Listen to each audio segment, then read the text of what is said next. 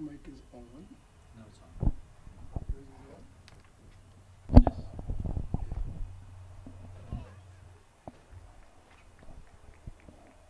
You got another headphone? I got a headphone, but I don't know if I got it right You connected. want to take the seat? No, you stay, you the lead, you the lead. Switch. No, you go, no. You go there, just a second.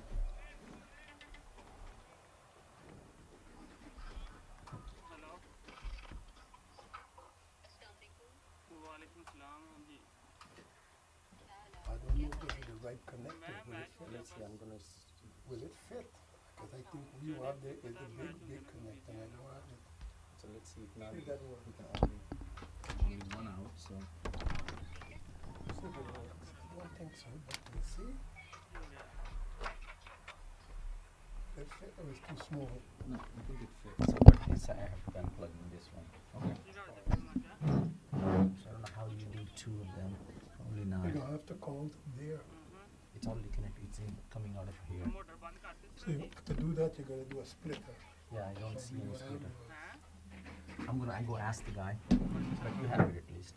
All right, go ahead, please, sir.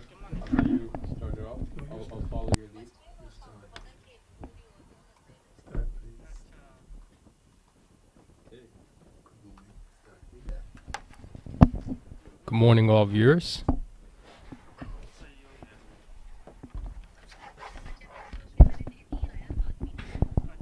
Well bowled. Well, good morning, Bilal. We're here at the MOOSA cricket stadium. Very nice stadium in the first place. We are seeing the Canadian over 60s versus the West Indies over 60s.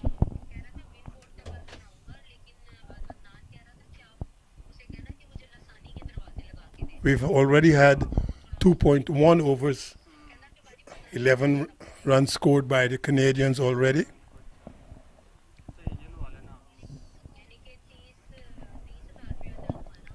Canada won the toss today and they elected to bat.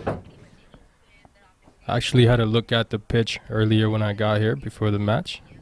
Didn't seem like there was much dew. Maybe that is the reason they elected to bat first. Very good pitch for batting. I think the bounce is going to be consistent for the day. If anything, later in the day, it might just be with the older ball bounce a little bit more. With the newer ball, it will probably skid on a little bit more. Very hard on the foot. So I would say yes, definitely this was a bat first pitch and see what happens. The only, well, I think it's a disadvantage to the fielding team is that the dew was still on the grass when we got here. So it's not 100% fully dry just off the pitch. The pitch itself is bone dry, but there was a lot of dew overnight. When we got here about an hour and a half ago, then there was some dew on top of the grass. So I think the Canadians, having won the toss, they have decided, well, look, whatever happens here, we're going to bat first, set a total, and see if the West Indies over 60s could get there. Tony Boyd, full length delivery, well played, straight to the fielder. These guys have now played a couple of games, so everybody will be a little bit sore, remembering that all of them are over 60. So it's a big outfield.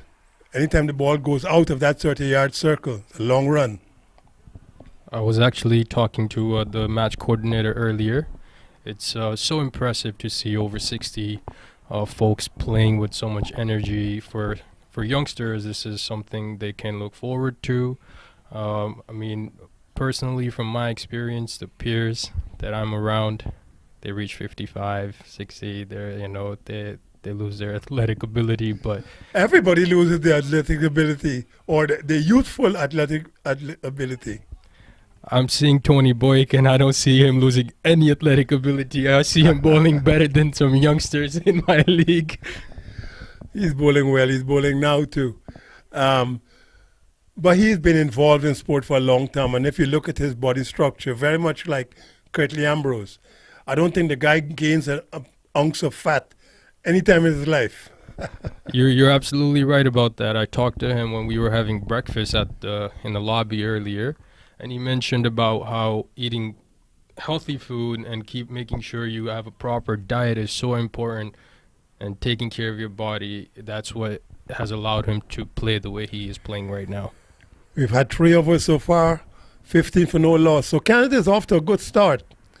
Ian and Alan have started well. So all they've got to do now is continue, consolidate. We're going to have 3 periods of 15 overs each. There's a break after the first 15, a break after 30, and then, of course, the last 15 to 45. So I would say that at 15 overs, they'll be looking for at least 50 or 60 runs.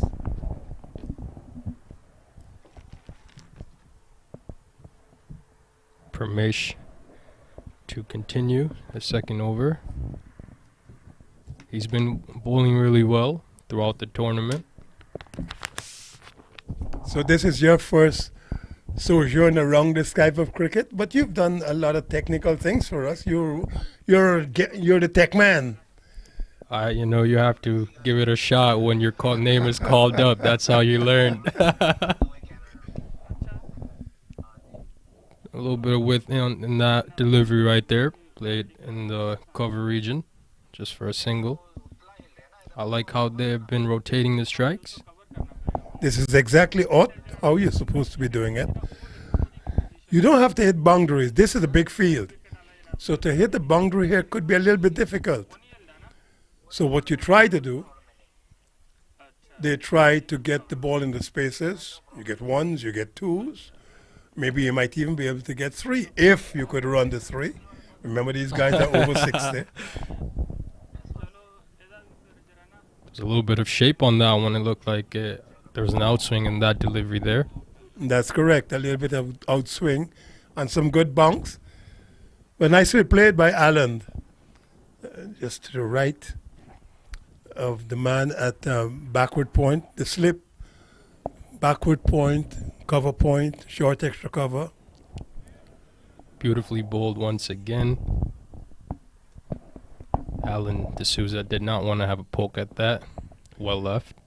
Yes, these guys have the tendency to be very competitive. You know, they may not have been. Now that is hoiked away. That's going to be 4. Short of a length, just about the leg stump, and over backward square leg 4. That's a free hit. That is what they wait for. That was a free hit.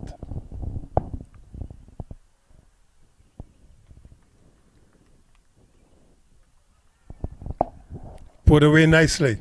We're in over number 4, 20 for no loss. Good going here by Canada. 20 for no loss. That's a great start.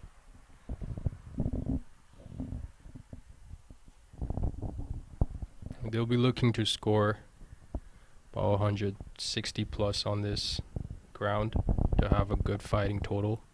I agree. 150, 160. It is not a guaranteed winning total, but it's a good total.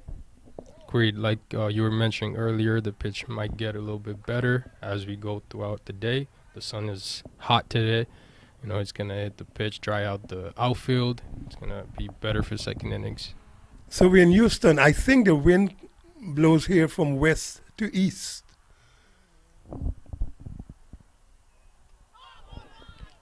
Bowled him. He's bowled him. That's a good ball. Just went right through the gate. Just clipped that outside off stump, gone. Played all around that one. Really well bowled. But that's, you've got to say, Pramesh has been bowling really well. He's getting the shape on every ball that he's bowled so far. Besides the one that was a bit short, that got pulled away. But he has fixed his length, and that has earned him a wicket here. Canada lose 1 after 20. 4 overs. 20 for 1 from 4. A good start by the Canadians, but having lost that 1 wicket, maybe the West Indians, over 60, they have brought themselves back after being a little bit expensive in the first couple of overs.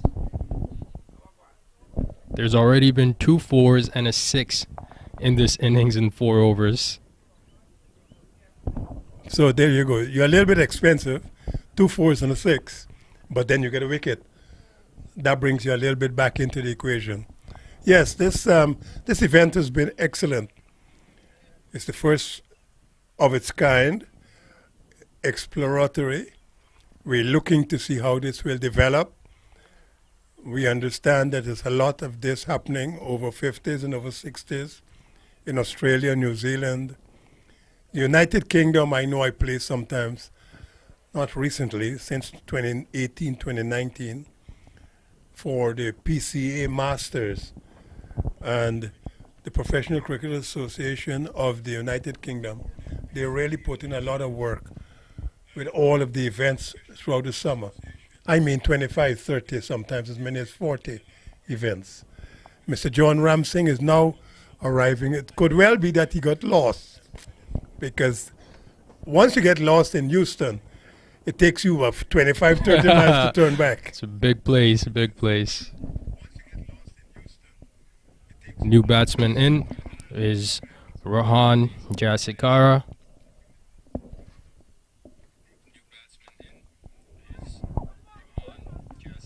A little bit of a misfield, quick single. That'll get Rohan off.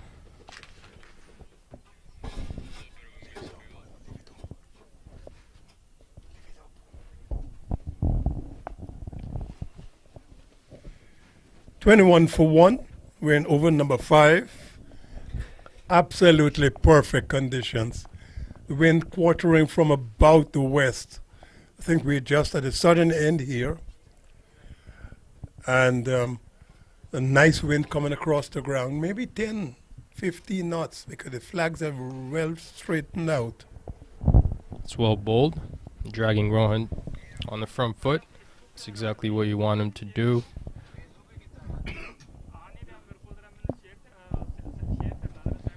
Looks like we have the official commentator here. That is well bowled, but picked off the pads. Straight to the fieldsman, just in front of him, I think. So he could not have taken that as a catch.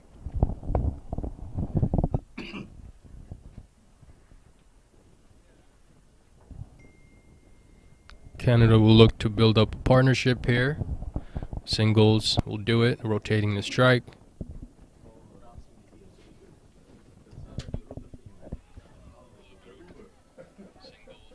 Oh, there could be a run out. There could be a run out here.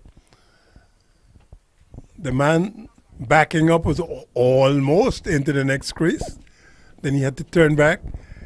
On those older legs and bad knees, you don't turn too quickly. But he got back.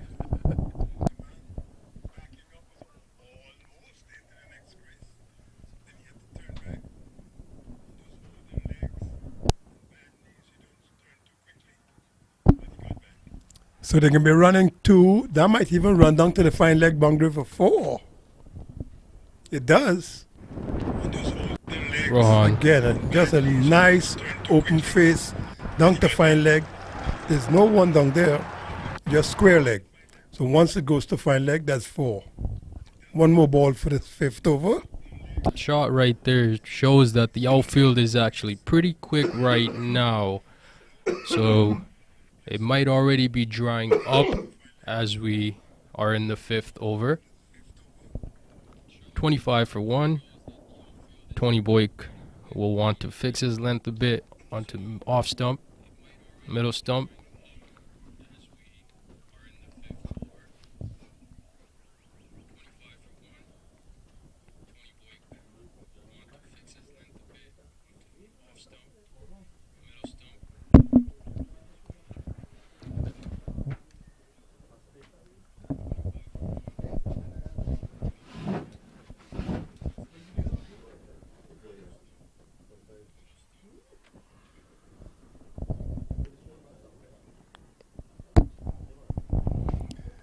Again, just short of that man and wide of that man at short extra cover.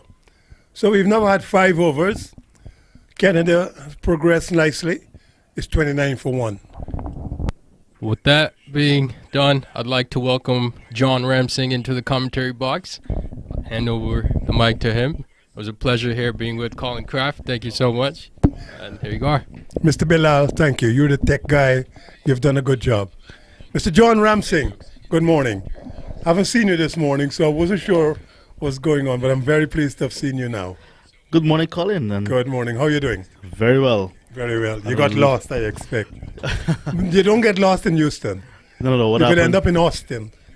Yeah, so the Uber actually took a little time to get to the hotel. Yeah, the one that we requested. Yeah, it happens sometimes. Happens to everybody. Yeah, So how are you doing? Everything okay now? everything is well. West Wonderful. Indies women are into the semi-finals of that Isn't World that Cup. magnificent? And the Oh. West Indies will win the game in Grenada today. I think they Yes. got to make 29 to win. So everything is certainly looking good for West Indies on the other side of the world. Well, maybe here too. Maybe here too. Yes, the over 60s they're in the field. They've already picked up a wicket. West Indies over 60s. There's going to be a nice contest here today. I don't know if you saw the game yesterday with India and South Africa, the Yeah. ladies' game. Brilliant, brilliant game. That is one of the reasons I'm a bit late as well. I got up. I stayed up most of the night I watching saw that it game. all right through the night. That's Yeah. right. I suppose, sometimes you look at game evolution, could be out if he doesn't get back there. Yeah, and the Indian bowler bowling the last over, bowled a no ball. Yeah. Had that no ball not been a no ball, India would have won that game. Yeah, Deputy Sharma. Correct. Yeah, that was not the finish they wanted. They didn't want to be bowling a no ball in that last over. Not at all. Not when you had so few runs to defend. But It was a clinical chase. it's a Oh, boy. difficult change, very difficult chase for the South Africans. They made it. And by South Africa women winning that game against India, the West Indies gets a chance in the semi-finals. Had India won, the West Indies would have been eliminated. So the West Indian girls get another chance on the magnificent leadership of Miss Stephanie Taylor. Done a good job, really good job with the girls and Courtney Walsh. Yeah. I mean, look, it's a long tournament, so some of them are a little bit tired, and I could understand that. But you're in a semi-final, and if you win the semi-final, is the hardest game in a tournament in my mind. That's probably just going to be one down to long on. Yes, normally a semi-final is the hardest game in any tournament. Because what happens for semi-finals is that you have to put in a big effort. Clive Lloyd used to say, in a final, it's 50-50. You could win, you could lose. We won most. But the semi-final is the one that is hardest because normally the semi-final game is that you play against a team who could probably in the final get to the final. All four of them could get to the final. If you win a semi-final, the chances are you're going to win the final. Yeah. That the confidence goes up. In that semi-final, West Indies women will be playing against Australia women, unbeaten Australia women. Unbeaten. I was about to say that. Very much so. And playing with unbelievable confidence and style and production. The captain, Meg Lamin, she's been playing unreal cricket. Unreal cricket. She's so focused. And she's been playing a long time. She's won a couple of World Cups with Australia. But what I like about her is that the past is gone. Past is gone. You don't think about the past. You think about what's going on right now, and then you go from there. So, Colin, news coming out of Grenada is that West Indies have won that game, that test match, and the series, winning the final test by 10 wickets, getting to 28 without loss. There you go. Wonderful. I'm so pleased for the boys. Extremely pleased for Joshua De Silva. Kima Roach got the last 2 wickets this morning very quickly, Yeah. which set the West Indies just 28 to get. You gotta be so pleased for the team. Greg Braffett with 20 not out, Campbell 6 not out. And at the end of the series, Braffett, player of the series. Yes, I would get that. Played really well, captained well, a lot of runs, You know, Joshua De Silva would probably be man of the match. He is, yeah. But overall, you know, those guys, they've really put in some big work for the West Indies. Very big work. So here at MOOSA, Canada 6 overs completed in their innings, 33 for 1. More than 5 runs and over. Yes. And if they keep going, as I said, in the first 15, you're looking for maybe 650, 60. If they could get 65 to 75, that would keep them in good stead for the rest of the innings. The outfield once again very quick here at MOOSA. Very nice outfield. I saw it. I've been here before when they had those superstar games. I think that was 2014 with Shane Warne, Sachin Tendulkar, Brian Lara, and all the rest of them. I was here before. Because some of the guys were just having a drive around and looking at the grounds and that kind of stuff. With the ICC World T20 coming to the United States and the Caribbean in 2024, I am sure that this ground is going to be considered. Indeed, I think some of the field inspectors have already been here to have a look around. And I'm sure that this ground is going to be featuring in that tournament, the one in Fort Lauderdale, the one in North Carolina that we were at, where the Cardinals play their game. Alvin Kalicharan coaches there. So, yes. But I mean, the expansion of the cricket in the United States is going apace. Excellent. And I saw Justin Greaves, who's part and parcel of what's happening with USA Cricket here a few days ago. Correct. And he's doing some inspections because Nepal, Oman, UAE are expected to play They come right in the here United States. and That's to play correct. right at this venue. So lots of things happening, There you go. and best wishes.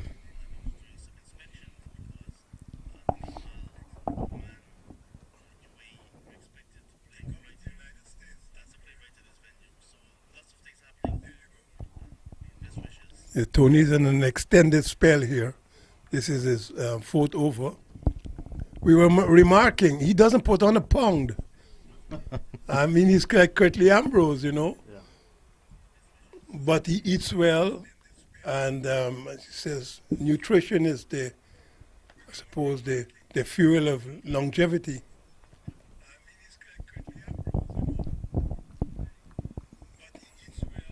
These guys take their sport very seriously, you know. He has been consistent in the matches that he's played, landing in some good areas, getting some good carry as well. You notice a keeper standing a few paces back.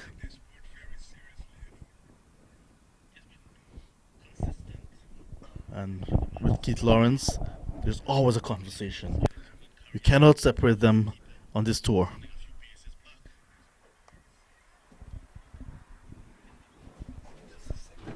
That's his good mate.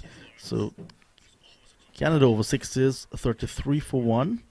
Lost the early wicket. So it's consolidation now between Rohan Jayasekara and his partner Ian.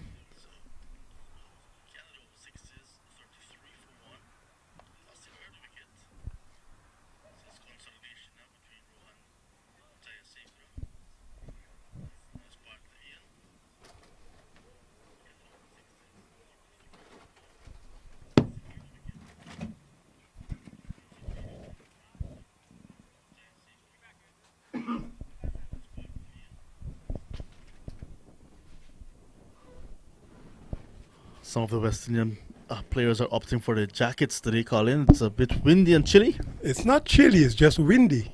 Very windy out there. Sweaters are out as Tony sends down no ball. Captain Roy checking to see if it's because of an infringement with the field. And of course, with a no ball, you have a free hit.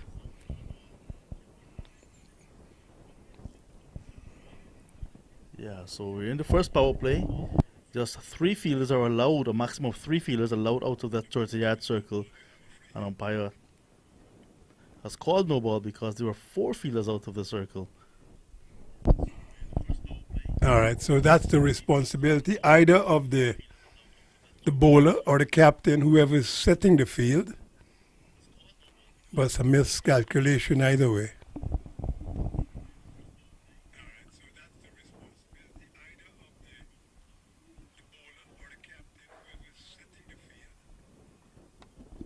Oh, the free hit is hit high in the air, but no one should try to catch it. You want to save your fingers. And that's exactly what Captain Roy did. Just allowed it to bump. Yep. At least it didn't go for 4 or 6. Correct. It just allowed it to drop and get 1. So just got the top edge and it went way up into the sky. Intelligent cricket from the fielding team, not hurt your hands for no reason at all.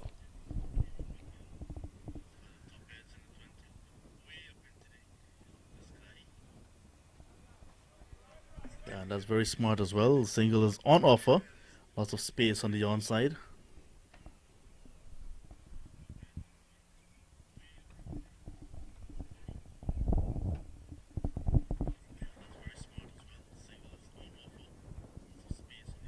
You called the name just now. That is the ICC representative? Or he works with Cricket USA? Yeah, Justin Greaves is actually with Cricket USA. He's a Barbadian by birth, and he was with the Barbados Pride, and he was with the Tridents for CPL. And I was very surprised when I saw him, and because we knew each other from before, I was inquiring about his presence, and that's when he told me a major tournament, an ICC tournament, second tier tournament, will be heading to the US and right here in Houston. Not so long from now. As you can see, the flags stretched out and the Canadian side in the sun. I was talking to some of them this morning, and they were suggesting that they're going to have to take some of the sun back to Toronto or back to Winnipeg or wherever in Canada because it's quite cold. So they were talking about perhaps taking some of the sun. That's why they're out there enjoying it, of course. Why not? In Canada, it's cold for 8 months of the year, Colin. Woo. Beautiful country. I used to go there. My uncle used to live in a place called Hamilton, which is just across the border by the Niagara Falls area. But cold, way too cold for me. There's an appeal for a leg before as Schelt begins a new over. Over number 8. Loud appeal, I think. There was a lot of consideration there for that appeal, but I think the ball might just have been drifting down the leg side towards the leg stump, outside leg stump even. Yes, it is beautiful here. Oh, this one is hiked away. 1 bounce for 4. And that's the shot he was trying to play with the previous delivery that he missed and there was an appeal. This one he actually got hold of it in the middle of the bat. There you go. The ball is pitched up on leg stump and it's more or less a free hit for the batsman. Because if you get there, there's no mid-wicket, there's no long on. Well, it's a long on, but there's no mid-wicket. Once you get it over the man inside the circle, you get 4 at least.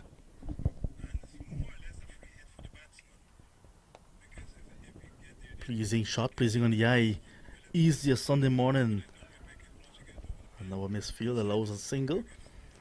But the children are out as well, Colin, enjoying the conditions in that mid-wicket region. Well, of course. This is nice. I mean, okay, it's over 60 cricketers, but, you know, you would like to be outdoors. If you like outdoors, this is exactly where you want to be.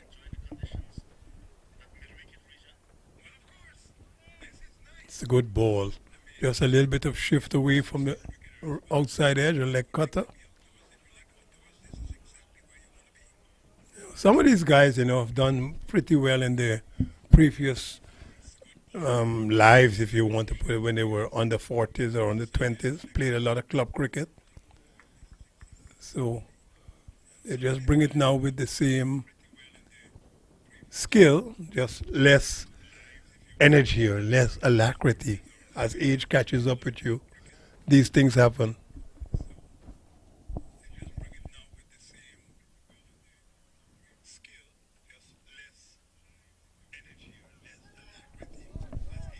Oh, that's going to run away. There can be not just one wide, there can be 4 wides.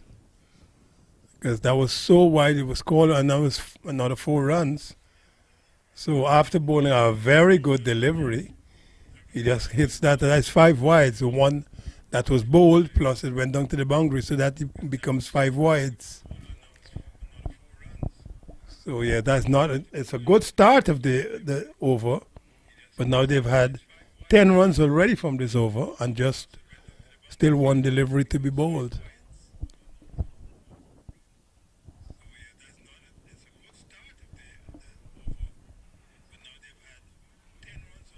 That's a good comeback and a good finish to the over by Shelt, the lone successful bowler so far. 1 for 25 from his 4 overs, but it's a very decent clip that Canada are going at 47 after 8. That's definitely true. Nearly 6 runs per over. At 48 for 1, it would have been 6, of course, but close enough to 6 to accept it as 6. So that's not a bad start.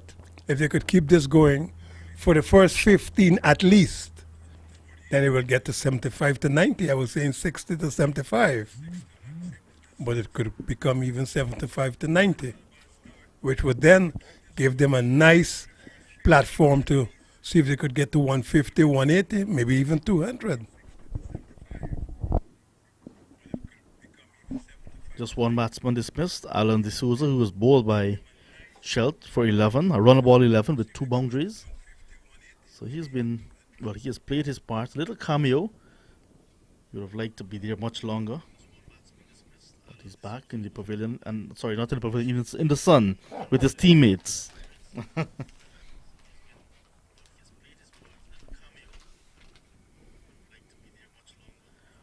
Rohan Jayasekara.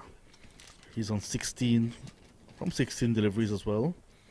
Ian Justin, 14 from 22 with 1-6. So a bowling change, and first delivery from the new bowler, Hafiz Mohammed, is wide outside the off stump and signaled so by the umpire. So with the delivery yet to start this over, you're now at 6 runs and over because that wide.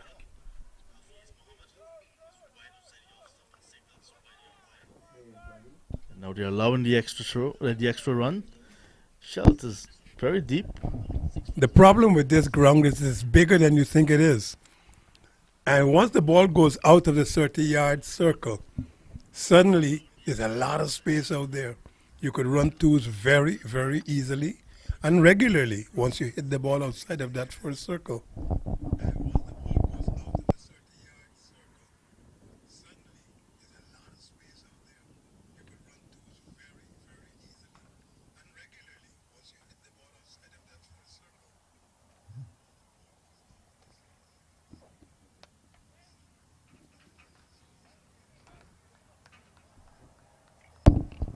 So the Canadians, they won the toss, elected to bat first. And so far, it's been very profitable, just 1 wicket down. Now the 50 comes up. With that dab down to backward point, they're probably going to run 2. So in over number 9, the 50 comes up. A nice clip here for the Canadians. Winning the toss, batting first, 51 for 1. We're in over number 9.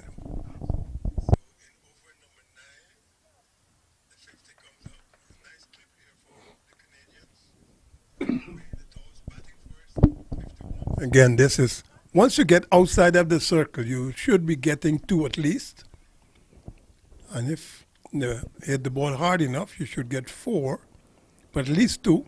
So your potential here of getting 12 runs every over. It's a big round.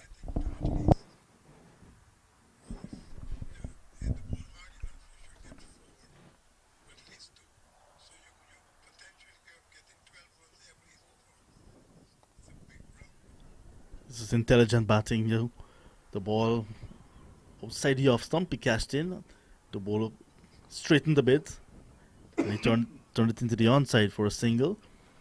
Good batting from the Sri Lankan. Google will tell you everything, so I just researched his name. Rohan Jayasekara, former Sri Lankan Test and one-day cricketer. Correct. I know his name. Yep. I think he was there when in the 1979 World Cup. Sri Lanka did not play against the West Indies because the game was rained out at the Oval, I think. That's the World Cup I played in. So Sri Lanka did not play against us, but had people like Roy Dias and stuff in that team, I think. So he reminded me when he met me in this tournament that he was glad not to have faced us in 1979 with Andy Roberts, Joel Garner, Michael Holing, and myself, Malcolm Marshall. We were the fast bowlers of that tournament for the West Indies. So in addition to the one Test and 2 one-day internationals for Sri Lanka, he has played in 4 ICC trophy matches for Canada. Good to see an international player prolonging his career literally. Now 64 years old. Aging gracefully, very gracefully, and slowly you hope. You don't want to be rushing through the years when you're over 60. I actually think that after 60, a year should be 24 months. So when you get to 67, you really should be 68, but it should be at least 24 months per year after 60.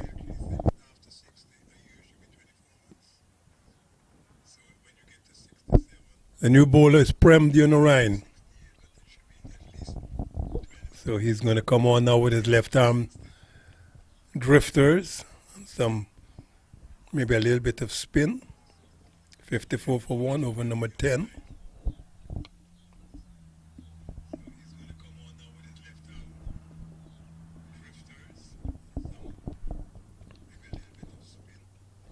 It's a nice field. There are a couple of spots that are going to be cultivated and greened up by the time those tournaments that you mentioned would come around. But it's really nice to see so much cricket being played in the United States. The expansion has been really, really good to see and enjoyable too.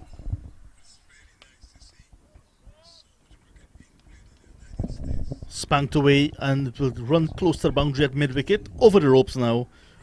So that's Austin capitalizing on a ball that was on the line of Midland leg and got a boundary. Yep, as I was saying, this is a big ground. Now that's a miss hit. He's actually trying to hit the ball probably through mid-on. Inner part of the bat, backward, maybe a little bit more mid-wicket-ish, maybe forward square leg. But it went through that area very quickly, got 4. Now this one is airborne and dropped. And 4. So that's the worst part of it. Not only was it hit in the air for a catch, but it was dropped. And then, ultimately, 4. You don't want that. He did well, the fielder, to get around to it. Yeah.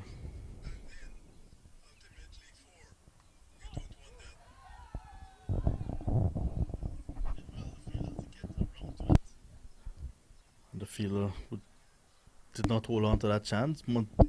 Monty Venkarasamy, the nephew of Rohan Kanhai.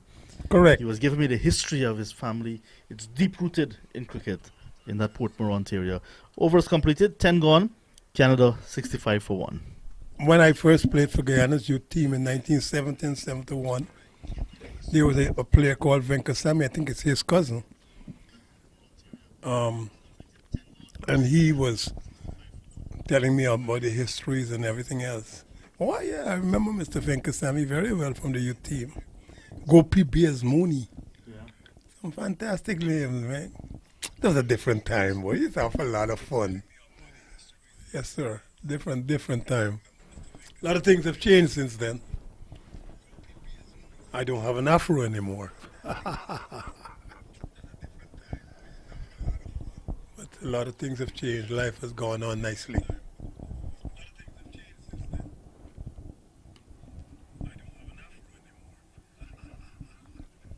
the first game that was played at MOOSA, when it was very windy in Chile, some of the guys were remarking it was difficult to grip the ball, to hold the ball.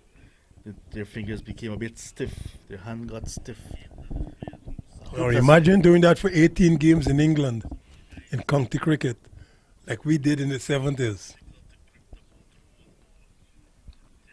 You know, I played county cricket for 4 years, 1977, 1978, 1981, and 1982.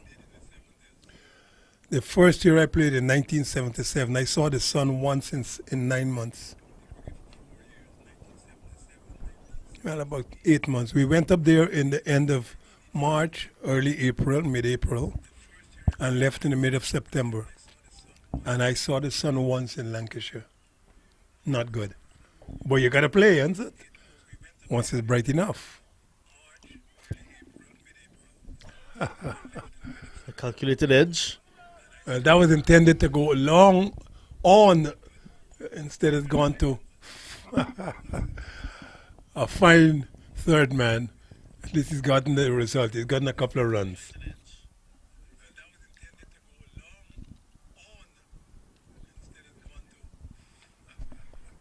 But Jayasekara and Justin just being positive, riding their luck, taking their chances. And hitting the ball really hard. You see, like, it's onto the outfield again. It's a choice if you want one or two. But at least the score has now gone up to 68 for 1. We are in over number 11. As, you know, our calculations were really not considering the Canadians at all, because we said 15, sorry. It probably be 75, but I think now 15 could be 90. The way they're going, they're moving really, really quickly here.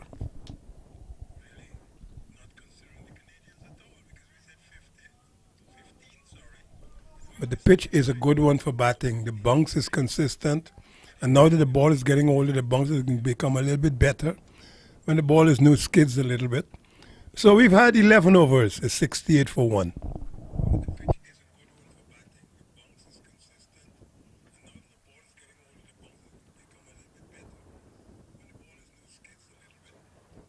So have we been in contact with the guys in terms of the West Indians? I talk to some of the players sometimes, you know. They contact me via direct or Instagram or whatever, just to see. Sometimes they ask me questions. Sometimes I do a little bit of analysis and stuff. But the guys were really good, really good. Joshua De Silva's 100, spectacular 100, not out his first test century. Hopefully there'll be so many more to come, but there's nothing like the first game that you score a century. And so you remember this third test match in Grenada. Grenada doesn't get a lot of test cricket, but it's a good cricket ground. I saw that cricket ground long before it was built.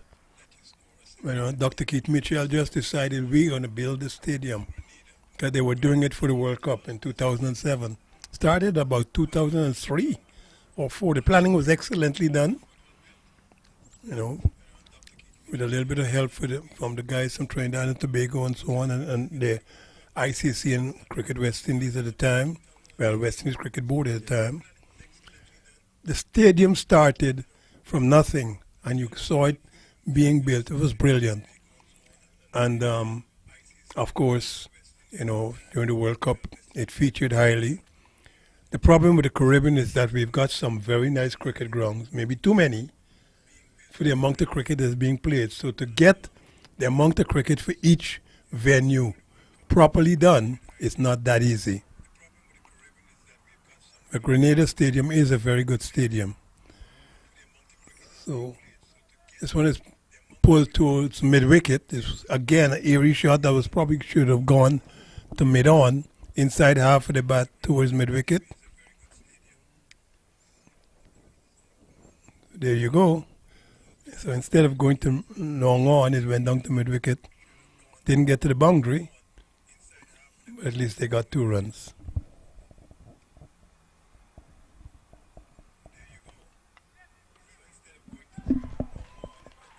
Now this time the catch is taken by Hafiz Mohammed, who was at cover. That's a good catch. That's a very, very good catch. Yeah. it was going to bounce just in front of him, so he had to go down, elongate himself, get his hands under the ball, something of a cup, hit hard. But again, this is not controlled because it was the outer side of the bat and very well caught. So the man gone there is Ian. And as he walks off, he will be relatively pleased, 26 from 30. And he's seen his team to 70 now for 2. But I'm sure he would say, well, look, we've put down this platform. I really should have capitalized here and made sure that I get as many as possible. That was a good catch coming forward. Man at extra cover. Canada now 70 for 2. We are in the 12th over. Yeah, wonderful catch indeed. And Justin is gone. 26 from 31 deliveries, 2 sixes and 1 4. A very good hand from him. And in no time, there's a 50-run partnership for the second wicket. I think that's the idea. But he would be disappointed at this dismissal because he didn't see out the first 15 overs. That is after the second 15 overs are what you use for capitalization and to make scoring relatively easier. The new batsman is Brian McLean, left-handed batsman. We haven't seen a lot of left-handers in this tournament. It's good to see one here in the form of McLean. Not sure what the percentage of left-handers around the world. 2 right-handers. I know after the 90s with Brian Lara, Shivnarine Chandapal, Jimmy Adams and so on, in that era, a lot of batsmen that came after that started to bat left hand. Full delivery and appeal for a leg before. McLean survived, so successful over for Prem Singh coming to an end. 2 overs for him, 1 for 13. And Canada, after a 50-run partnership for the second wicket, they're now 70 for 2 after 12. The West Indies over 60s, getting one back. They've gotten 2 wickets now. They should be very pleased. That was the appeal for a leg before, but Correct. I think it was drifting down the leg side.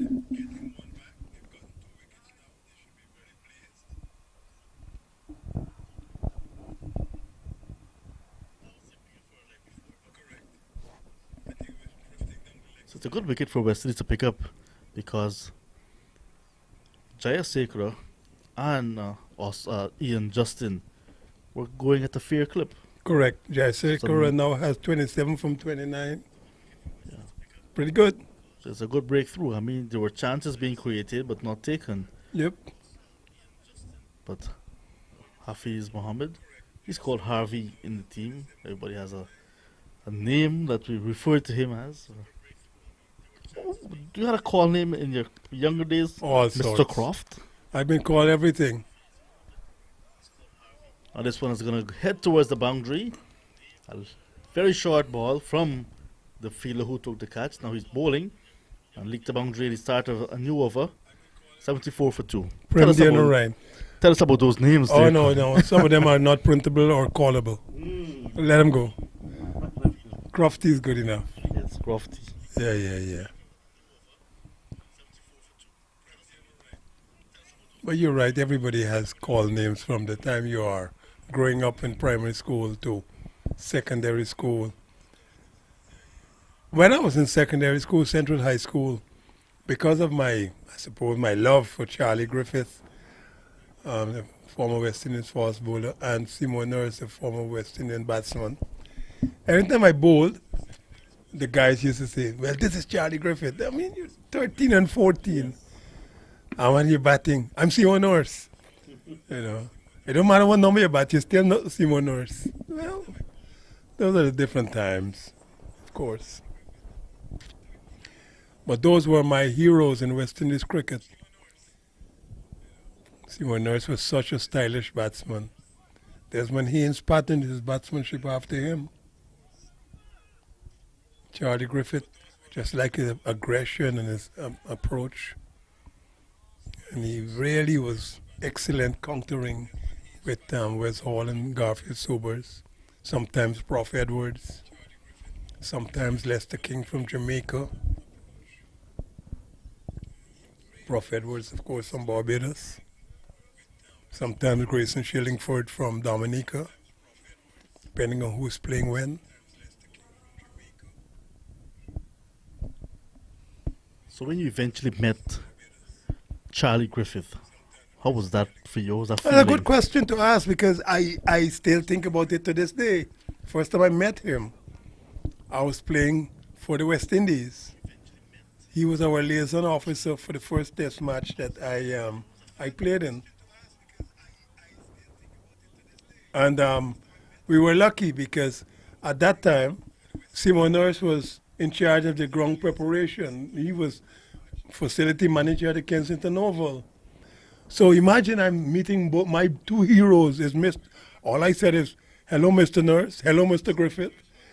And Simon Nurse said to me, but Colin Croft, you're a test cricketer. Why are you calling me Mr. Nurse? I said, because you can't understand it.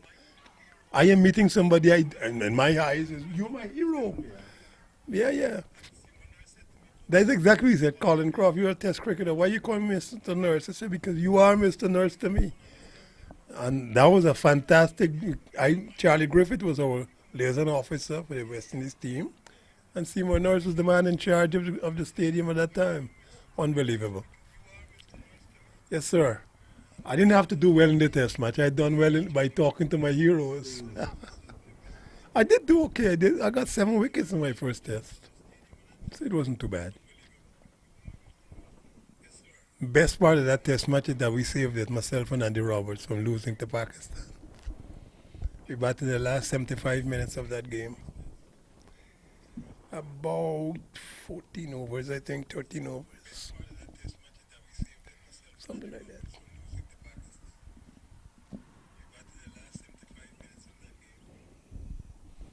Long time ago.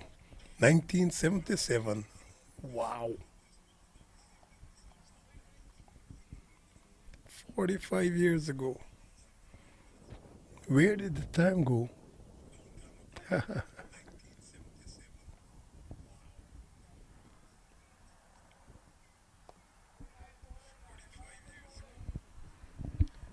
Yep, 45 years ago those things happened, boy.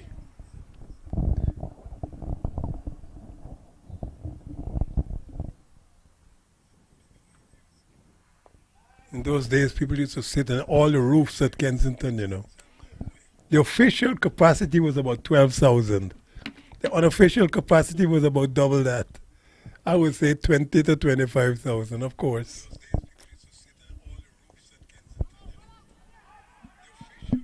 Quick single.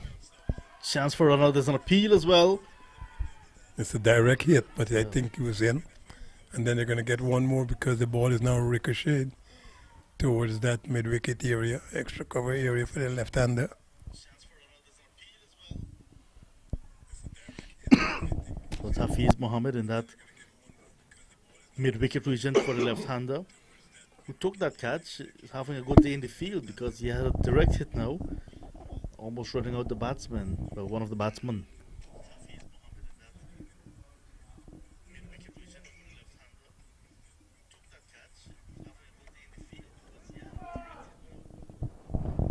That's going to be two. The Canadians are going to be motoring here for two. I think Ramdat tried to attack that ball rather than to wait and save.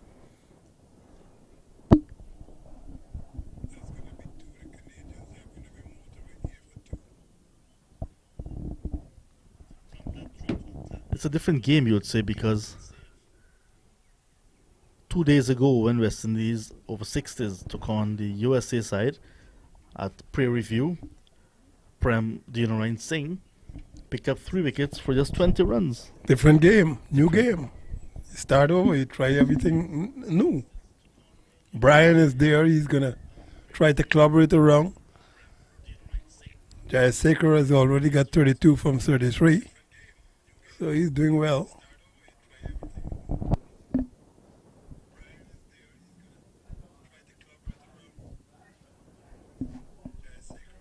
So this is the final over of the first power play.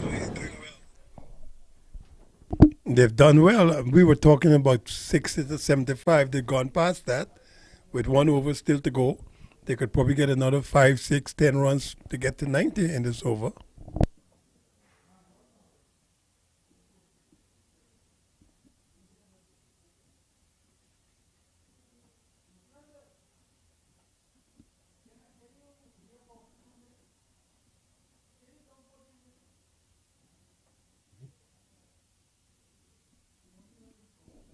So after the over as well, we will have a break. One, maybe two. Could be run out. Chance for a run out indeed. How was that? Is an appeal? Will be run out. An umpire says you're out. Will be run out. He kept coming without asking. And that's why he was run out. The batsman kept coming without asking. Now the guy is going to say sorry, but the batsman is not going to want to hear that. He's upset. See? Yep, he kept coming without looking to and asking if the other guy is running. So that's not how you want to be out. This disappointing. You don't want to be run out. You don't want to be run out. There you go. He's very upset. Is Brian extremely upset?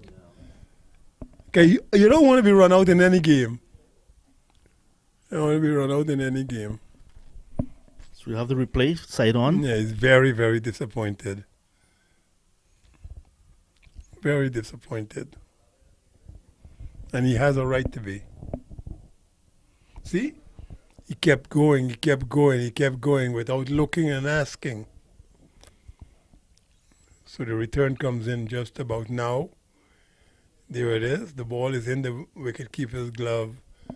Now the stump is hit. Now the bat. Let's see this. This is close. Ah. See? He didn't. The bat was in but not grounded. That's the way they would put that in. Had he put it onto the ground, he would have been not out. As it is, they've taken the break now after the fall of that run-out wicket. 81 for 3. We've had 14.2. So, Colin, what I'm going to do, I'm going to take a break. I want to experience the windy conditions, to experience it for myself and give you a feedback. Oh, I've been out there, so I know. Enjoy. We'll be back in a few minutes with the rest of this match. Do join us.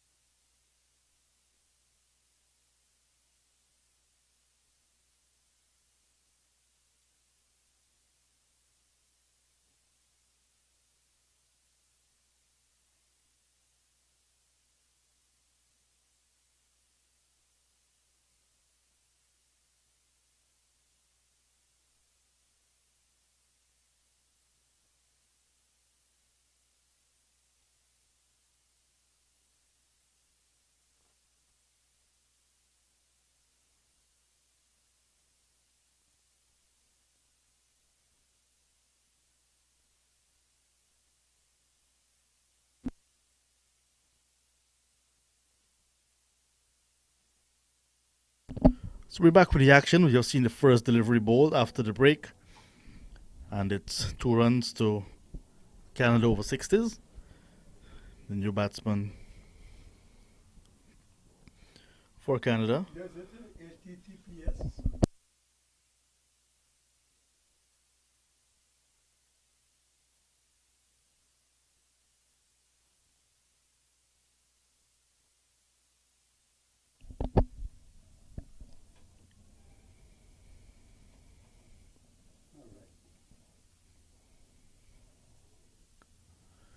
So the new batsman, Farouk Kingman, has just gotten off the mark.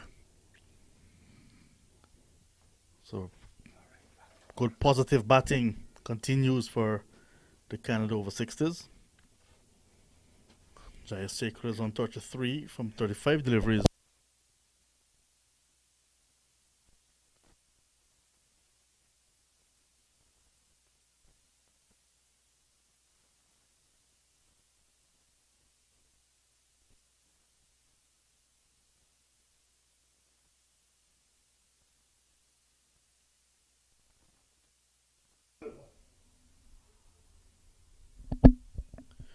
As Mohammed continues, some distraction behind the bowler's arm.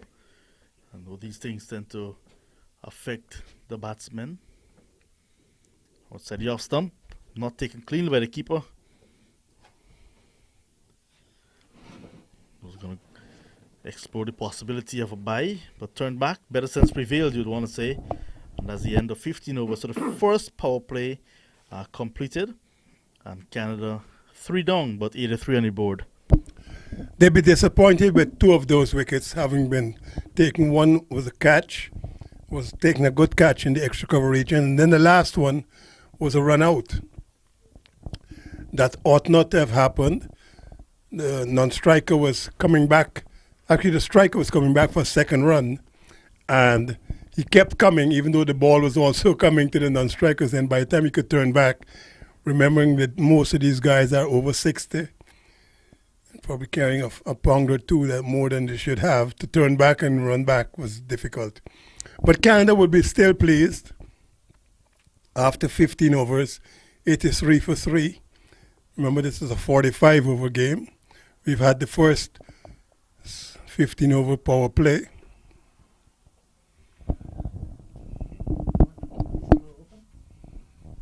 Yes, please. Leave it open. So 83 for 3, we're in over number 16. So I want to give you a report. I inspected the conditions on the outside. Conditions are nice. I've been out there for the whole morning. Go ahead. It's very warm. I love it. It is warm, but it's also nice and windy. It's windy. The wind is quartering from the west here in Houston. I've been listening to some of the forecast this morning, and I think this week, today's Sunday, later in the week, Wednesday or Thursday, there might be some serious rain again. If you remember, about a week ago, there was some serious rain passing through here with thunderstorms and tornadoes and everything else. Ended up in Florida, I think last Thursday. So last week, around this time, Houston was probably preparing for the same thing again. So the forecast this morning, the weather lady was saying the same thing, that there might just be a few more tornadoes coming this week, Wednesday and Thursday of this week coming up. Meantime, Canada, having won the toss, elected to bat first, 85 for 3, conditions perfect for batting, big outfield.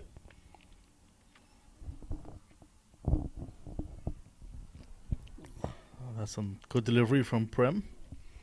The pitch is very glossy, not as glossy as Sabina Park used to be when I played, but similar. The guy here who looks after the pitches here is Jamaican, actually worked at Sabina Park. Over the head of the bowler, and it's going to run away down towards long on. That's a safe shot in the air, has some space. Had some space. And a boundary for Canada. Rohan Jayasekara, he's got 37 now from 39, actually. And he, remember, used to be a Sri Lankan international. So he would remember shots like that. Very well played. Just get to the pitch, hit it over the bowler's head. The man at long on would have to work really hard to get there. So 16 gone now. 89 for 3. Yes, the man in charge of the ground here used to be at Sabina Park in Kingston. Used to be at the Broward Park in Fort Lauderdale. He also might have been at the one in North Carolina. And now he's here. He commutes between here and where he lives in Broward. That's a Bell 212, I think, just passed over a helicopter. That's the other thing about Texas. It's so big. Driving doesn't make a lot of sense. You got to get a helicopter, a small airplane. Wow. You know, it's a country in a country. Remember that. You know, it's one of the biggest states in the United States, if indeed not the biggest.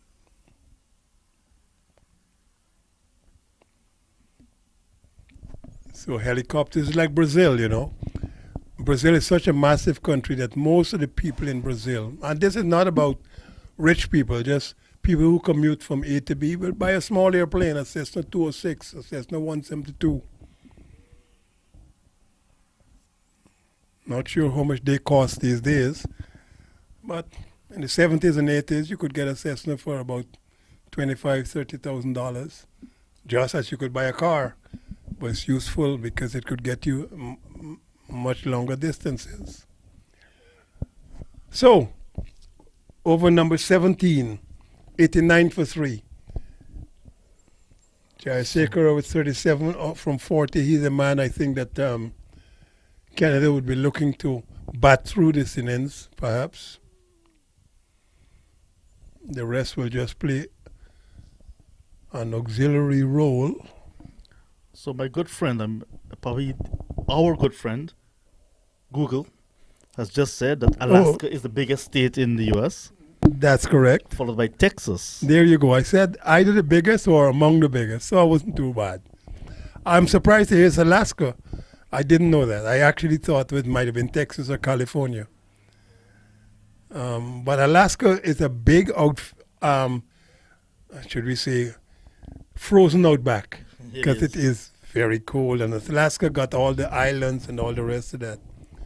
So you learn something new every day. Yeah, 665,400 square miles, Alaska. Texas measured at 268,597 square miles. So both of them are countries in the United States. They're massive. I mean, consider Guyana is one of the, should we say, smaller countries in South America at 83,000 square miles. But it is massive if you consider it towards Trinidad and Tobago or Barbados or Jamaica. Brazil is massive, we know that. Argentina, Chile.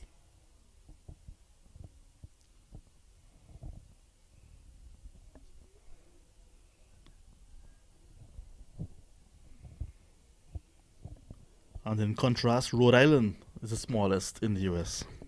And what's the area of Rhode Island? 3,144 kilometers square. Okay. Rhode Island, Delaware, Connecticut, and New Jersey. Yeah, Delaware is a small state. That's where the President of the United States comes from. He was, I think, Senator for Delaware, if my memory serves me correctly. I think he lives there even now, when he's not in the White House somewhere. However, California is the most populated. And the most, in my mind, expensive. I bought a burrito there for $9. It will never happen again. So, was it just a burrito or was it No, it was a burrito. alone? You imagine a burrito in any state. The one that you buy it at one of those places for $1 or $1.50, it was $9 in California.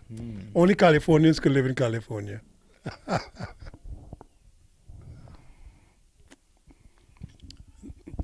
We had gone there for that Superstar World tournament in 2014, I think it was, with Shane Warne and Brian Lara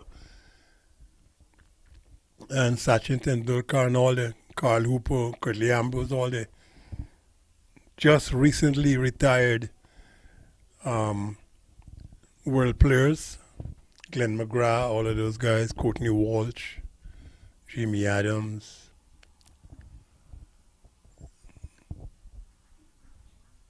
It's a good shot. He didn't try to pull across the line. That's a very nicely played shot, just straight down. Mr. Jayasekara, excuse me, is doing very well here for his team. Ball of a full length. He didn't try to pull across the line. He didn't try to open the face. He just hit it right back past the bowler. The man at long off is very wide. The man at long on is straight enough, but he couldn't get around. 4 more.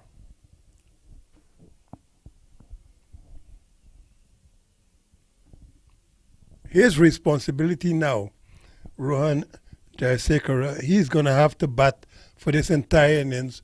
If Canada are going to get use of his presence, he needs to get to at least to the 30th over. Once he does that, then Canada should get to perhaps 180, 190. He's into the 40s, 43 now from 45 deliveries. So very busy at the crease, putting away the bad balls, and of course showing respect to the better deliveries. So, and he's running good between the wickets, I must say. I think Jayasekara looks though as if he's a little bit ambulatory. He looks just now when he was running to the striker's end as if his left leg is not moving with the alacrity you would like. He's not moving very quickly, but was a quick enough singles. He didn't have to push himself.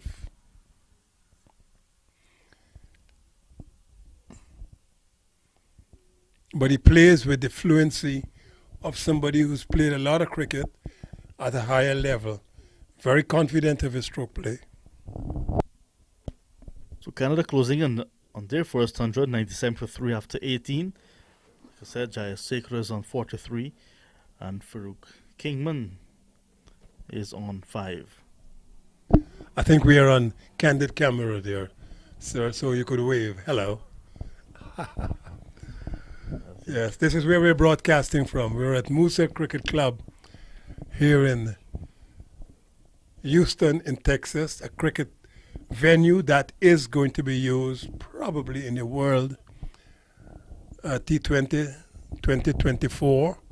And as you said, Justin Graves from the USA Cricket has been here having some look-arounds, because you were suggesting that places like Oman and the associates will be touring here to play against the United States. Yeah, that was confirmed, like I said, by the authority in local cricket here in the US.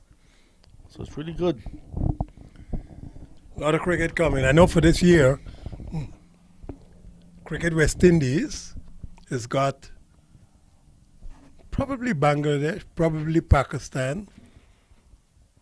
India might be coming later on this year. Next year, Australia. A lot of cricket. The West Indies have also got to go to Australia at the end of this year. A lot of cricket to be coming. A lot of cricket. Yeah, and some of those tours will having matches in Guyana. So I also got a call just before I got to Houston by one of the top producers, and he said to stand by.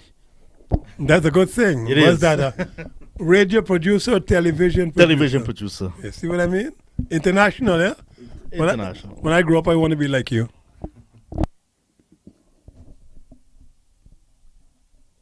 Strange enough you said that. In 2008, I was producing commentaries for Line and Length. There was a 50 overs tournament that was being played in Guyana.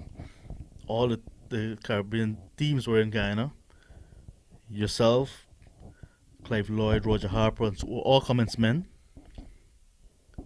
And I had the privilege of working with yourself and If you call it a privilege. Maurice Foster. If you call it a privilege. Yeah, and since then we've been separated in the box, but Well, that's all right. good to be reunited. I mean, Yeah, that's we worked right. at Providence after, We've but not done together. stuff. Yeah. It's not a problem. Life evolves. It goes on. Everybody goes to different directions. It's a good shot. You're probably going to get 2 for that. Yeah. It's the over 60s. So that now brings up the 199, then 2 more. 98 plus 2, I guess, is 100. They did cross for the second one. The scoreboard is still a little bit slow. 100 coming up in the 19th over. They haven't updated it yet. There it is. So that's 101 now, correct? And 47 now for Mr. Jayasek, I think. Or is that 46? Yeah, they were a bit slow and then they cut. Yeah, cut yeah, up very and then quickly. they speed up very quickly. It's all right. But we're speaking about the facilities here at MOOSA. There's the outdoor net, and it's covered as well. So even if it's raining or whatever it is, you can still have some practice. 2 turf and 2 concrete strips.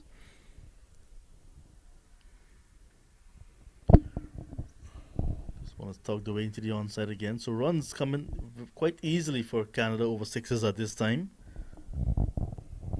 Then we're operating in a very private commentary box that has label. So it's very much built for commentaries. I think there's the ownership of this facility is by a Pakistani. I'm not sure. I was told something like that, so I'm going to have to verify that. I think it is privately owned and built and just, allowed to play because the people owning it are so, I suppose, involved in cricket. And there's nothing wrong with that at all. I remember playing in, I think it was Hampton Court, and that was owned by Benny Sankar. Yeah. Correct. The rice magnate in Guyana. For that matter, I had friends who used to fly in his aviation wing. So yes, I've played there. So nice to see all of these entrepreneurs investing in cricket. Nothing wrong with that at all.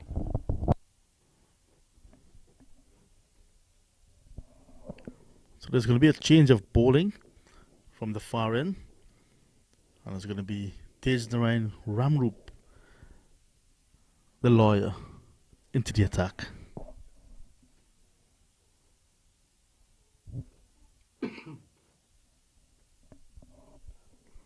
And Council Ramroop, like I call him, I said, Council, good morning, Council, good night. It gives me a lot of talk in the bus as we come down in the morning. It gives me a good history of how things are running in Guyana. Because apparently he knows quite a few people in Guyana. That's going to be 4. Short, on leg stump, standing up to be pulled through mid-wicket 4. Good shot. I think it's a wrong field placing because there's a man at square leg.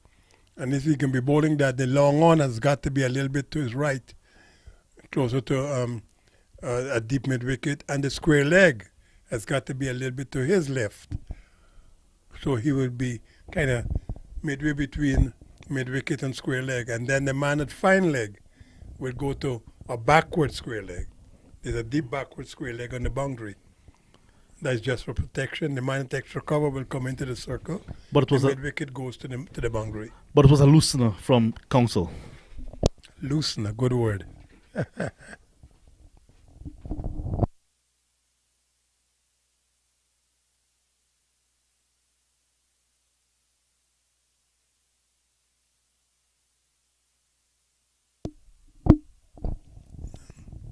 It's wide.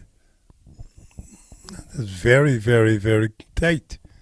I thought that was going to be just over the top of the stump, top of the mark, but accepted as a wide.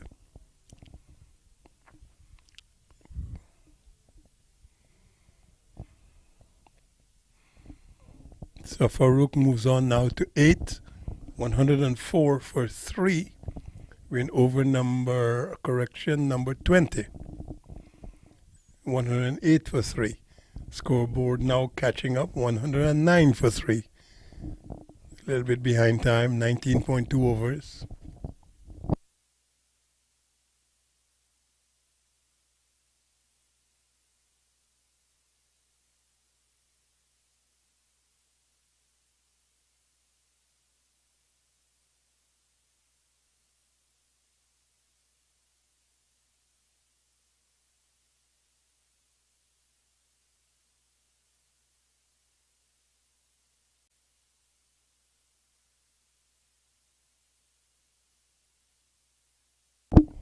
Very, very, very good shot. They're going to run two at least here.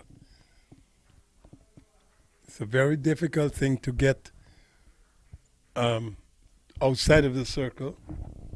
Now, this board says that he's on 49.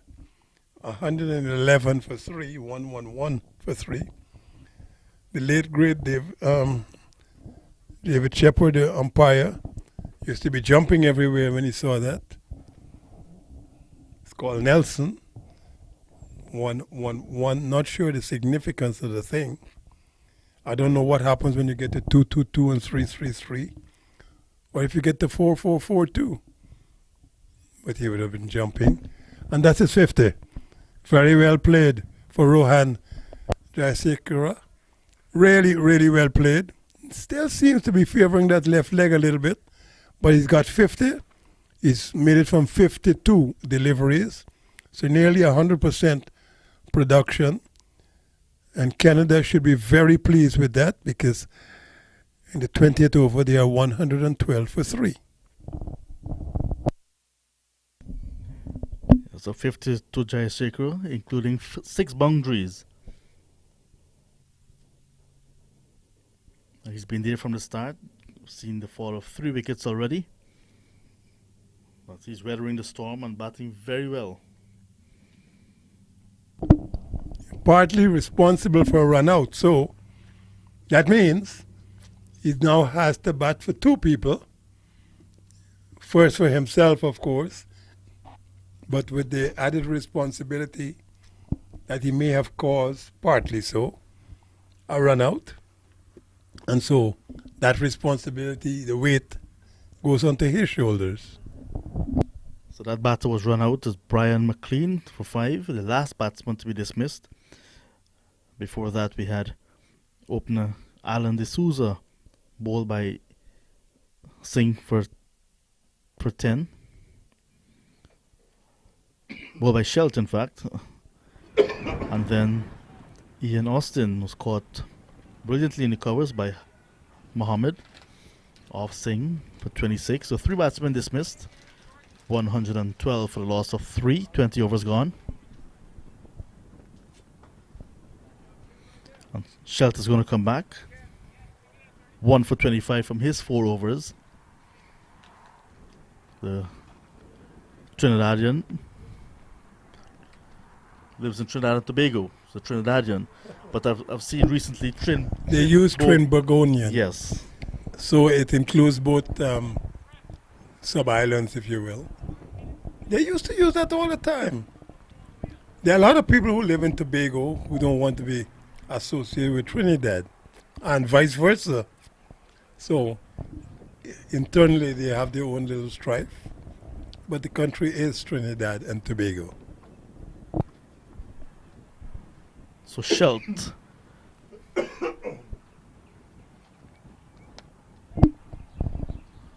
it's wide outside the off stump, too wide, and slapped away easily. Jayasekara, who's been there for a long time, will not miss out. But You get one only. But the name Shelt, do you know anything of that name, Shelt? It looks Shell probably is German. It's European, I would have thought, because I hardly believe that somebody in Africa would be called Shelt, or in Asia originally.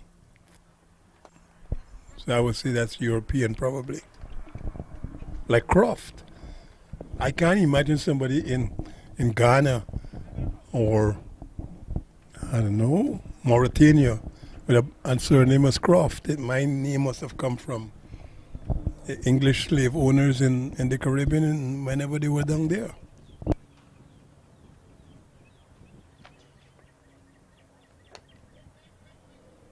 But you're absolutely correct, because I did ask him about the history of his name. He said his grandfather is from Germany. Germany and Europe normally have 3 consonants coming together in a word. So you might have S, C, and K coming after each other without a vowel.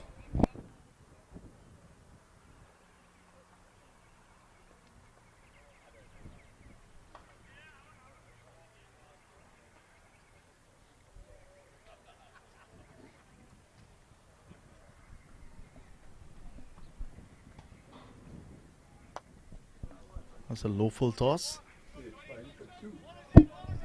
They were pushing for 2, but I think they decided against it.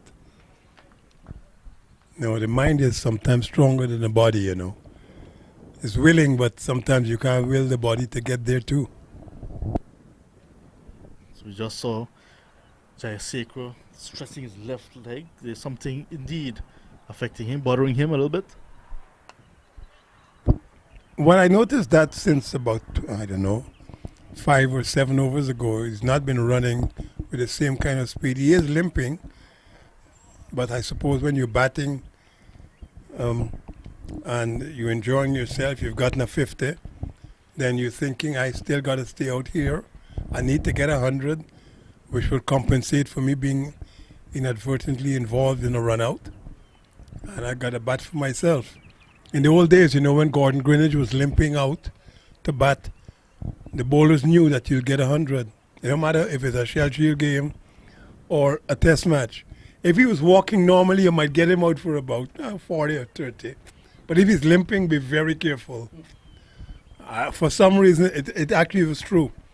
When he was favoring that left leg, because he did have some problems with his left leg right through his career. I think he had pulled his muscle along when in his youth. But when he was limping, when it was paining him, look out. The square cut was coming out. And the pull, and the hooks. Oh yes, and the drives, of course. That is when he was dangerous.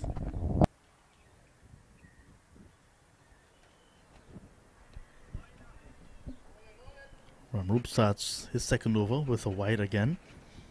You must be very careful or wary of a wounded tiger. I don't know if he was wounded. I think he looked as if he was wounded. There's some of the shots I saw Gordon play in double centuries when he looked wounded. That couldn't be a wounded tiger at all. It's just a tiger.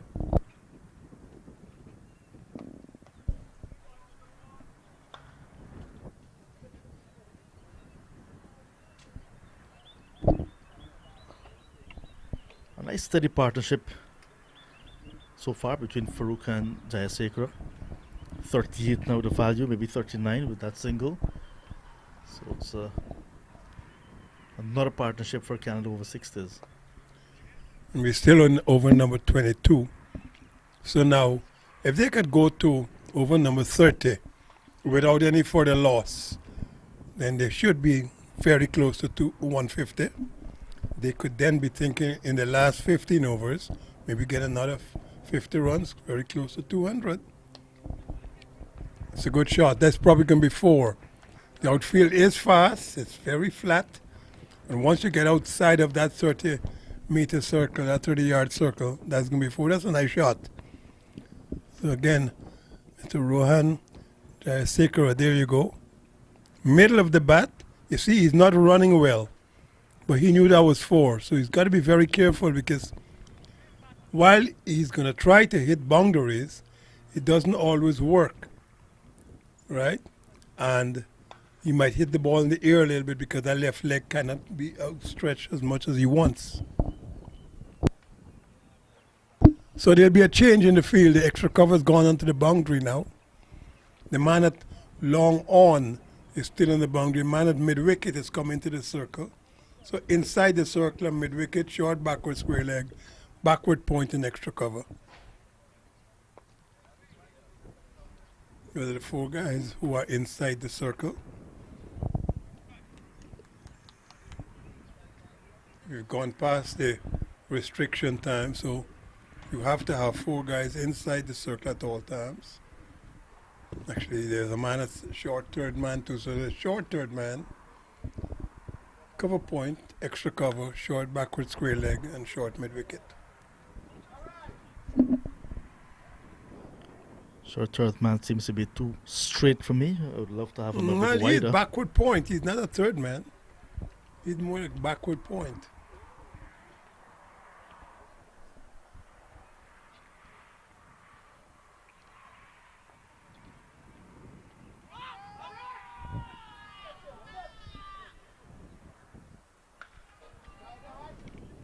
So we have some Caribbean umpires as well.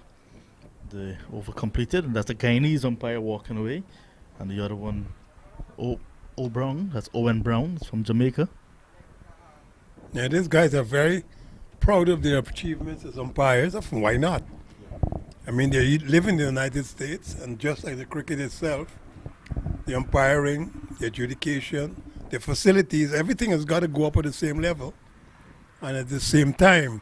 There's no point the cricket level going up and the facilities being not good enough or the umpiring standards not good enough. Then we're back to beach cricket.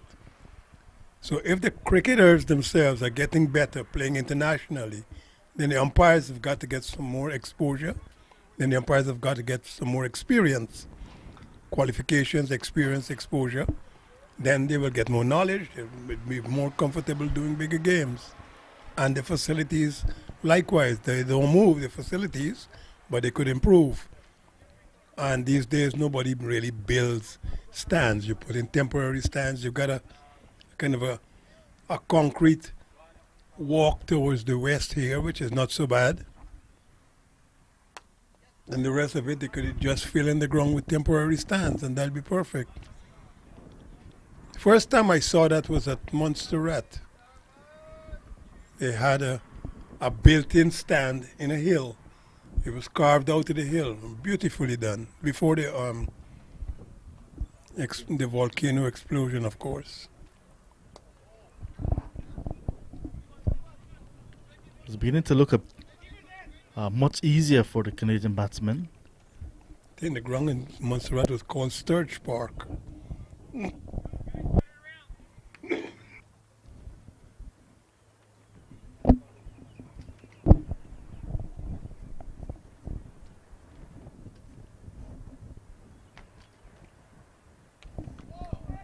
In the air, but over the head of the field at backward square, who was in the circle and goes into the boundary. I've got to be honest though, these Canadians are really playing well because Farouk here has played a really good shot. That was right over the top. Or was that Rohan? I think they... No, Farouk. Yes. I thought that was him, but somewhere or other they have it as Rohan as a striker. I think that's incorrect, but anyway. That was a good shot over square leg. Airborne for a long time, but scooting down to the backward square leg position for 4.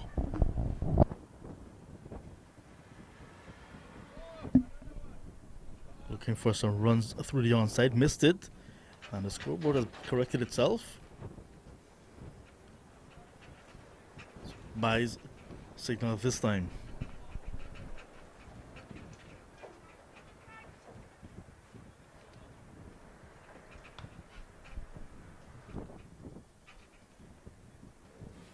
Farouk is lending good support at the moment.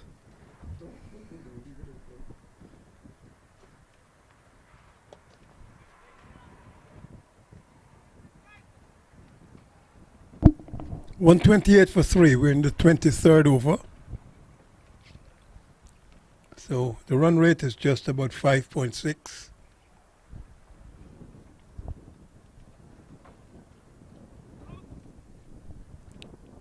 The Canadians probably thinking, well, with this kind of start, we're in the 23rd over.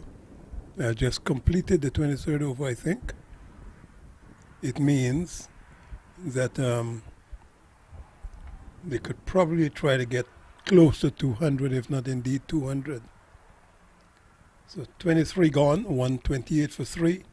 The man who's going to be important to get them there would be Rohan Jayasekara, the Sri Lankan, who represented both Sri Lanka and Canada.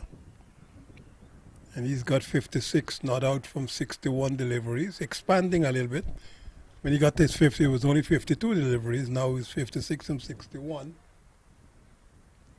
But he needs to stay there. He is a little bit incapacitated. His left leg is not moving as well as when he started batting, but he's still at the crease.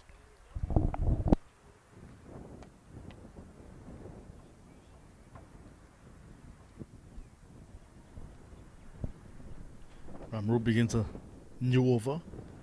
His third. First ball, a quicker one, but on the line of off stump. Well bowled.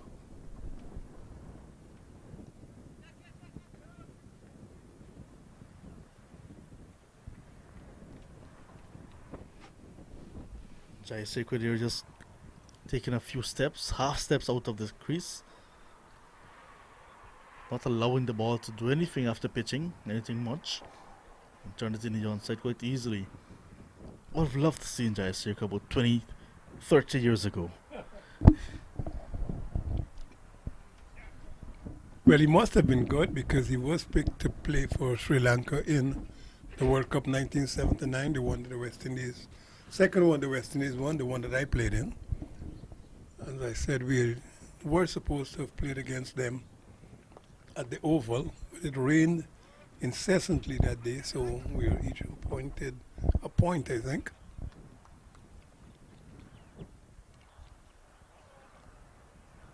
We still managed because we beat India, we beat New Zealand, and we beat Pakistan, and then we beat England in the final.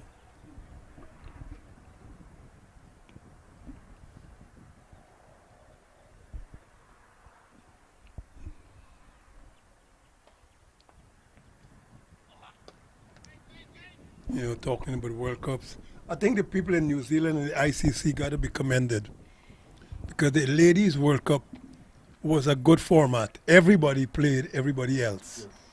And while Australia and England, maybe South Africa might be at the top of the tree, maybe West Indies too, at least the teams of Pakistan and Bangladesh got to rub shoulders with, quote unquote, the better players to learn from them.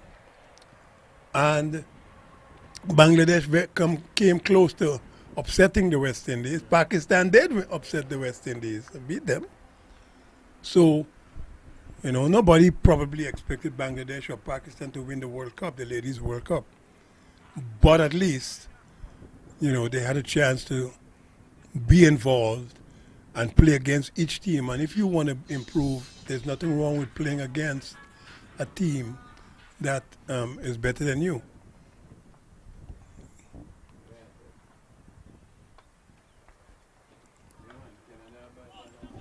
Oh, and he's going to be out stumped. Stumped. Now that's giving the wicket away, and that's not good.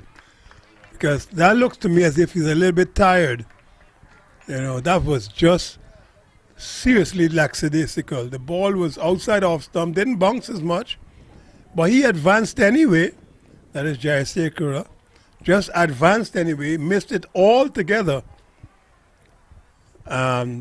The wicketkeeper had a very, very easy way because there's no way he could have come back into the crease.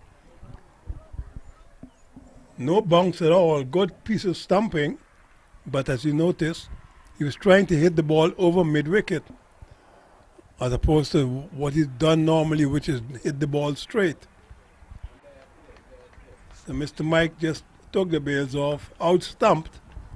Canada lose their fourth wicket at 133, but more importantly, it was the man who had been scoring so well, Rohan Jayasekara, 59 from 65. He's just gone. So that probably could change things for the West Indies Masters over 60s, because with that wicket going down, now they could tighten up a little bit better. The net run rate is 5.54 as we speak. So we've got 24 overs complete.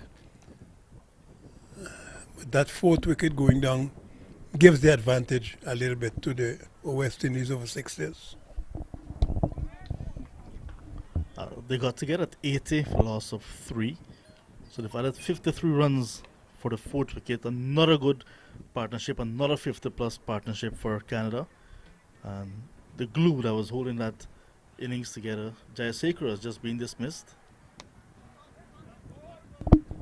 Nicely played through mid-wicket, correction, through extra cover. And probably was going to look for 2. The extra covers come in from off the boundaries, now in the circle. And then there's a short extra cover trying to save 1. So once you get out of that circle, you're going to get 4, at least 2, if the ball doesn't get to the boundary. Like that. There's a dab through third man. They're going to look for the second. Doesn't get to the boundary, but it's outside of the circle. Because on the offside, there is nobody on the boundary. There's a short third man, a backward point, an orthodox extra cover, a deep extra cover who is just on the circle or just outside the circle. Then there's a mid-off.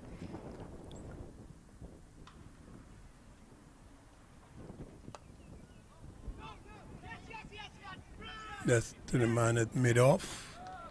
But there's a single. And then on the onside or the leg side, there's a long on, a short mid-wicket, a deep mid-wicket, and a short backward square leg. The new batsman, quite tall, Nasir Khan.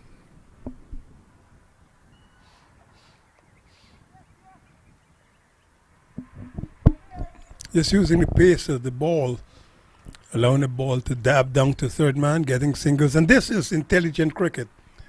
You get your singles, you get your twos. Already we've had 4 deliveries, 4 runs. So if you get a run per ball, that'll work. Sometimes you get 2, sometimes you get 3, sometimes you get 4. Once you don't lose your wicket, keep scoring, scoreboard goes up.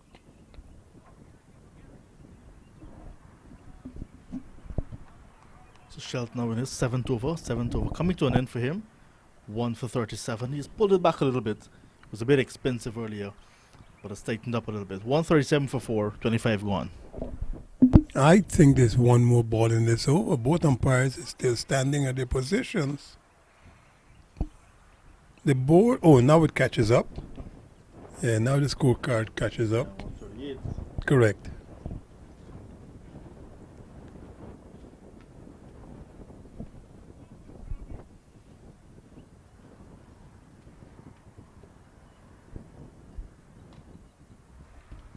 The wind is sparkling out here.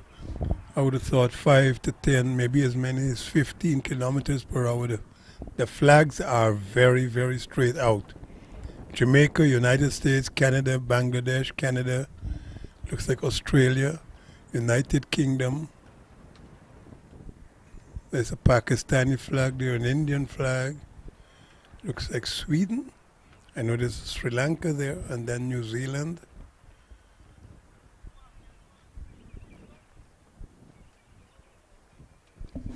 And then to the eastern side of the ground, there are the American flags and the Texas flags. Stars and stripes very visible. Well, the Texas flag is just 1 star and 2 big stripes. The Lone Star State, I think it's called. And along the highway is there some posts with the star. Lets you know that you're in Texas indeed. Yeah, whenever I think about Texas, I think of one of my favorite films of all time, No Country for Old Men. So it was dabbed down to third man. Lawrence is after it. That's Keith Lawrence. Just a single. Yeah, it's a very nice film for me.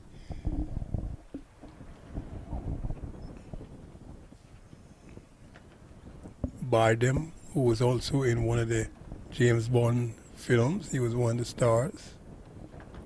Tommy Jones.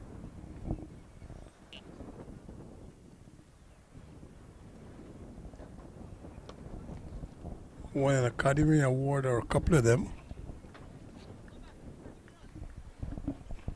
There's going to be 2, might be even be 3.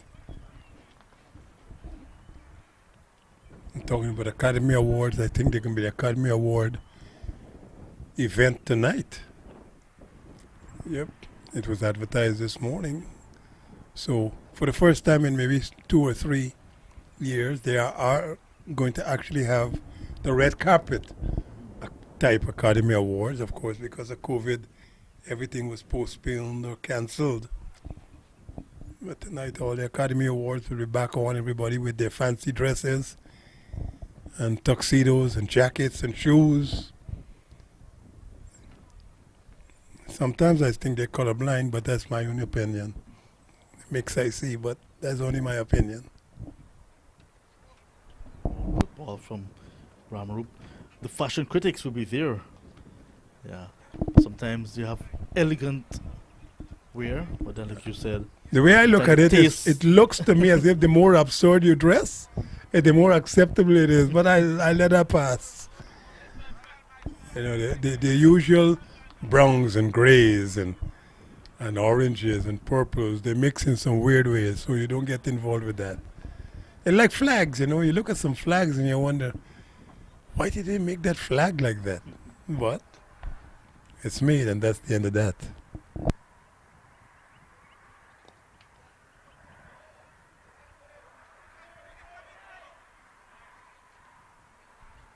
Keeper went a long way there. The wicketkeeper had to do a lot of work just to get there just now. Because the man at mid-wicket or square leg, I suppose forward square leg now, is relatively deep. He's not on the boundary, but he's outside of the circle. So the closest to that ball at backward square leg was the wicketkeeper.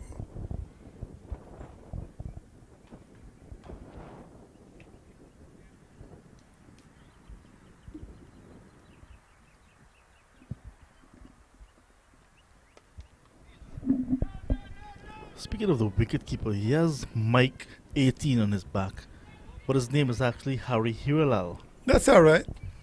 His name is Mike. That's what he's called. Over completed, 26 gone. Canada 144 for 4. So we can keep in discussion with the captain. Keith Lawrence almost joining the discussion.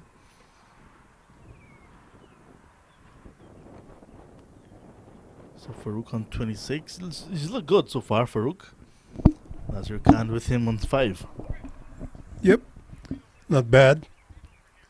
I think that Canada now would be looking for, they've got another 19 overs. So, with 19 overs at this rate, probably get another 80 and 90 runs. They should be thinking about 200 at least. At the very least, at 144 for 4 after 26 overs. 200 is the number they should be looking for. Perhaps 210 if they keep wickets in hand and in the last 15 overs could accelerate and really put some pressure on the West Indies over 60s.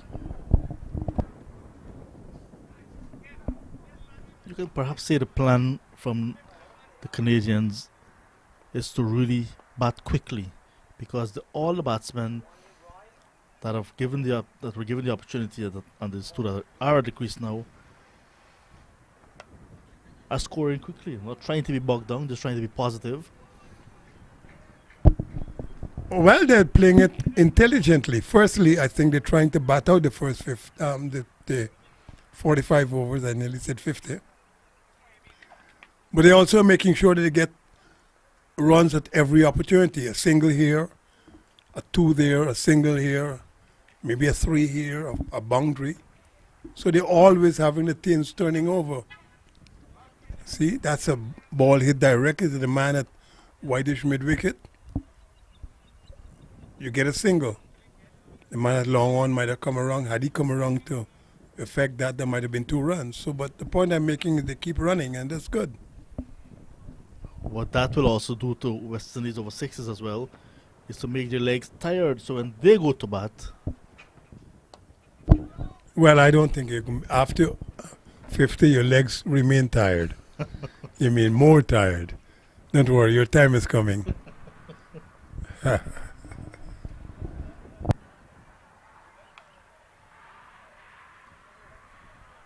Full delivery, looking to sweep it, looking to paddle sweep that one. Makes no contact, and the wicketkeeper does not collect either, and is going to run away.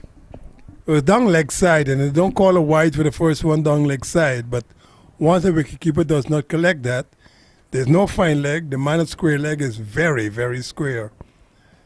So that was bowled with a lot of energy. And therefore, once you miss it, the batsman and the wicketkeeper, you'll get 4 byes. 146 for 4.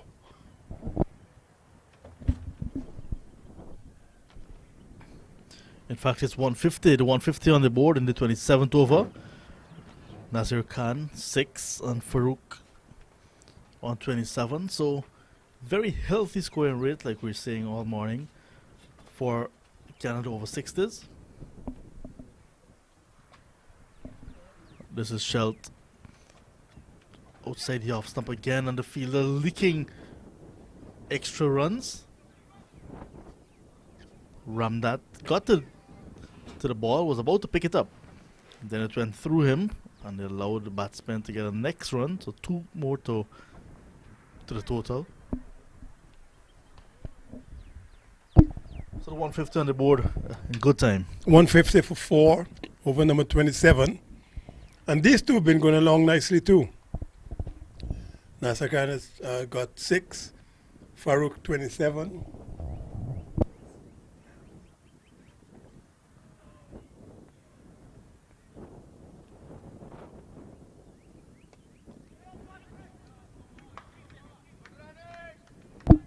But that's the point you were making. They're trying to get singles at all times. remembering that these are older guys. There he goes. He's looking for some water. Mr. Nasser. It's warm on the outside despite a persistent breeze. 27 overs gone. Canada over 6 is winning the toss and batting. 152. 153 now. So score bar has been giving us a little bit of a challenge at times, but it's good. Pramesh Sushit. 43 conceded from 8 overs, but he's picked up 1. We would have loved to have more, obviously, as a bowler and a frontline bowler at that. But just 1 so far, and 1 over to go for him. 27 overs completed, 153 for 4.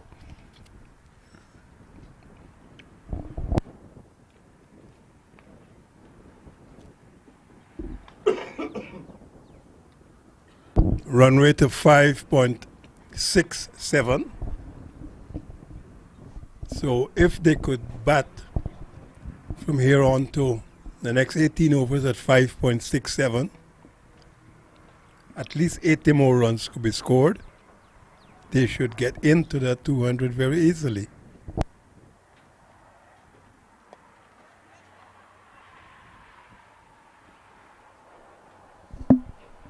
Intelligent batting, very good running. Just playing it with soft hands and taking off quickly. And the West Indies over 60s players are hanging back on the 30-yard circle. So he's in the gap nicely. And they can be running for 2. Once it goes out of the circle, it's almost 2. Because these guys can't throw the ball back as quickly as possible. But remembering that they will get their chance too when they bat to do exactly the same thing. At least they could be looking and seeing how the Canadians have been manipulating the spaces.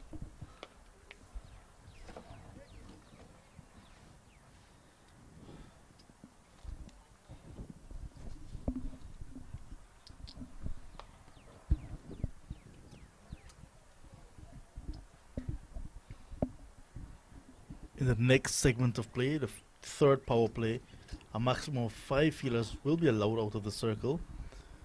More gaps will be there. I rather suspect Canada will be looking to utilize those gaps effectively. Playing across the line, ball goes behind the keeper. They're only looking for 1, and I think the batsmen are also a little bit tired. Because I think could have been 2 there, but they only got 1. That's your boy Vinkar Sami giving chase. Number 35 on his back. Son of Port Morant. Burbies.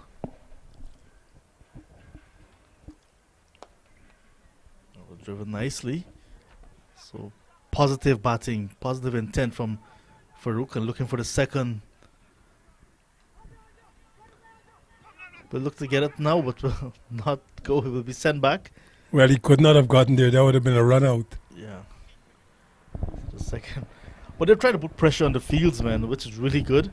20 years over is gone now. 159 for 4. But they've maintained a steady run rate, just around that 5.5, 5.6. Now it's almost up to 5.7. So it's good batting right throughout this innings. And some youngsters on the other field, just behind this field that we're on, also playing some cricket. The Houston Open starts next week, I think. I think some of those guys might be practicing out there for that. The RV, very popular in Texas. The flags are flying. Now the wind has died down a little bit, but still about 5 to 10 knots, I thought.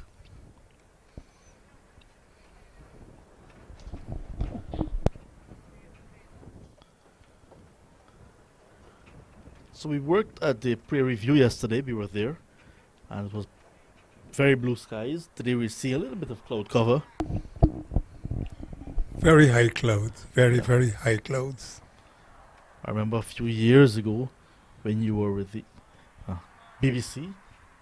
I remember you describing the clouds. Yeah, these are Nimbus. just cirrus clouds. Very, Cirrus. very high. Mm-hmm. Being in aviation, any part of aviation, especially if you fly or you're an air traffic controller, which I've done both, you Yeah. have to learn the clouds. Yeah, new bowler down the leg side, swung away, 4 runs. Yeah, you have to learn the clouds because you have to know what you're going to tell the captains, how to avoid weather. If you're flying yourself, you have to know where you're going to go. You don't fly into thunderstorms. 163 for 4. That first ball dispatched for 4. Yeah, Keith Lawrence.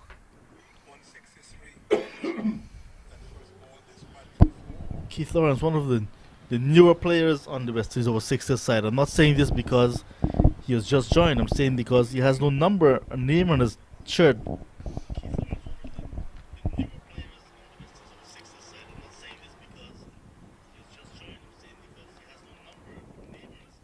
Was a good off break. Nice action. Yep.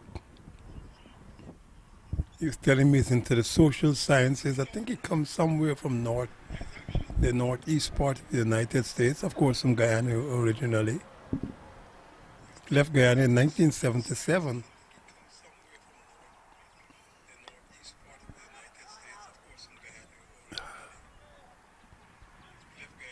Now that's the problem.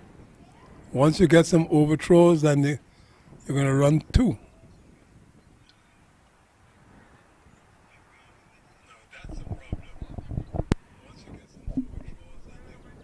Tired legs out there. We can see it.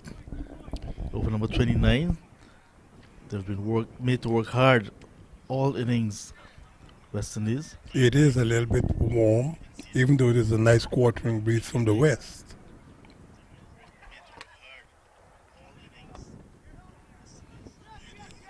There they go, one more again.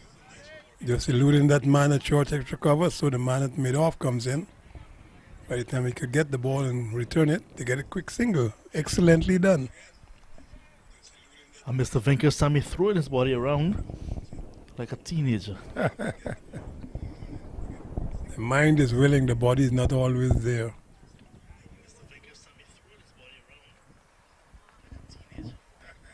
There you go, singles again.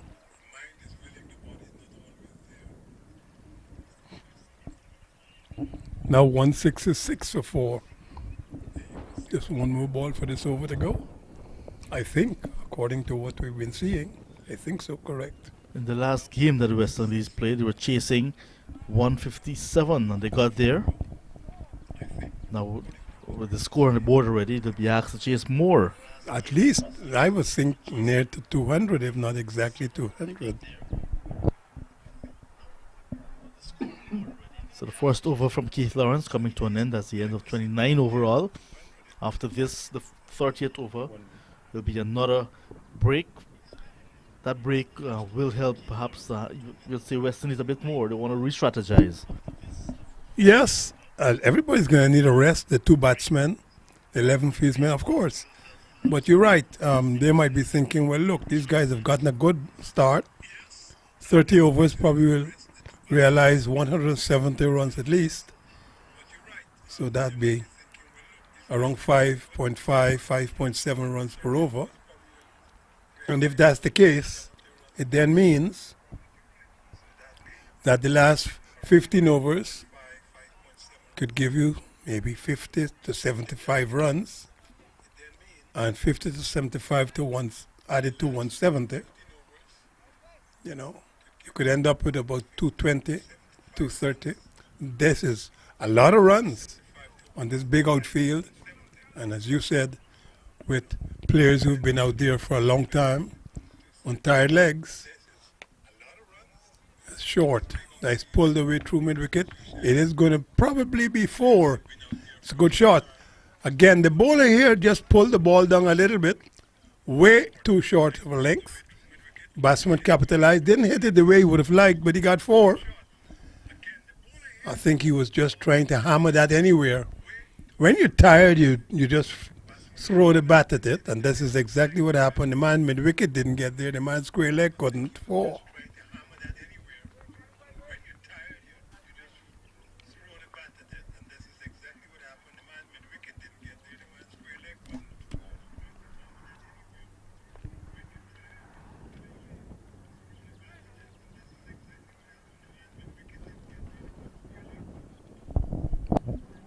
So down towards the end of the second segment of play, the second power play.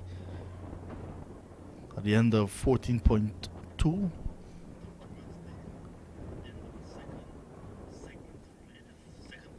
When the players went off for that first break, the score was 81 for 3. This one is going to go into the boundary. Very good shot again.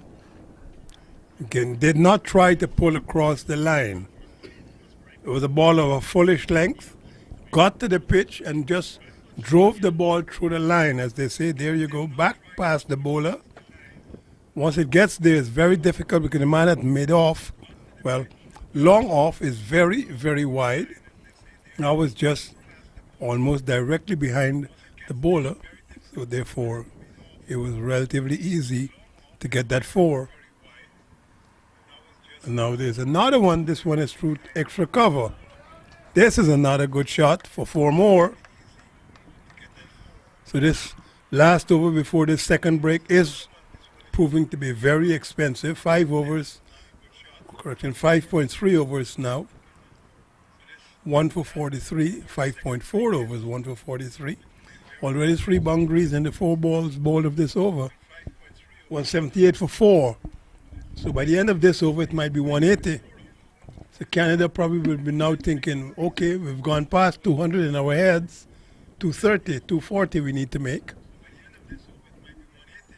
Because our time in the field will come, and the same thing has happened to the West Indies over 60s will happen to us. Our legs will get tired. 49 now from Farouk.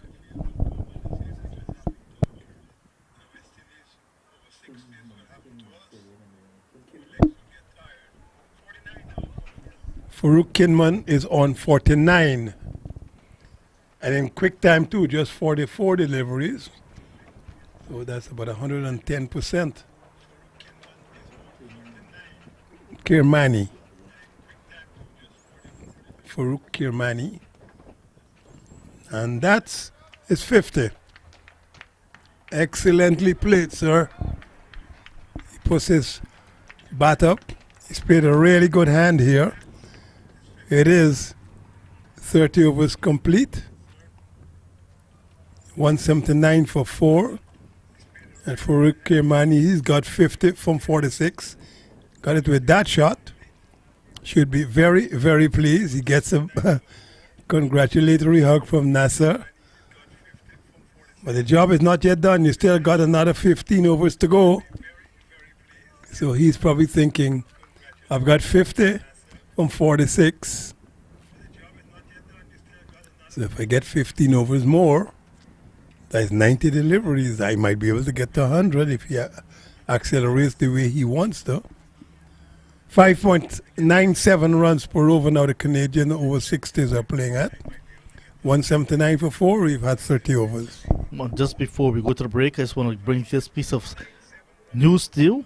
In the first 15 overs, 83 for 3. They've lost one more wicket in the second 15, but they've added 96 runs.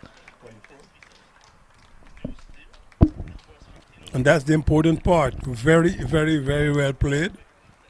So now all they have got to do, the Canadian over 60s, is keep going for the next and final segment of 15 overs.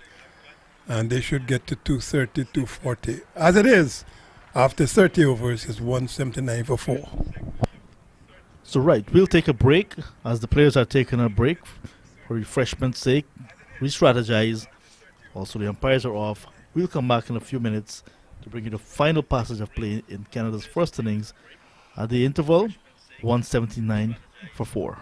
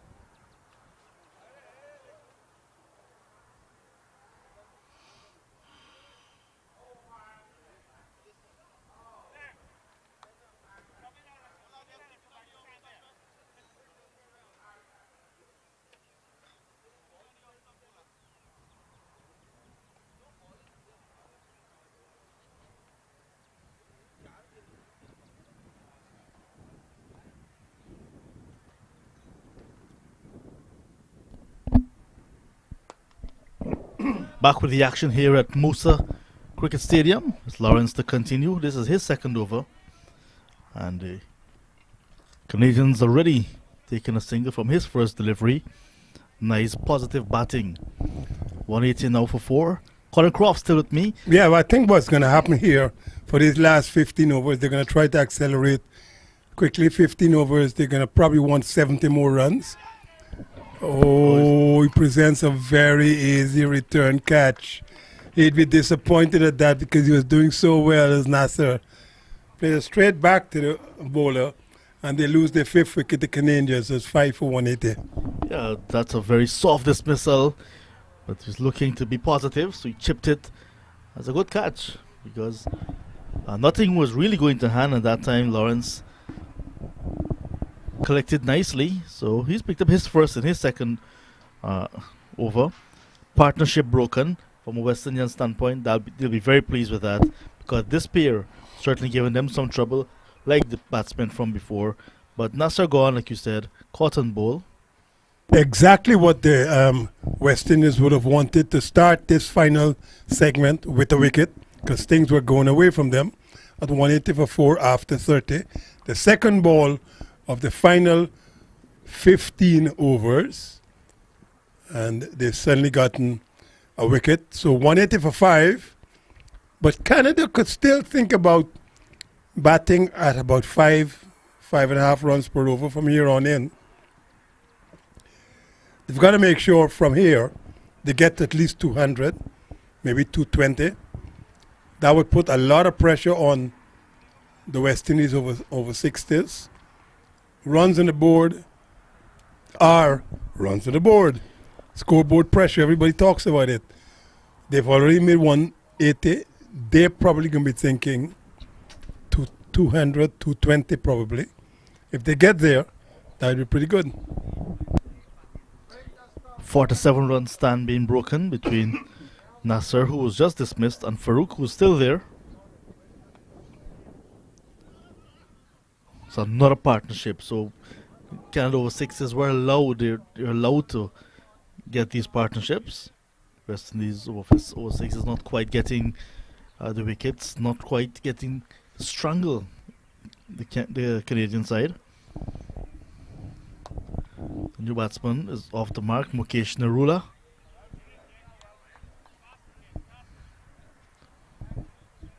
Yet another right-handed batsman. I was making a point that since that era of Brian Lara, Shiv Chandapal, Jimmy Adams, lots of left-handers came after that. But before then, lots of right-handers. Well, that team actually had 4 left-handers. Keith Arterton was there. It had, well, 5. They had Ridley Jacobs as the wicket keeper. They also started with Adrian Griffith, who now works for the ICC. They're all left-handers. Yes. A lot since Chattagoon, and you will call the rest of the names, mostly Chris Guyanese. Gayle. Well, Chris Gayle, of course, yes. One of the premier left-handers in West Indies cricket recently. Young Darren Bravo. I remember you mentioned Chattagoon, so I automatically started to think about Guyana.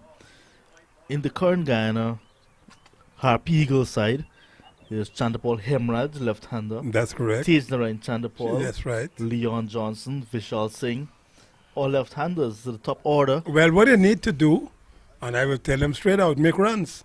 Yeah. Because the West Indies is crying out for a good left-handed batsman. They've got Darren Bravo.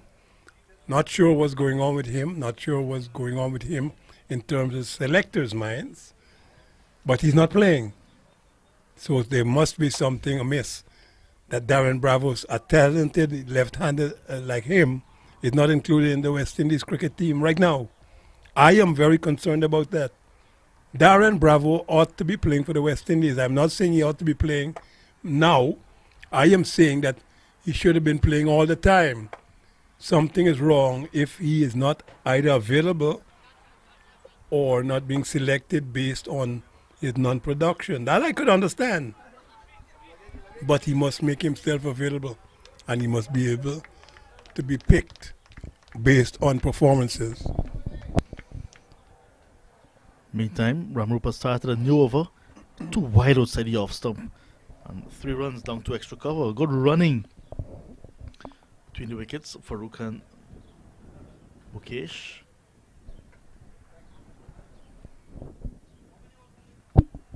Of course, you didn't even call your premier Guyanese, Mr. Sharon Hetmeyer. Shimron Hetmeyer was part of that as well. Okay.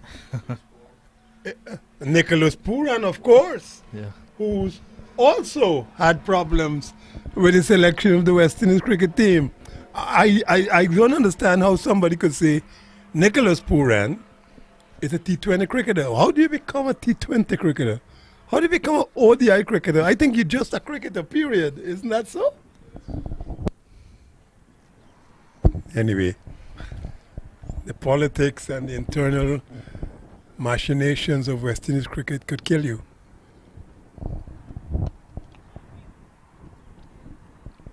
This time it's fielded by Captain Roy. This fielded the previous delivery and it went for 3 runs. 3 runs were taken. But you're right, both Nicholas Pooran and Darren Bravo ought to be very much in consideration for the West Indies, and neither have been. Or maybe they've been, they just haven't been picked. Don't know. But all of those guys you just mentioned from Guyana who are left-handed, they all had a chance playing for the West Indies, you know. Yeah. And one who's out of the selector's book at the moment, Asad Fudadin. I saw him recently. He looks fit as a fiddle. And that's okay. He's been working very hard. Anybody could on look his- fit on the way your physique is. You know, being a Mr. Universe has nothing to do with playing cricket for the West Indies. Okay, so your muscles look like Arnold Schwarzenegger, and you got abs like a washboard, and you can't make 12, you're wasting my time.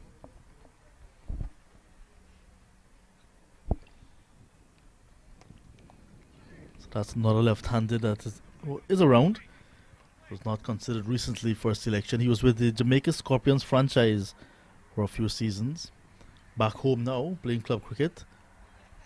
He has just started after had a few years with GNIC, Guynek. You know what I like about He's now with the Everest. Premier League in England, the football leagues, and even that one is going to be pulled to square leg. You might just get one. And even the NFL in the United States. If you don't perform, you're gone. That's the end of that. Forget about the contract that we've given you. You know, we might have given you a 4-year contract for $100 million. But if we don't perform in the first year, we're looking to sell you, get rid of you. In the Caribbean, that doesn't work No. because everybody thinks that they're entitled to a position, not in a franchise system like the United States, the NFL, or the United Kingdom, the Premier League. You know, you got people like big shots, Ronaldo, Paul Pogba of Man United, the team I support, and they get dropped, and they make gazillions because they didn't perform. In the Caribbean, performing is not a criteria for selection.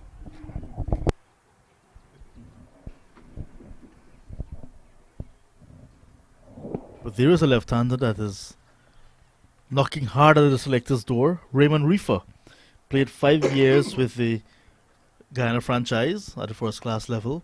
But Raymond Rivers has been around a long time. He's open Yes. bowling for Barbados. He's open bowling for Guyana. He's open bowling for UV. Spec. CCC, He's yeah. been around for a long. Raymond Rivers is probably 30 years old now. Yeah, he's had 1 test match in New Zealand. He's been around Yeah. a long time, so I wouldn't even consider. I'm talking about the younger ones who've been after him.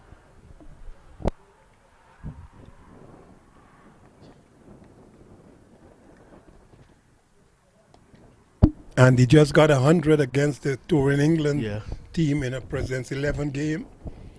And he said his exact words were, I hope they noticed that I could also bat. But he could also bat. He's Yes. open batting for Barbados. He was at number 3 for Guyana in There you those go. years. He Yeah. could always bat. There's no worry about that. And of course, he was picked as a bowler initially. Yeah.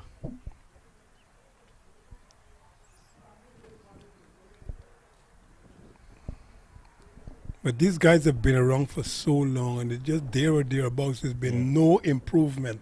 And that is the sad part of the thing. I mean, I'm glad the West Indies just won the last test match against England and Grenada by 10 wickets. Craig Brathwaite, man of the series. Joshua De Silva, man of the match. That's a full toss, so that's going to be dispatched. Loose delivery, and the batsman capitalizing, got a boundary, one bump over mid-wicket ropes. And with that, the 200 will be realized, the 202 for a loss of 5 in over number 33. The board is a little bit slow. It says 198 for 5, but I think the 200 just came up. Farouk is the man who just got rid of that. Here he is again, another full toss, using his feet. Or Driving is down that to long off. 199 now? Okay. Probably 199. We were a little bit ahead of Yeah. ourselves because we were always playing catch up. So it's caught up with us, we hope. It's now the end of the over. So the score should be 200 now if it's the end of the over, because they scored a run off of that last ball, unless there were just 5 balls in that over, which is also possible. But they've moved on to, the umpires have moved away, so something is wrong there, because the last ball, a run was scored from. So something is missing here. Anyway, they'll catch up. So there's a scorer, Bilal, who was scoring yesterday when we were at the pre-review. And he is with us in the commentary box. He started doing some commentary this morning. He's from Massachusetts. So he's playing cricket as well. So perhaps we'd like to hear from him what's happening with cricket in Massachusetts, and by extension the US. So Colin, young Bilal will join you for a few. Yeah, but Bilal is a young, aspiring everything. Engineer, cricketer, mathematician, scientist. 199 for 5 from 33 overs. Welcome back, Bilal. How you doing, guy? Thank you, sir. Thank you, sir. Good. Well, I'm doing great. how's the game going for you? Game's going great. It's a beautiful day out here. Really, really well played here by Canada. They've got a lot of runs on the board. At least it's warm. It's Not like definitely Massachusetts, warm. right? Right. It's a bit cold. Why don't you move down here? It's my first time here, and the reason I came out here is to see how the situation You're is serious? weather-wise. Yes, I'm actually looking to move somewhere down south or the west. Oh, I was only kidding, but maybe a lot of things are said in joke. Eh? I'm glad. I mean, that's one of the reasons I live in Florida. I couldn't take the cold in New York. Couldn't do it at all. Played down fine leg. Got a couple here, minimum. I remember I spent maybe 3 months in New York, and that was the end of that. Just couldn't deal with the cold. I can't come out of my bed to go to work every morning and find snow to the top of my knees. 201. So the 200 comes up for Canada. This is over number 34. They could be well looking at 250 here if they can keep getting Correct. rotating and getting a boundary per over. 250 is not out of reach here. I agree. I was thinking 230, but you're correct. They're scoring now at 6.06 per over. So for the next just about 12 overs, 11 overs and 5 balls, So like if they could get 260. another, that's right, if they could get 6 runs per over, another 60, 65 runs. देख भी रहे हैं और साथ जो I'd like to answer Mr. Ramsing's question about how cricket in Massachusetts is. Yes, sir. Go ahead. With the start of minor league, cricket has gotten huge in the United States. And you mentioned Asad Fuddin. He happened to captain the team that is based in Massachusetts. So you know you've met him a couple I of have times. met him a couple times, multiple times. He was staying in Massachusetts, couple months, I would say. Okay. We practice every week together, same camp. I was actually on the prospect team. There were 10 people selected besides the 18-man squad on New England Eagles. So in case there was a player injured, You might be called up. yeah, I get called up. But Well, don't give up hope yet. Don't be despondent. I played for the West Indies exactly like that. and Deron Davis was there as well. Yes. The left arm Spinner, spinner. that's correct. Quick spinner, very good spinner. So there you go. Don't give up hope yet. And I played cricket for the West Indies just like that, filling in for space. and I've learned a lot from those guys. But cricket has absolutely developed a lot more with minor league coming into play. It's gone because it brought in international players like Asad for the Deen. Correct. And there are 27 teams in total, and each team requires that you have an international standard player in it, so that the people in USA, and plus you have to have one under 18 guy and under 21 guy. The purpose is so they learn from these experienced fellows Correct. as they go. Also, from what I understand, cricket is now being expanded into the primary and high schools, in the school's curriculum in certain areas. I mean, there are a lot of, should we say, diaspora kids, Sri Lankan, West Indian, Bangladeshi, Pakistani Indians, who were now born here, but their parents played cricket everywhere around the world, That is or correct. brought the game and the attitude and the support to the United States. And so the kids are doing it now. You know, people like you, I suppose. Were you born in the United States? I was born in Pakistan, Lahore, Okay. Pakistan. I moved to USA in 2007. Okay, And just about the World Cup time. Yep. And I've been living in New England region in the cold the whole time I've been here. I feel sorry for you. You really have my sympathy. I've but, been missing out a lot. on account that I could not have achieved that. I'm very proud of you. I bow down to you. But coming out here for the first time, it was made possible because of this Masters tournament. I'm not sure if I would have made it here to Houston, so I'd like to thank the organizers for inviting me here to be part of this. I'm learning a lot as I go from here. Very good, very good. I'm sure you will do all right. You're an intelligent young man. Obviously, you know your technical skills. You know how to make things work. You know, us old guys depend on guys like you to make things work, you know. We might have the degrees and stuff, but we don't have the dexterity of fingers. So thank you very much.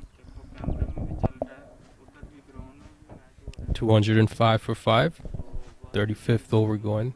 Keith Lawrence gives it a flight.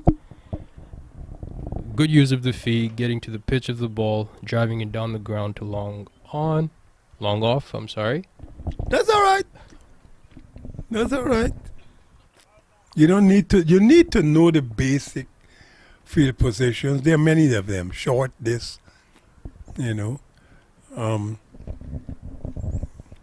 The one thing I don't like is to say the onside, because, okay, the offside, you could say in front of the batsman, the offside is standard. But when you say the onside, and then you say in another sentence, the leg side. If somebody doesn't understand the game, they don't know that the onside and leg side are the same thing. And so I like to be simple, you know. Absolutely. When I was in high school, my English teacher said, instead of using one big word, use 4 small ones. People will understand you better. Right. That's what it's all about. You have to make sure the other person understands where you're trying to. That's the point correct. you're trying to get across. But yes, the facility is nice. As I said, we've known now that it's been earmarked for future international games.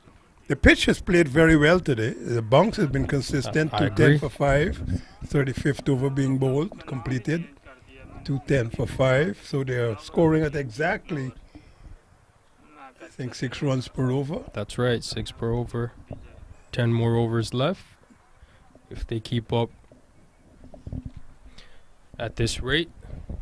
Everybody wants to see who Bilal is, you know. Young, handsome, ex-Pakistani, former Pakistani young man now who's going to be playing for the United States sooner rather than later. So, yes, I hope that things go well for you. Thank you, thank you. I could tell you about school, boy. You said that you were trying to get a degree in mechanical engineering, and financially it's been very difficult. I was doing my university work in the early 80s, 84 to 88. I could tell you I had 3 jobs. You have to do what you got to do. You know, I don't even know if I could think about doing those things now. I can't believe how you did that, because did it. I only had one job. You had to. And I couldn't manage school in one No, job. you can do it. You can. But it's not easy. Got it. It's Got not it. easy. You got to be determined, you know. Some days you're going to one job and you're thinking, where am I going again? Am I going to the right job this day? Is it Thursday? It's But it funny you happened. mentioned that this happened yesterday. I was at Yes. this restaurant getting food, and 2 people showed up, and they were at the wrong time. It happens. You're driving down I-95. Oh, hold on, I'm going south. I should The be manager going sent them north. back home. It happens. But you got to do what you got to do. You know, people are convinced you that you're supposed to do those things so that you get an education and you get positions and you get advancement and you get finances. Sometimes it works, sometimes it doesn't work, but that's what they drum into your head as a kid. Bill Gates has never been to a university, I don't think. And I don't think that Richard Branson had either, but they're gazillionaires. So maybe there's another way around the thing. I won't get into that. Yeah, that's a very, very political topic. Well, Meantime, 213 for 5. I'd like to ask you, Yes, how sir. old were you when you know you could bowl fast and you could, like, the batsman had to watch, you know what I mean? They were afraid of... Believe you me, the first thing I ever did on a cricket field was wicket keep for Oh, Lancaster okay, Government okay. School. Maybe 8 years old, 8 and 9. Wow. Before I went to high school, I was a wicket keeper. And they had fast bowlers before me, and I was a wicket keeper. And one day, one of the wicket keepers did not turn. One of the fast bowlers did not turn up. All right.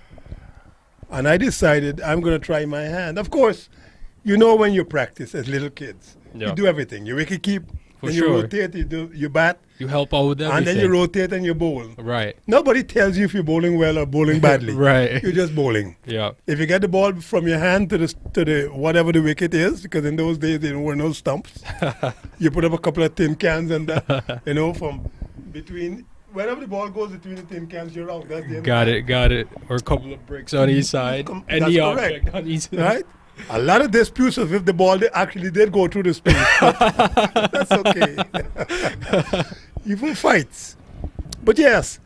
And so one day the earmarked fast bowler did not turn up. I decided I'm going to bowl. I got 5 wickets, I think. I must have been 10. So after that, I started doing it and it continued.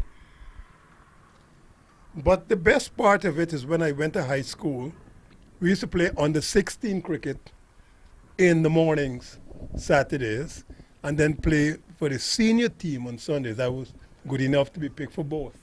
And that developed my body strength. Right. Not necessarily my skill, but at least, and that's a very important thing to be playing cricket continuously. You know, you start from about 8. Soccer players do it. For sure. You know, most of the guys who play in the English Premier League, they've been at a club when they were 6, 7 years old. Correct. But you only hear from them when they're 22 years old. They've been coming through the ropes, learning and getting stronger, Right. physically stronger. Right. This one has gone way high. I don't think he's going to catch. He took it. Took it So comfortably. Farouk is gone now for 68. Again, he's going to be disappointed because he's trying to hit that over the mid-wicket area, an outside edge. So Farouk is gone. He's gone for 68. Is now 217 for 6. So well-made 68 by Farouk here today. They're looking for 232, according to you, maybe even 250. They still got another 9 overs to go after the one. This has just been completed. We're now over number 37. So yeah, so I played a lot of cricket in between say age 12 to about 17. Okay.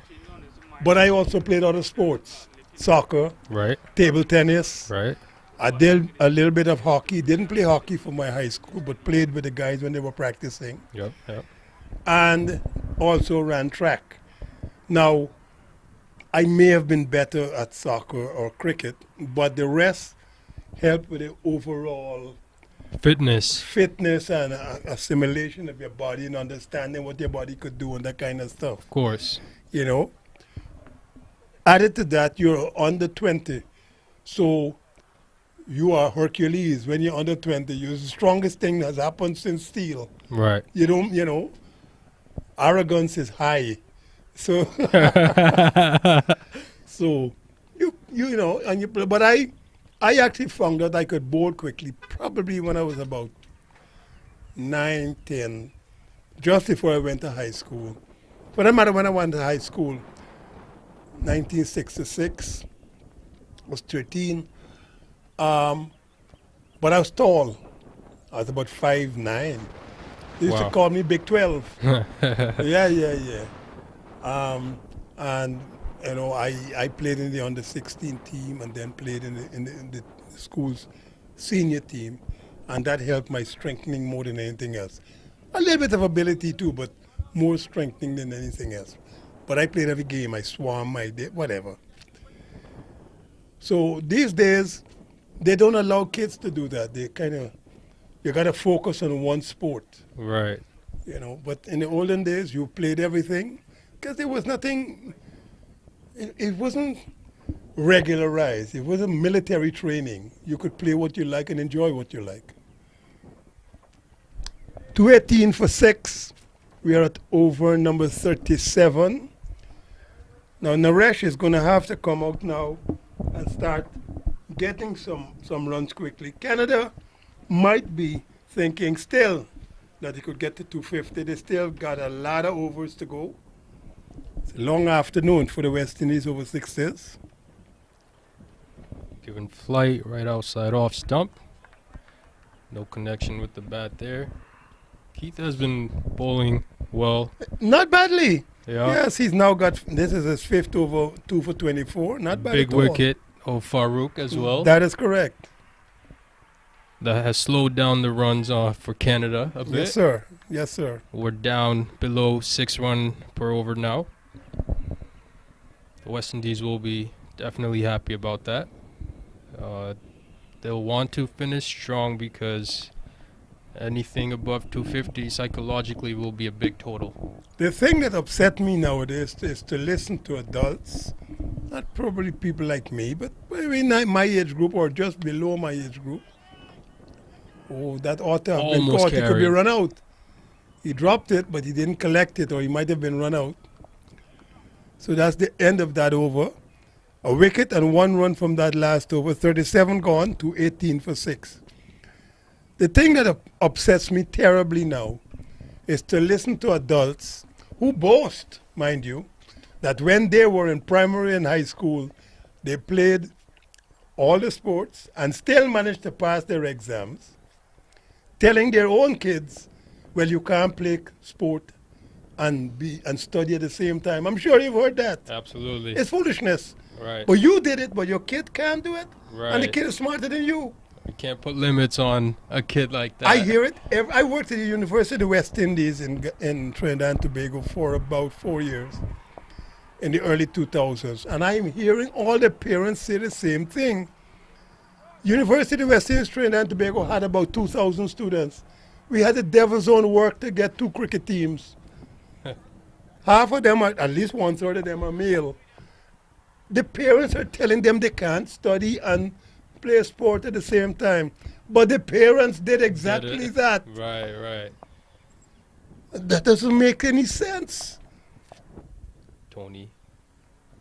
Well bowled. But Guides it towards the point region for a single. The Yeah. running between the wickets has been pretty good from Canada. I would Correct, have to say. correct. They've not been bad.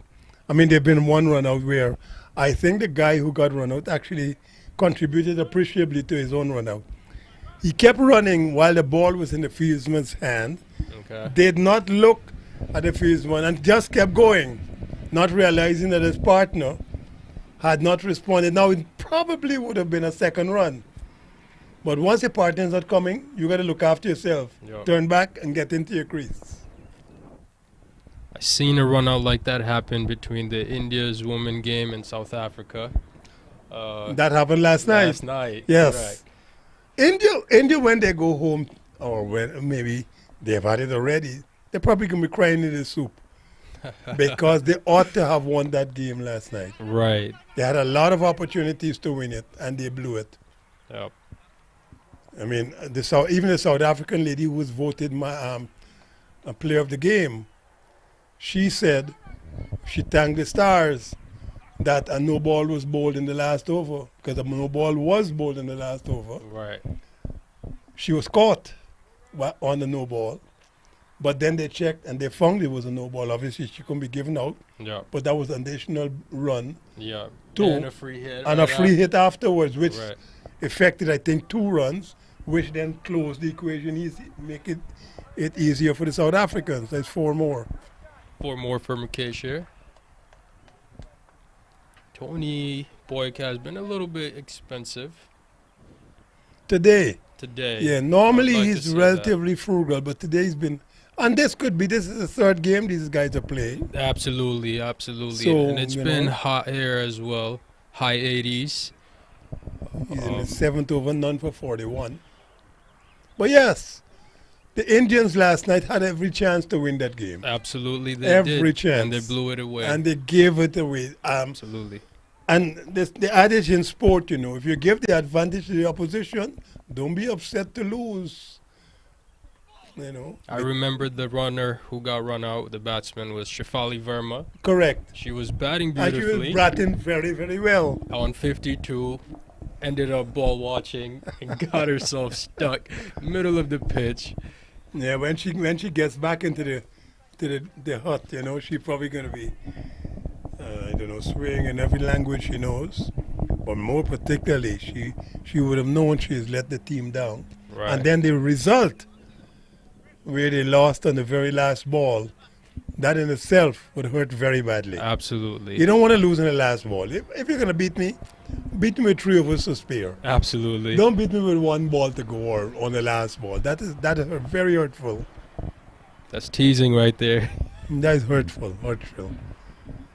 224 for 6. We've had 38 overs so far. Still a healthy 5.89 runs per over. So we've got, 7 overs to go. If you say 5 runs per over from those 7, there's another 35 overs. So we should get close to 260 if they continue batting and don't lose those 6 wickets. Correction, those 4 wickets. They've already lost 6 if they don't lose those 4 wickets. You have a bowling change. Prem is coming into the attack. Left arm spinner. Yeah, he bowled a little bit earlier, but he bowled from the northern end, I think. So he's coming back. He's had 5, 1 for 28. So, since you've come to the United States, have you traveled anywhere out of Massachusetts at all? Or other than here? Nearby states. Like New York and New so on. York. Yeah. Any, like New Jersey. I used Maine. to live in Connecticut. And Maine is north of where you are. Maine, I haven't been there, but I Okay. have been to New Hampshire. Okay. But I've actually been to Michigan as well on a cricket tour, Okay. and I have That's been a to school Canada cricket as tour? well. It was Or club. It was a club cricket trip. It was for actually under 19 Olympics tournament Okay. that was going on in Michigan. There were Wonderful. 8 teams there. It was a good experience. So what do you do? Bowl, bat, wicket keep? Neither? I- All? I can do all, but right now what I've gotten better at is batting. Wonderful. I started off as a Probably leg the smartest thing in cricket. Bowling is very difficult. Anybody comes to me and tells me they want to be a fast bowler, I'll ask them, are you crazy? I give credit to anyone that bowls fast. I give them Madness. credit. It's literally madness. You have to start that when you're in your pre-teens. It takes a lot of Energy, a lot of energy, effort, a lot of stress everything. on your body. Yes, sir. Nothing in cricket takes more stress on your body than fast bowling. We could keep them. We could keep her at the highest level. Works hard too. Got to be honest. I mean, batting you have to work hard. You have to concentrate, and there's only one time you get dismissed. Right. That's The- what I was gonna go to Yeah. after. The good part of being a bowler is that if you make a mistake, you get hit for 4, you get hit for 6, and then you get a wicket soon. Right. You could end up with 1 for 10, Correct. which is acceptable. Right. You know, if a batsman makes 4, 6, or 10 regularly, he's gone. Absolutely. He can be dropped. You have one But chance. that's right. But if I get 1 wicket every 10 runs, Yeah. I could end up with 6 for 60, which is acceptable in a 4-day or a 5-day game. 5 dot balls in the 39th over here. Naresh will probably want to give the strike to Mukesh, who is Who's been there for a almost while. going run a ball. Yep. And That's a maiden. well bowled by Prem. Yeah, down good the comeback. run here.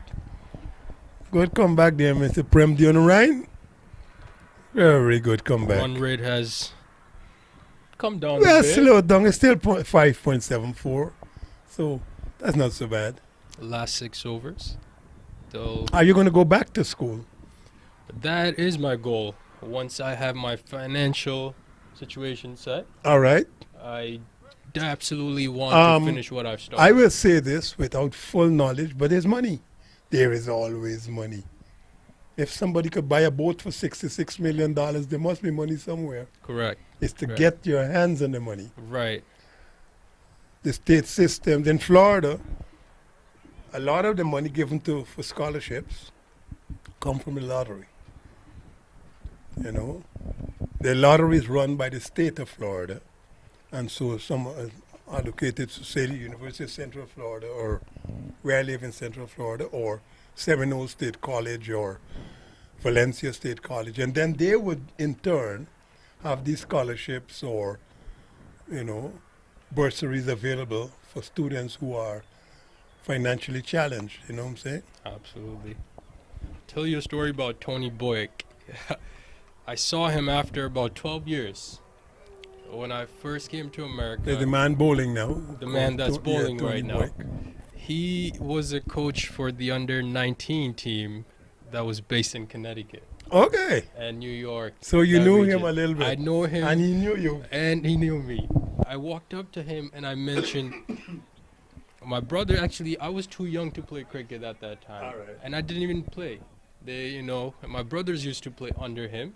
I mentioned the names, and he remembered it right away. He said, "Your oldest brother was an opener," without me even mentioning it, and he said, "Your other brother was a leg spinner in the team." There you go. Somebody's injured here. Incapacitated. That looks like he might Not just have rich. Looks like something with he's his hurt right himself hand. here. His right leg, maybe. Yeah, it looks like he's Okay, he was holding his Limping a left bit. hand too. Yeah, but hopefully he's all right. at this age, when you pull a fetlock, that's it. You pulled.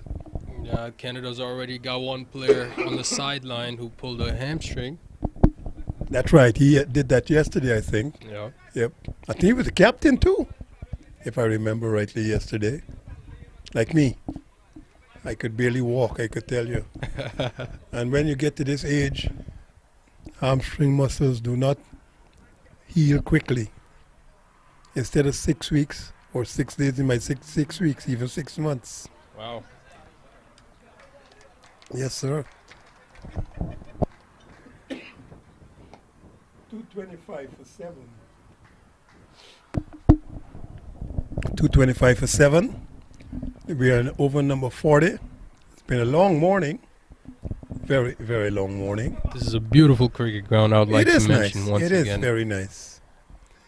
You know, as Beautiful I mentioned to the curator, he's not a groundsman. These guys are curators, soil engineers. Right. That's what I call them. They because deserve a lot of credit. a lot of more credit Without than they them, get. this would not be happening. That's right. Soil engineers, they make big spaces look good.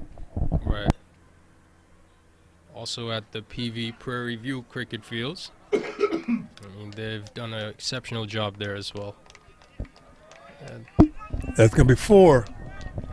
Just dab down to third man, then ran at backward point, tried to come around, could not get there. And that's 4 more. And that's the other thing about these outfields that we were mentioning. Because of the gradient, and you have to have a gradient, and that's good, because if it gets wet, the water slides to the side. Once it gets on that gradient, it goes out. And it's smooth, so it gets to the boundary relatively quickly. thought we had one of the players injured, but on the scorecard we're still Seeing the name, as well. yeah. So the scorer has to buck up on that. Make an adjustment. I'm sure Mr. Ramsing would be on it momentarily. Mr. Ramsing? Make sure that they catch up on the... Oh, I think they got it right now. Mr. Wilson's come on. Yes. Yeah, you got that right. Thank you, sir. Mr. Ramsing knows all of these guys, you know. I He's been do. around them a long time. I was scoring the first 3 games, and he was sitting right next to me. I asked him about all the players. Yeah, he knows them very I didn't well. have to go anywhere. He's been around this for some time now. So he knows them okay.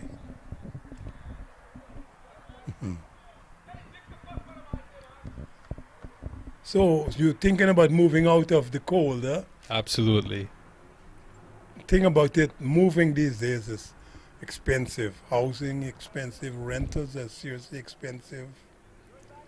A good used SUV in the United States is around $25,000 used. Right. And the prices have only gone up in the Crazy in the last 6 months. I would say Right. last 6 months, maybe 9 months. Correct. 2 years ago, you could have got a good SUV for $11,000. That same SUV now used $33,000. Right. Yep. The last 6 months have been incredible, 6 to 9 months. Well, that's 40 overs done now. 233 for 6. The last 5 overs to go. But at least you're a young man, so good luck. I'm sure you're gonna do all right, man. When I went to university in 1984, I was 31 years old. Right. And I still managed to get my degrees and stuff. So you're way younger than that. Keep going. All I say to you, don't give up. Do not give up. You're gonna regret it eventually. Do not Right. give up. You may not do not misunderstand. You may not make the amount of money that you think you're gonna make, Right. but at least it's gonna be a personal satisfaction. Correct. I've achieved what I wanted to do, which is what I've done. I've done everything I planned to do. It did okay for me. In a scale of 1 to 10, I would probably be a 7 overall. It could have been a 9 had I had some lucky break. It was a 7, and I'm very pleased with it. I'm not decrying it. I've had a relatively good life, full life. Enjoy yourself. And you guys are smart. Go to Silicon Valley. Make money. Go down to Miami. Make money. Those are places where the money are flowing. A lot of money is flowing. Just keep going, man.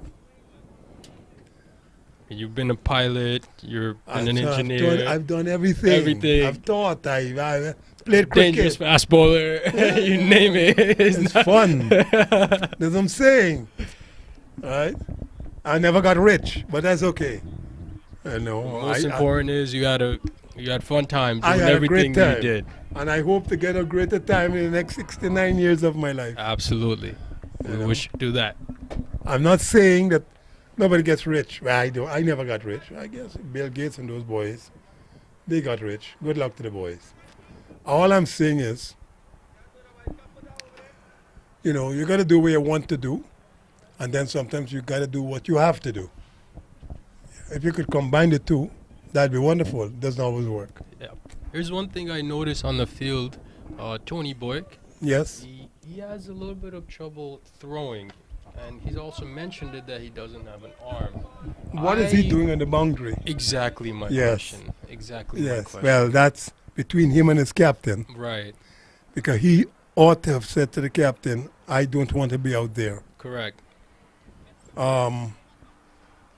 Now you're talking about team dynamics. Exactly. A team is not 11 people, you know. I'm sure by now you've found that out. Correct. Even in your own family. Correct. You said you have, what, 3 brothers? 3 brothers. Right. But with 3 brothers, there's four boys. You guys have any sisters? 3 brothers and 3 sisters. Right. So that's what you have. Yeah. So it's 7 of you. Total 6. No, counting 2 brothers, counting Oh, 3 brothers okay. and 3 sisters. Okay, 7, 6. Yes. But you might be a team, but you Correct. might not be a team, if you see where I'm coming from here. Mm-hmm. You know, that's 4 down to the mid-wicket region. Really well played. Good use of the feet. Got to the pitch of the ball and just followed through the line of the ball into the gap. And in sport is like that. You might be in a bunch of guys who are 11 very talented players, whatever sport it is. But becoming a team is nothing to do with your talent. Right. It's about biology, psychology, and every other thing else. Chemistry. Chemistry, all the things, but it's nothing to do with your ability to play the sport. You know, So your ability to gel together Correct. and become one. correct. It's not an easy thing to do. Good running here. That's the why they have Canadian sports batsman. psychologists, I guess. They're the people who put your mind 241 for 6 after 41 overs. Correct. So we were talking about, they got to go to 45. We were talking about 250, 260. They have slowed down a little bit, Yep. but they might still get to 250. They're right on par. 4 overs, 20 runs. That's definitely yeah. doable. Yeah, of course. They've got a batsman set 38 of 33. So I'm glad they brought you, and I'm sure you are enjoying your exposures to the warmer climes. Absolutely, absolutely. I've learned so many things I can't even put them into words. Well, no, Sitting here next to you, you don't need it's- to put them in the words. You got to put them in your brain Right. and your, as they say, your cranium locker. Keep it in there Absolutely. for the future. Absolutely. I'll look back at this time. I was in the commentary box with Colin Croft. I was in the same commentary box with him too. Doesn't do anything for me. Oh boy, you gotta enjoy yourself. You know, you gotta laugh. Absolutely. So let's see how these boys go now. Mr. Wilson's the man facing, but he needs to be hitting the ball, not just playing the shots that look good. Or give the strike to the batsman who's Yeah, Mr. Mukesh. set. And that's also a skill that you have to have. When you understand you're having a hard time getting bat on the ball, just tap it and get the batsman who's actually having a good time striking the ball. A lot of times that happens in soccer.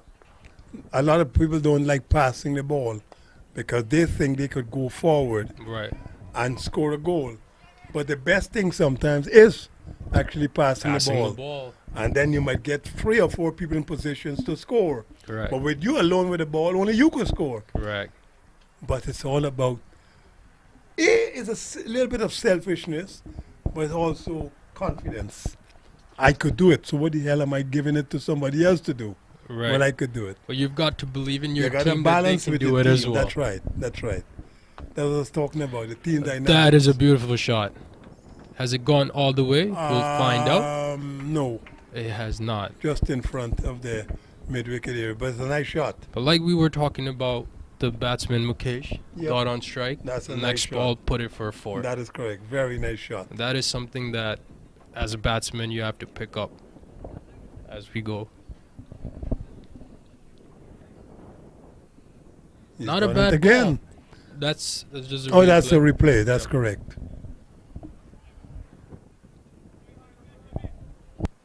We might even be looking at 270 now. Yes, because we still got after this over another 3 overs to be completed.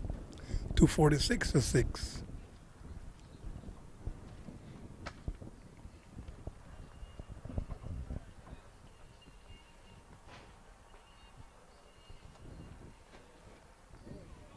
You can be running at least 2 here. I don't Between think the the gap. ball has enough energy to get to the boundary, but you can be running at least 2. The third man is very fine, has gone to backward point. So he had to run around a little bit. There's a cover point, extra cover. All the boundary riders are out now. Only 4 men required inside the circle. Those 4 are mid off, cover point, short third man, and short fine leg. Swing and a miss.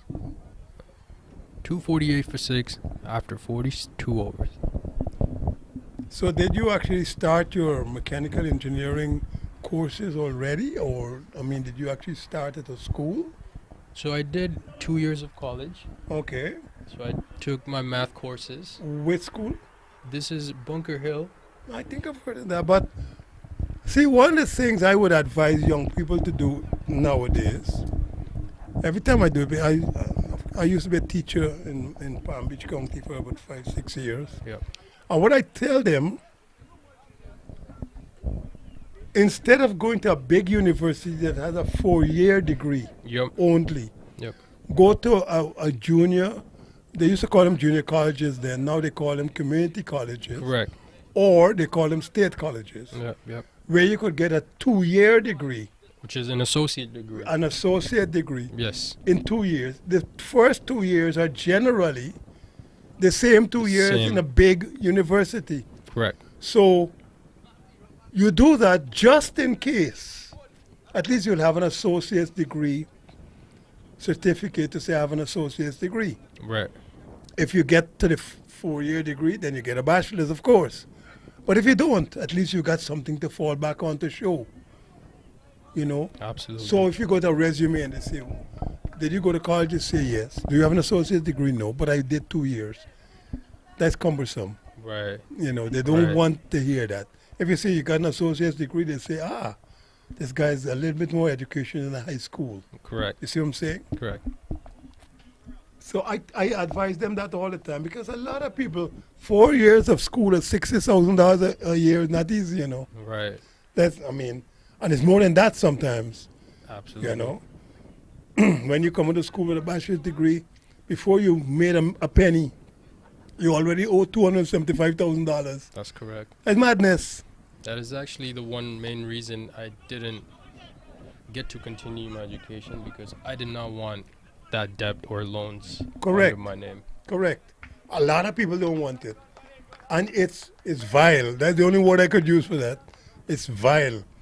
You're asking young kids to come into school. Where are they supposed to get this money from? Right. The system's a bit off. Well, we're not going to get there. We're not gonna get I into could that, use right? some words on that here that will not be printable. 250 comes up is 251 for 6. We're over number 43. Yes, sir. You got a kid coming out to university. They went from high school to university at 18, 19. So at 22, 23, 24, you're coming out to university. And they tell you, well, with a bachelor's degree, you're going to make a lot of money. But hold on, I am coming out with $275,000 in debt. Right. When am I going to be able to make this money again that I could spend? I got to pay that off. Yep. I With probably all gotta the pay off other a car. Expenses you have, a car, a house. I got to pay off either rent or a house. When am I going to get some money to buy some beer? It ain't going to happen, right? Thank you. Now I Right, know. right. It's just foolishness. Right now in the United States, there's this query about student loans. There are doctors who've been to school for 7 years, and they've come out, and they're now in their 50s, going into their 60s, and they haven't paid off those loans yet. They still got $30,000 and $40,000 and $50,000 in debt, Yeah. and they've had a whole career. No.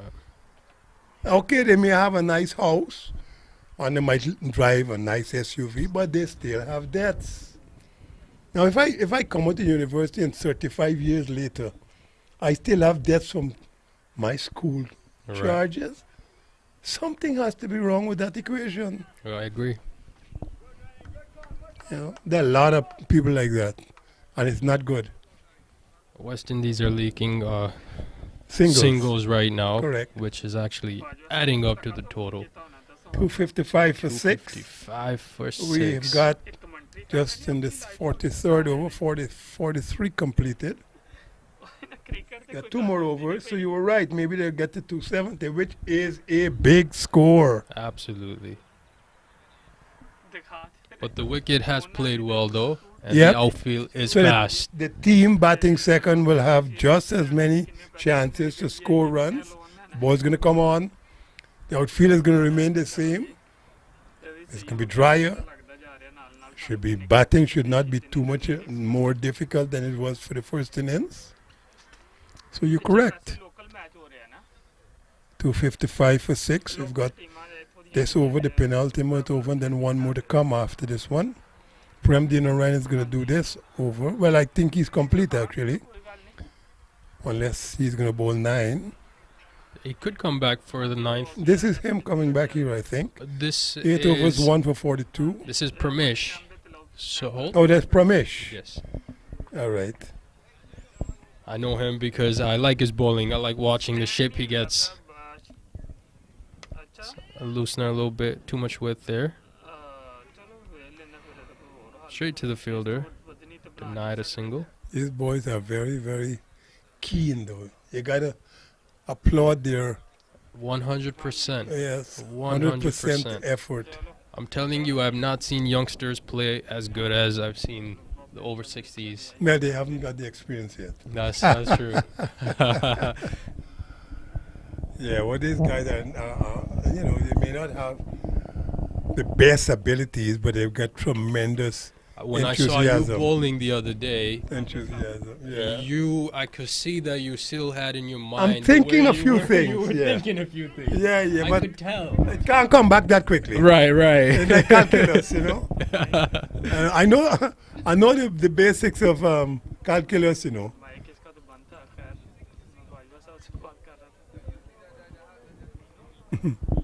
But you gotta write those things down and then you know. Sokato, na? That's the one they say. That's the main thing you remember from calculus? Which one? Sokato. Not sure about that. Sine is opposite upon hypotenuse. Sine, cosine. And then cosine theta. is adjacent upon hypotenuse. You have amazing memory. And tangent is opposite upon adjacent. I think. I learned that in 1967. Wow. Yep. But as a phonetic. Okay. S-O-H-C-A-H. So it never went away. S-O-H-C-A-H-T-O-A. Yeah. They're going to take double right there, which only should have been a single. Yep. The fielding could be a bit better. But I'd like to mention that West Indies chased 158 And they did it very, very, Very easily, comfortably. very comfortably. in the 31st over in the Correct. last game. So if you add 20 overs to that, they could get to 250. They could get to 250. Yes, sir. And this wicket has played much better than the other wicket That as is well. correct also. So we're going to have a great game here. I hope so. I hope so. We're now going into the last over of this innings, 258 for 6. They're probably going to try to get to your total of 270. Mukesh got to 450. We didn't even acknowledge that, 1541. Well played 50. So now 258 for 6. Carried the innings. Yep. Just got his 15 that last over. Prem Dinoran, he's finished. Or is he? Let's see. It looks like he's going to He's bowl gonna bowl out. the last over. Yeah. So his 9th over coming up, 1 for 42. Prem, he's got 100 on his back. Hey boys, I'm surprised that Hafiz Mohammed was not brought back into the attack. He bowled 6 overs and gave up 27 runs and has the best economy of all the bowlers. what happens with that, you see, is that captains forget you sometimes. Right? The only time captains recognize those things that you just mentioned is if there's a board, a scoreboard somewhere Right. that says one guy's done, 6 overs for that, and you could look up and see, okay, we've used 6 bowlers, and this one looks to be the most frugal. Let me bring him back. But sometimes captains actually forget the players, and so by the time you catch yourself, you look at the scoreboard, you say, but why didn't you bowl this guy? Right. Okay, he was so 6 overs for 26, just over 4 runs per over. Correct. But you bowl another guy who give away 7.5 to 10 overs. Right. Why? Because captains forget. Got it. Sometimes they even forget that you're playing. Well, guys, make sure if your captain forgets you, remind them on the Well, field. I was about to come to that. You're the bowler, you got to go to the captain and say, but skipper, I know I bowled about 6 overs over 24. I've been tight. Bring me back on. That's a great point you made. I don't think Go to the youngsters captains. know this about that you can go to the captain But and of tell course. them.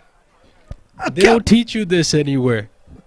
Well, I kind of agree with you because I think there's this ingrown respect and maybe fear of talking to somebody's authority. Right. What I can tell you, either yes or no. They Correct. can't tell you anything else, Right. but they should not also hold it against you. Absolutely. And maybe that's the problem because people are so accustomed to being vilified and retaliated against, Right. And maybe that's the problem. But if you're in a team, and we were talking about team dynamics, you go and you say, skipper, but hold on. I've done this. That's advanced and this could be caught. It could be caught. No, it can't Just be fall caught. short. Just in front. They're going to run 2. That only should have been one still It's still 2 though. So Good Mukesh run. gets the between the wickets. strike again. 2 more deliveries for this innings. 262 for 6. Actually, I think it's 264 for 6 now. A little bit of a misfield there. Which, Yeah, but I understand where you're coming from because a lot of, and this comes from a lot of people who are quote unquote in authority, in charge. They don't communicate to the people that they're with. They judge them, they order them, and they rule them. They don't communicate to them. correct. It's about a power thing. I'm in charge. You do what I say. That's foolishness. Absolutely. Nothing works that way. I couldn't agree with you anymore. Nothing works that way. Right. Nothing. Industry, sport, I'm in charge, so you gotta do what I say. It don't work. But anyway, one more ball for this inning. 263 for 6. Mukesh has got a well-made 54 from 45. The last ball is going to be faced by Mr. Wilson, who's going to cut that down to backward point. He might get 1, he might get 2. Nice shot. They look for Ed 3 Guy, here. well, he's going to go on 3. He's Of gonna course try, he's gonna run for but 3. He might get run out here. That's all right. Getting run out on the last ball after a 3 run wouldn't kill you. Actually made it. You made it in. Got So 3. there you go. 45 overs complete. 266 for 6. That has been a very commendable effort by the Canadian over 60s team. They should be very pleased. The last man there, Mukesh, he's got 54 from 45. Wilson 10 from 15. A good last partnership for that 7th wicket. So the West Indies over 60s got a lot of work to do. Canada closed their 45 overs, 266 for 6. Well, it's going to be a cracker of a second innings. Looking forward to it. How the West Indies are going to go on with this innings. So we'll be back in just a quick time, in a couple of minutes. It's going to be our lunch break here. And then we'll see how the West Indies over 60s will attack, trying to get 267 in 45 overs. Until then, we leave you with Canada having made 266 for 6 in their allotted 45 overs. We'll be right back after a lunch break. Good afternoon. Good afternoon.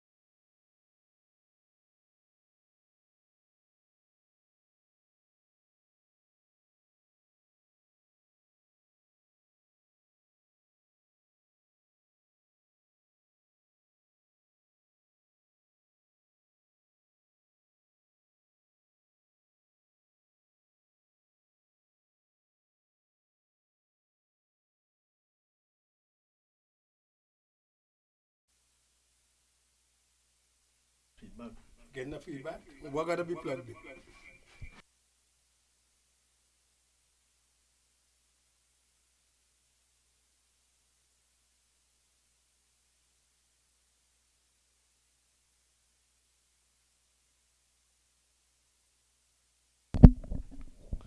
We've just seen the first delivery sent down by Alan D. Is it Alan Donald? Runs for West Indies over sixes off the bat of Hafiz Mohammed. So a short ball, but outside the leg stump as well. And at this level, not a lot of pace on the delivery, and it was helped along its way. Runs for West Indies immediately, and the score is showing 6, but that is a 4 all along the ground. Good afternoon once again to Colin Croft. Well, good afternoon, sir. A big task here for the West Indies over sixes. Right now, they've got to get 263 from 44.4. Run rate of just under 6 runs per over. Gettable has already been done. So if it's been done by somebody else, it means that it is very possible that you could do it also. There's nothing wrong with that equation in my head. All they've got to do is be sensible. Don't give away their wickets. Keep batting out. You've got 45 overs to achieve this. No game has been won in the first over, but it could be lost in the first over by losing 2 or 3 or 4 wickets. You take your time. You start just normally. You accelerate. The first 15 overs, you try to get 45, 50, 60, maybe as many as 70, 75. And then, second, you double that, 150, and then the last 15, you see how things go. But don't panic. They always talk about scoreboard pressure, and people come out with this preconceived idea, they're going to get 6 runs per over. So you're going to get 260 runs in 6 balls? It doesn't work. But I think we're in for a little bit of a chase here because these guys have done a good job, the West Indies over 60s. They have been in the field for a long time. It's warm. I would have thought it's about 23, 24 degrees centigrade. Late 80s in Fahrenheit. There is a nice cooling breeze coming from the north. Actually, it's coming from I would say the southwest. It's now swirling from the west mostly, but southwest. And it's going across from left to right. We are a little bit enclosed, so we don't get too much of the breeze, but it is a little bit breezy out there. So this is the first over. You've had 5 deliveries, 1 boundary so far. Now it's the end of the over. 1 completed, 5 for no loss. But Mr. Ram Singh, we must talk about that innings before. It's a good innings. 266 for 6. Very, very well done by the Canadian over 60s. Yeah, I was talking to one of the guys from South Africa. He's Brian. the one who got run out. Brian, yeah. Yeah, he's funny, man. He's funny. He said, my wife heard your description of my run out and she was laughing all the time. I said, all I said is that at our ages, it's okay to go in one direction at whatever speed you could muster. Is the turn back is the problem. You know, it's like turning back a boat. It doesn't work. But he took it in very good spirits. Yeah. That's Brian McLean. He said he's from Eastlands in South Africa. Yeah. He said he played in South Africa with the likes of Peter Pollock. Yeah, he played with, I think, Ezra Mosley and those guys in South Africa. Nice. But it was a very good innings, 266 for 6. 3 half centuries in that innings.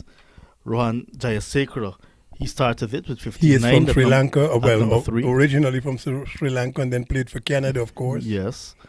Farooq Kirimani, he made 68. He did well at number 5. And then at number 7, we had the other half century, an unbeaten 54 from Mukesh Narula. He batted to the end.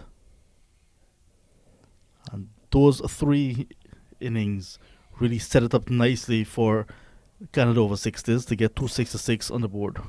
as we were talking about earlier on, though, we were talking about India versus South Africa last night. Yeah. Once it's on the board, it could be done because somebody's done it before. And India could have probably won that game, except they threw it away.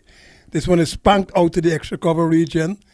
I think they might have done some good footwork out there and just stopped it, but they're going to be 3. And I think the batsman hesitated because they thought it was 4. Well, you can't do that. You got to keep running until such time the umpire tells you it's 4. Good shot over extra cover, 3. Yeah, lovely shots indeed. And another hallmark of the Canadian over sixes innings. They had some good partnerships throughout, and that really helped them. So they're not losing wickets, which will tend to put the brakes on their scoring. And they got some loose bowling, some ordinary fielding, and at one of the breaks, I think it was over number 30 after the second power play ended, took a walk across to the West Indies camp, and 4 of the guys were getting some treatment. Treatment from a physio? From each other, because there's no physio attached to the That side. is the question. So how do you know they're doing the right thing?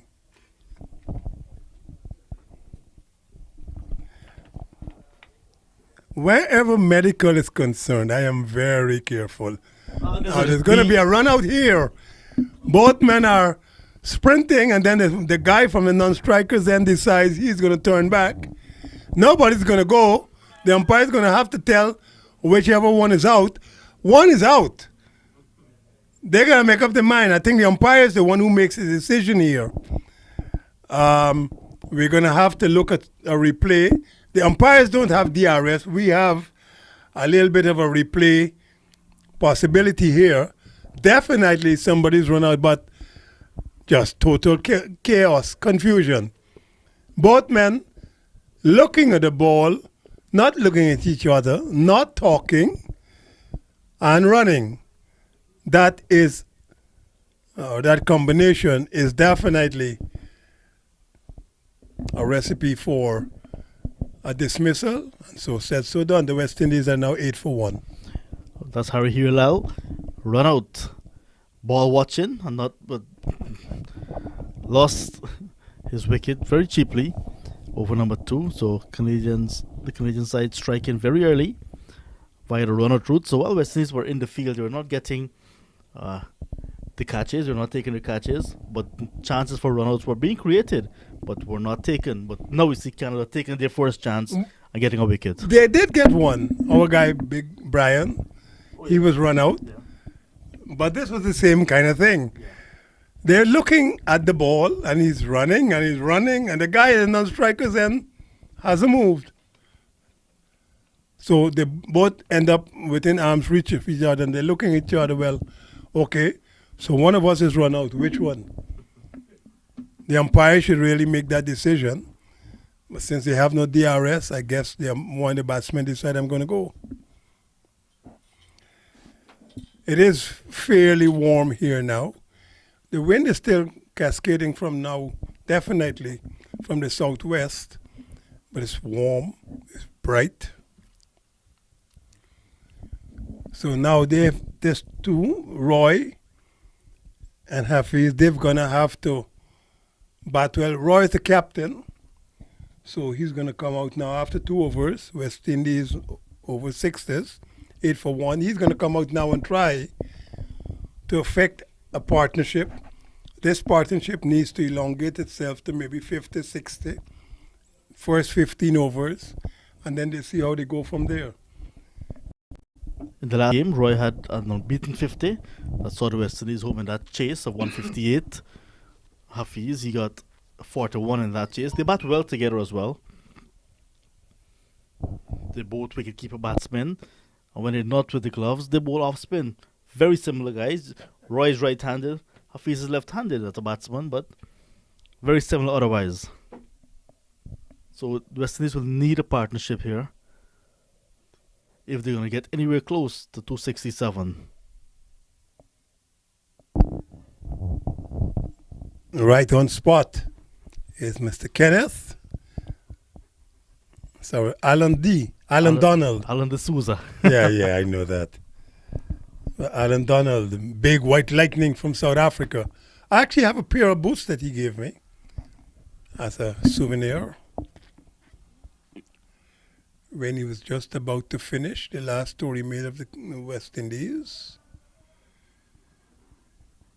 I remember the first time I saw Alan Donald, 1998. We were playing at, but he played in all the games, but this was at Port Elizabeth. It was a nice green top. And he was running in somewhere from Zanzibar. It's coming from a long, long way. And I could remember it as the first time I saw a batsman freeze at the crease in a test match. Darrell Cullinan was catching at first slip. And one of the West Indies batsmen didn't move his bat. The ball just hit the bat and went to slip. Incredible. Anyway. West Indies lost that game by an innings and quite a few runs. That was a very bad tour for the West Indies. They lost every test match on that tour. Every test match there were just 6. Yeah, and they won And one of 6 7 of won the international. That's correct. Was the worst tour the West Indies ever been on in terms of results. But up to the 3rd test match, the West Indies were well in it. They should have won the first one. Ambrose and Walsh bowled their hearts out. But when you bowl your heart out with in a country where the height and there's nothing to breathe, no air properly to breathe, that could be out. It's hit the pad, it said not out. That ends over number 3. So it is very high in Johannesburg. It's like Colorado, it's like Denver. So the air is very light, 7,000 feet above sea level, very, very light. So when you bowl 28 and 30 overs in that, by 2 innings, you end up with 70 overs or something in the test match. Recuperation doesn't take a week, it takes 2 weeks, maybe longer. But you don't have that kind of time. And I think the West Indies fast bowlers suffered badly from that. But they should have won the first test. And had they won that first test, I think they would have probably made a little bit better in the series. That was the first series the West Indies had gone to South Africa after the country had been readmitted to international cricket. 1998, very tumultuous cricket tour. Yep. But these things happen. 9 for 1 now. We're in the 4th over. So the Canadians are doing what they need to do. They're making sure that they put the pressure on the West Indies over 60s.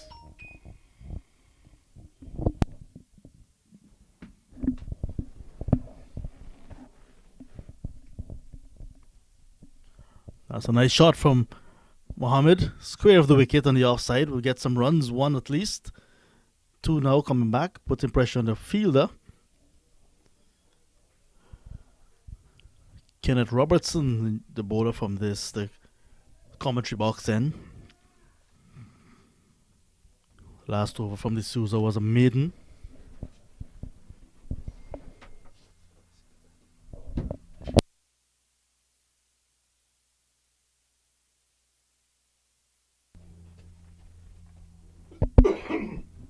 More runs for Mohammed and West Indies. Just a single this time down the leg side. And a bye signal by the umpire. The keeper not holding it. The ball was ill-directed. I remember that tour very well, that 1998 tour. Clayton Lambert, Jimmy Adams, Franklin Rose. Philo Wallace. Oh, yes. Left-handed batsman from Trinidad and Tobago, correction, from Barbados. He's a coach now.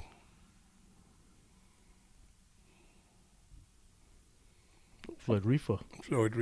Yeah. I think Stuart Williams was on that. Very, very difficult tour. Carl Hooper was there, of course. Lara, Ambrose, Walsh, Bishop. There was 100 each for Carl Hooper and Shiv Chanapal, they won the internationals that West Indies won. The only one that they Correct. won.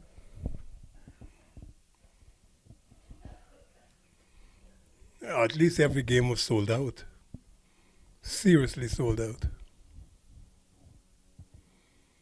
Oh, Oh. That was hit with a lot of energy back to the bowler. and you offered Did his well. ankle. Yeah, did very well to deflect it to the man that made on to stop that from getting to the boundary. It'll be a little bit painful afterwards. Yes, he's limping back to his mark.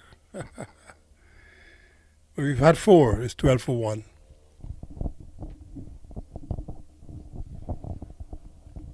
Yeah, I've been on a couple of tours well with the West Indies where things have not been that good. Remember the West Indies tour to England in 2000, the test match ended in 2.5 days. It was some strange things. But then also you've had some very good games. The same 2000 series, the West Indies came back to win a couple of test matches.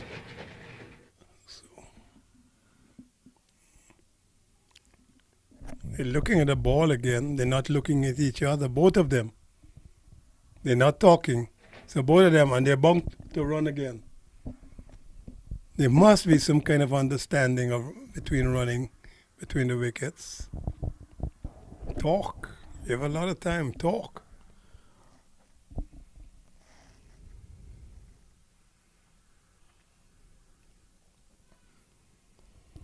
So the 4-day tournament, Mr. Ramsing, starts in the Caribbean again relatively soon.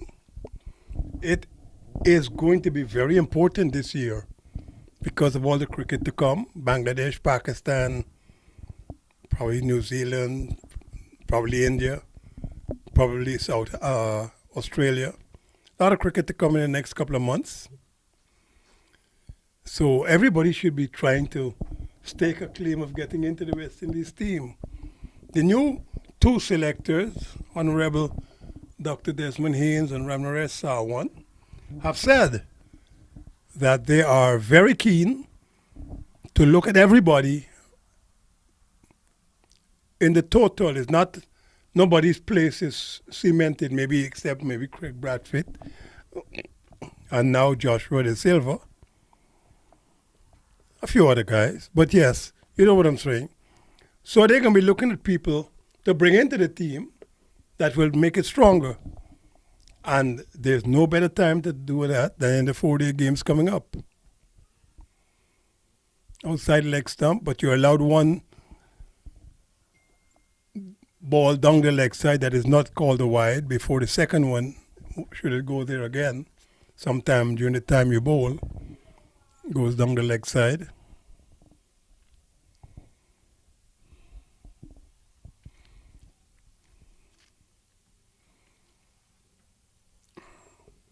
So that's the end of the 5th over. It's 12 for 1. It's a good start with the ball between Alan D'Souza and Kenneth Robertson. Not giving anything away just yet. Yeah, when we played Shell Shield in the 70s and the 80s, you had maybe 5 or 6 games to look forward to. You'd probably go to Jamaica and Trinidad and Tobago or Barbados and the Combined Islands, or any 2 from those if you're playing for Guyana. But it was 2 games in a tour and then 2 at home. And then if you were good enough, you might get into a President's 11.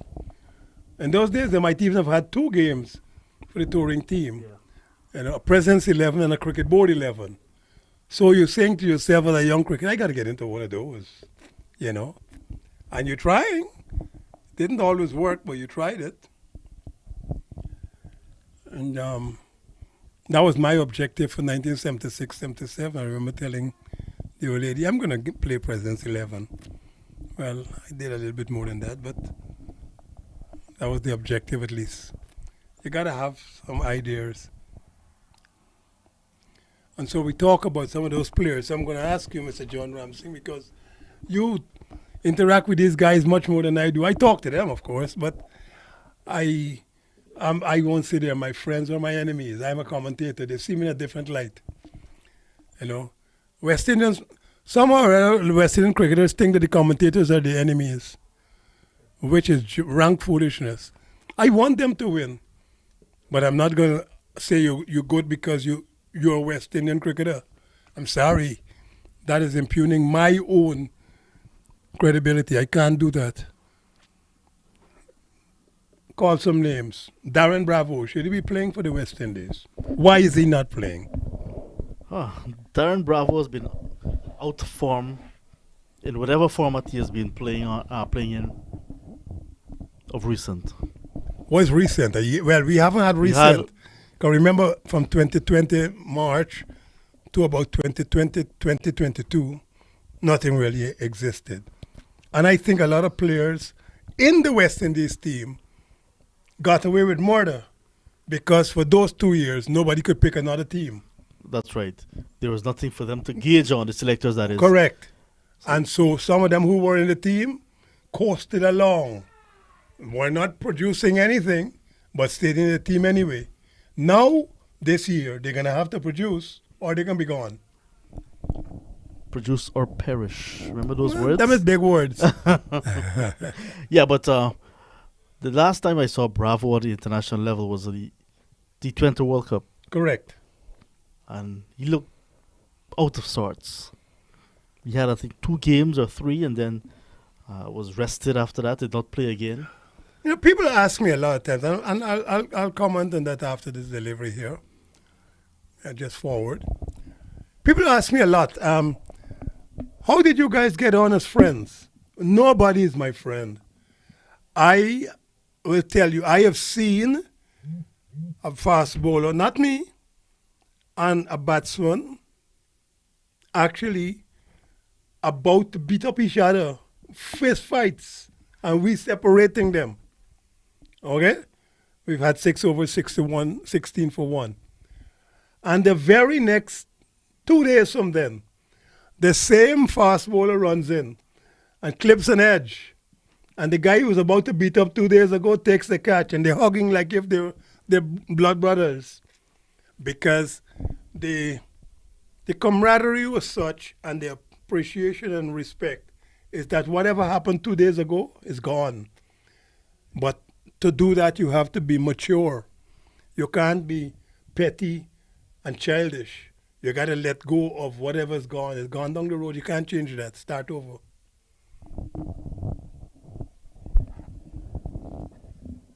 The pettiness of West Indies cricket has made it deteriorate to the state it's in. You don't like this body. He don't like me because he's the captain. I'm from Guyana, so they don't like me. That's rank foolishness, but I could tell you in different words, but anyway.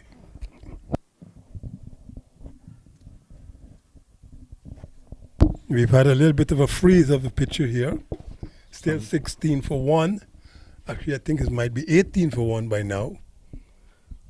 So hoping that... I hope you guys are still hearing us at least.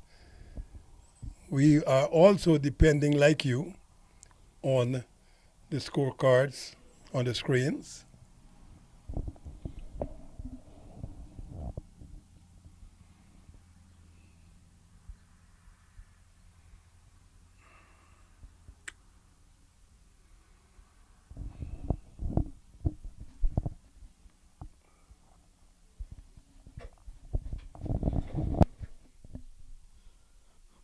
Not sure if we're being heard or everything has been frozen. Our monitor is certainly not giving us the live action at the moment.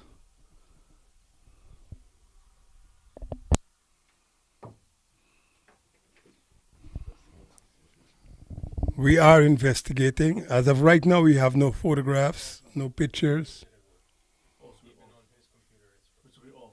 So we're off the air for now.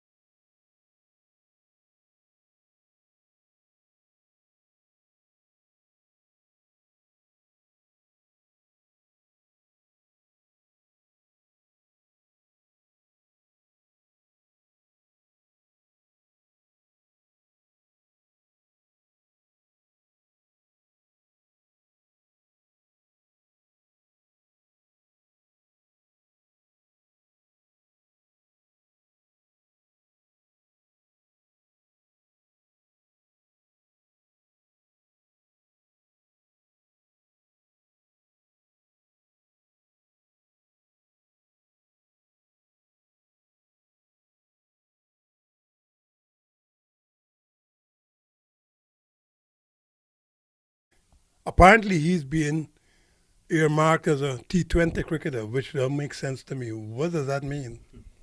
He's a cricketer. That's the end of that. So they're having two types of cricketers these days, as you may know, white ball and red ball. That's what they're looking Really? at. Yeah, that's what they're looking at it Oh, as. no, that's what they say. Yeah, that's what they're Because they saying. ain't got nothing to do. It's idiocy. You're a cricketer. Yeah. Now, why can't you play red ball cricket because you play white ball cricket? And Jason Holder is doing that? And Virat Kohli is doing it? Who else? Your guy Johnny Bearstow.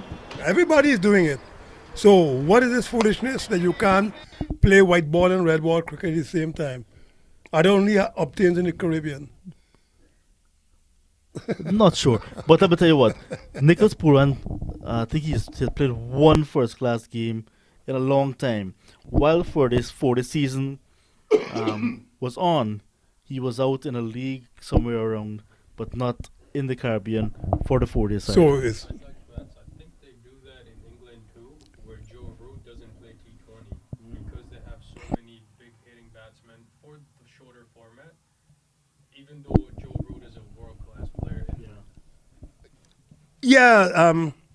our guy here, Mr. Bilal, is saying that Joe Root is in that category where he's a test cricketer mostly, and he might play a couple of one-day international, but certainly not T20s because there's so many other cricketers. We don't have that. We don't have that luxury. No. You take away the team that played for the West Indies yesterday and won, and you can't name me another 15 players who should play test cricket in the West Indies. You might call their names, but they ain't deserve to play test cricket. And I would say that to their faces. Because they're averaging 12 and 15, or they're averaging as bowlers 1 for 58. Are you going to pick you for a test match for that? That's madness. So we don't have those numbers. So we can't use that model. We have to use what we have. Whatever cricketers we have to use them optimum.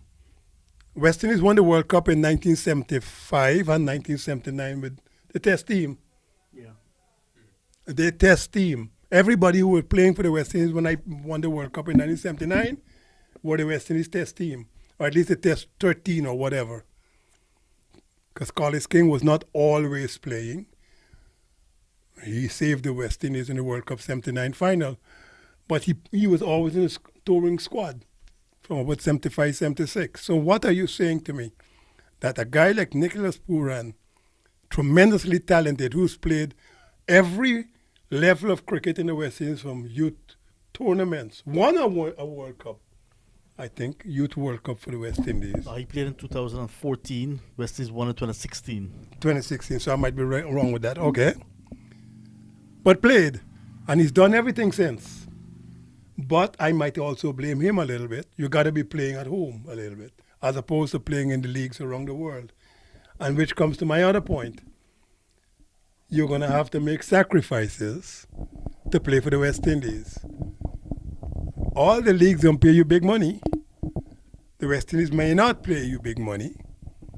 But if you want to say I'm playing test cricket, you're going to have to sacrifice something. I don't know if that's the whole idea of this. You could explain. Well, I hope that there's going to be some amount of sense prevailing, because like sportsmen, they have to earn. Of course. Anybody else. Don't misunderstand me. I think a sportsman, a cricketer's life is probably 10, 12 overs, 24 for 1. Actually, I think that score is not correct. It got to update. It's the end of the over. It's a little bit slow. It's still saying 8.4, but I think 9 overs are complete. I don't think that score is correct.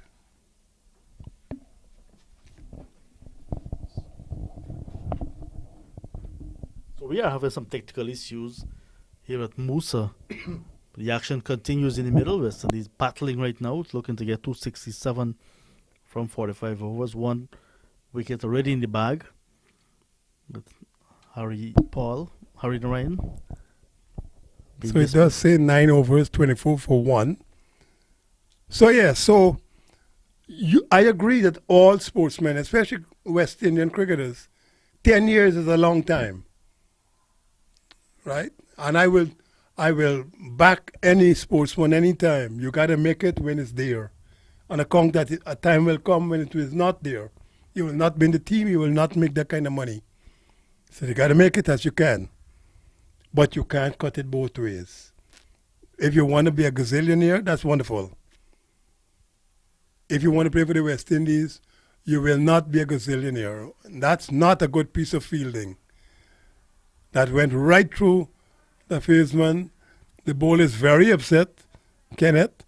That went right through the fieldsman, and that's 4. I mean, he went all the way down, and the ball just crept right under that long barrier, as they call it, and it went down to the boundary for 4. 28 for 1, we're in the 10th. But while that was happening in terms of the ball getting to the boundary, the batsmen were not communicating very well as well, because the non-striker took off without the ball passing the fielder, while the batsman who was on strike, whose call it is, realized that he's got to wait until it passes the fielder. He was in his crease, rooted, while his partner was coming down lightning fast. When his partner saw him stop, then he looked back to see that the fielder was about to take the ball, and then when it passed him, then they were looking for the single. So they need to have the communication going as well, both Harvey and Roy. And the other part of it is, people say, well, you could pick him for Test cricket because he made runs in T20 cricket. That doesn't make sense in my head either. T20 cricket and Test cricket are so far removed, sometimes you wonder if it's the same game. It is the same game, of course. But T20 cricket is all about big bash, lash, and smite the ball everywhere. Test cricket is lasting for 5 days, outthinking, outplaying, outmaneuvering the opposition for session after session after session for 5 days. They don't do that in T20 cricket. There's one session of 20 overs, that's the end of that. So I can't pick anybody for Test cricket based on T20 cricket unless you are so phenomenally good at T20. I say, okay, you may have gotten 300 or 400 in T20s. Let me see if you go up to ODI status or Test status and see if you could do the same thing. Only that way, I'll give you a shot. But if you're giving me 14 and 80 and then 34 and 16 in T20s, that don't qualify. Can you go from a Test player to a T20? The other question, of course, is if you could be either T20 cricketer after being a Test cricketer. It has been done. You just got to, again, change your attitude as opposed to pushing and waiting and being patient in Test cricket or one-day internationals and a T20. What you got to do is accelerate, big, hit the ball everywhere. We've had 10 overs in the first set of 15, 31 for 1. So another name, Sharon Hetmeyer, the pride and pearl of Georgetown. Well, not Georgetown, he's Borbetian, of Guyana. Yes. What about him? Canefield, Kanji. Yeah, I know exactly where he comes from. I know Canefield very well. One of my best friends, a guy called Andy Moore. Yeah. He taught me most of the things I need not to have known in my lifetime. My best friend. Yeah. He's from Canefield and Kanji, so I know exactly where it is. I knew his parents and everything else. Anyway, what's about Sharon Hetmeyer? Yeah. So Shimon Hetmeyer's case is quite different.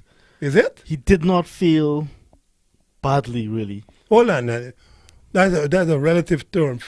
You can't fail badly. You could either fail or don't fail. You can't fail badly and fail well. Failed badly. Let me qualify the statement. That's what I'm asking you to do, please. Because when he was not getting runs, the entire West Indies team were not getting runs either. That has nothing to do with me. So he was dumped. He was the one that was sacrificed, really, and told to go back to the drawing boards by the lead selector at that time, Mr. Roger Harper, who had done the same to Darren Bravo. Okay. That was his opinion. And but here's this. Since then, Well, Hetmeyer had 2 chances at the drawing board in Trinidad against the Windward Islands. Trinidad and Tobago. Trinidad and Tobago. Yes, sir. against the Windward Islands. and the Leewards, All and right. he failed. All right. So he didn't go back to. He went back to the drawing board and drew nothing. Exactly, drew And nothing. when you blame the selectors for his not playing, No, Hetmeyer himself. But the opportunities were created. well, let me tell you something very similar to that. I played for Guyana from 1972 in the senior team to 1982. We never won the Shell Shield. During that time, they won in 83 when I stopped playing. All right? But that didn't mean I couldn't get wickets to play for the West Indies. For that matter, I got all the wickets. I got 6 for 90, 7 for something, about five wicket hauls. But we were losing regularly. We might win one game in a Shell Shield series. So for you to tell me that because my team is doing badly, I must do badly makes no sense at all. I am looking about me. If my team does badly, I want them to do well, but that's their business. I want to get wickets, and that's why I'm picked. If the rest of them can get runs on wickets, that's their business. I'm looking after me. So you tell me that Bold. So that's Hafiz backing away, exposing all three stumps. Alan D'Souza saw the opportunity and hit the stumps. And that's the end of Hafiz Harvey Mohammed. Bowled with West Indies 32 for 2 in the 11th over. Yeah, this is a wicket that the West Indies need not have lost it. Have lost, excuse me, because they need to consolidate. He's trying to cut that. Delivery is way too close. Hit the middle and off stump. Probably should have been coming forward, just dabbing it in front, probably trying to get a run. But there you go. Two things happened there in my head. Scoreboard pressure. They haven't been scoring.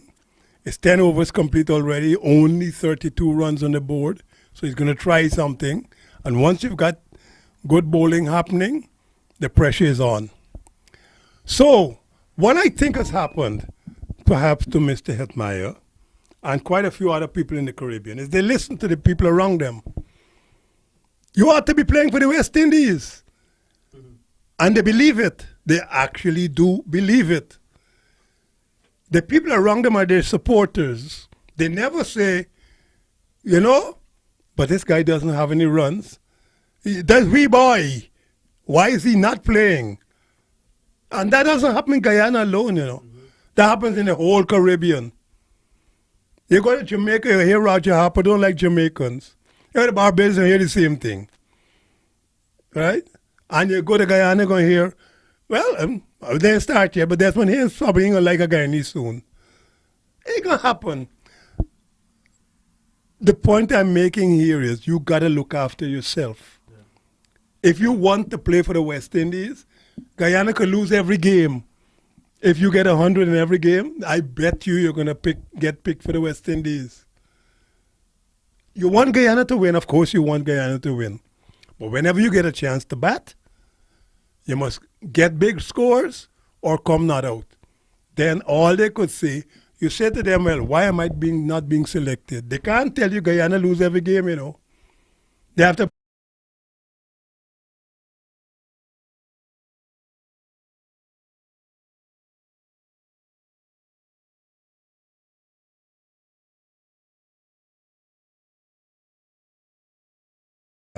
But there was a big issue of Shimon Hetmeyer's fitness. Do you buy that? Fitness is a very strange word. You could be cricket fit and physically fit, and they're two seriously different things. You know? Fitness for a fast bowler probably is not the same thing as fitness for a batsman. Right?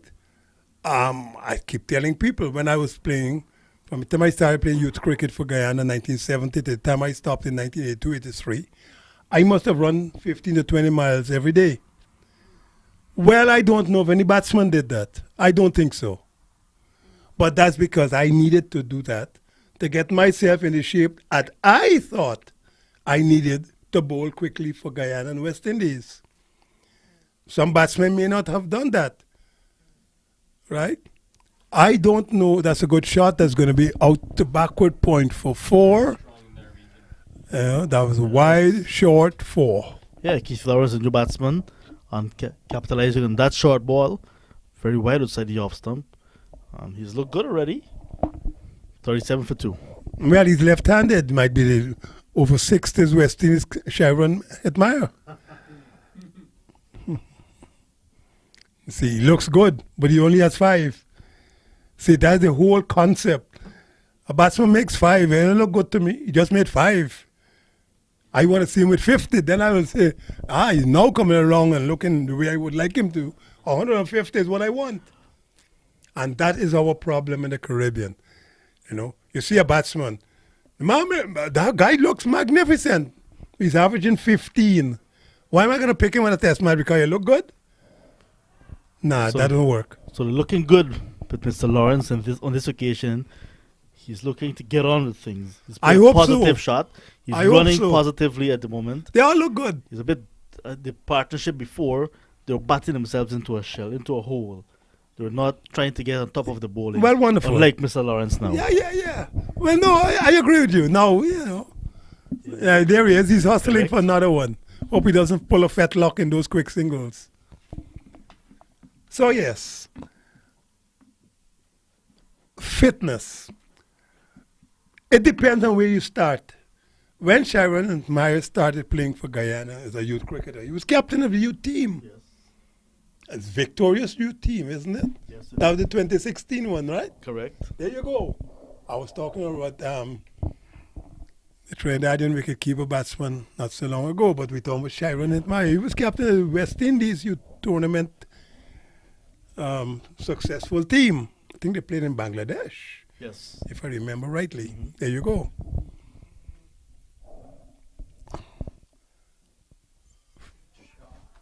So you see the energy from Lawrence has been transformed now onto Roy. Roy Oh, you just think so? Yes. Okay, He's feeding off of the positivity. wonderful. So this partnership is going to be a very important one for West So it's Indies. two positives out there, right? Two positives. Two positives don't mix, you know. You got to have a positive and negative, at least So engineering There's and some- electricity-wise. they will look to be positive in the respective creases. All right. I'm just making sure we understand Yes, each other. Oh, Lord. Anyway, yes. Look, from where Hetmeyer started as the captain of the... Yes, this is Mr. Colin Croft for you. The guru up here. Yeah. I don't hide, you know. I can't hide. I'm 6'6", about 235 pounds, and I'm tall. You know. If somebody wants to do something to me vile, they could aim to the east, and I'll be standing in the west. They'll hit me. I'm too big to miss. But no, seriously. From what he started at, we've had freezes again. It's gone again.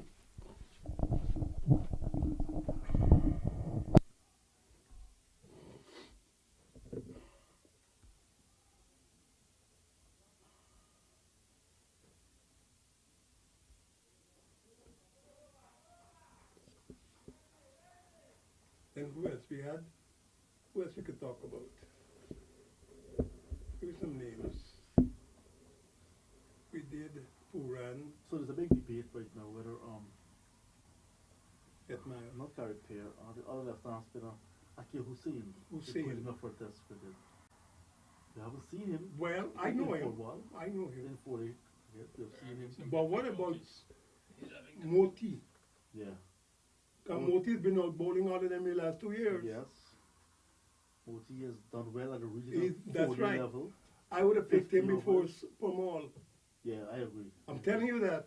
And I can say that when we come back. We can mention it. Cricket discussions off the field with many players of opposition sides.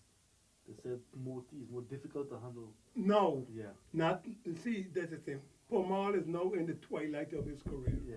He should have been playing 8 years ago. Mm-hmm. I've said that many times. They're going to wait until his sting is gone. And then what they're going to do, they're going to give him 2 or 3 tours. And see, to make up. It's too late.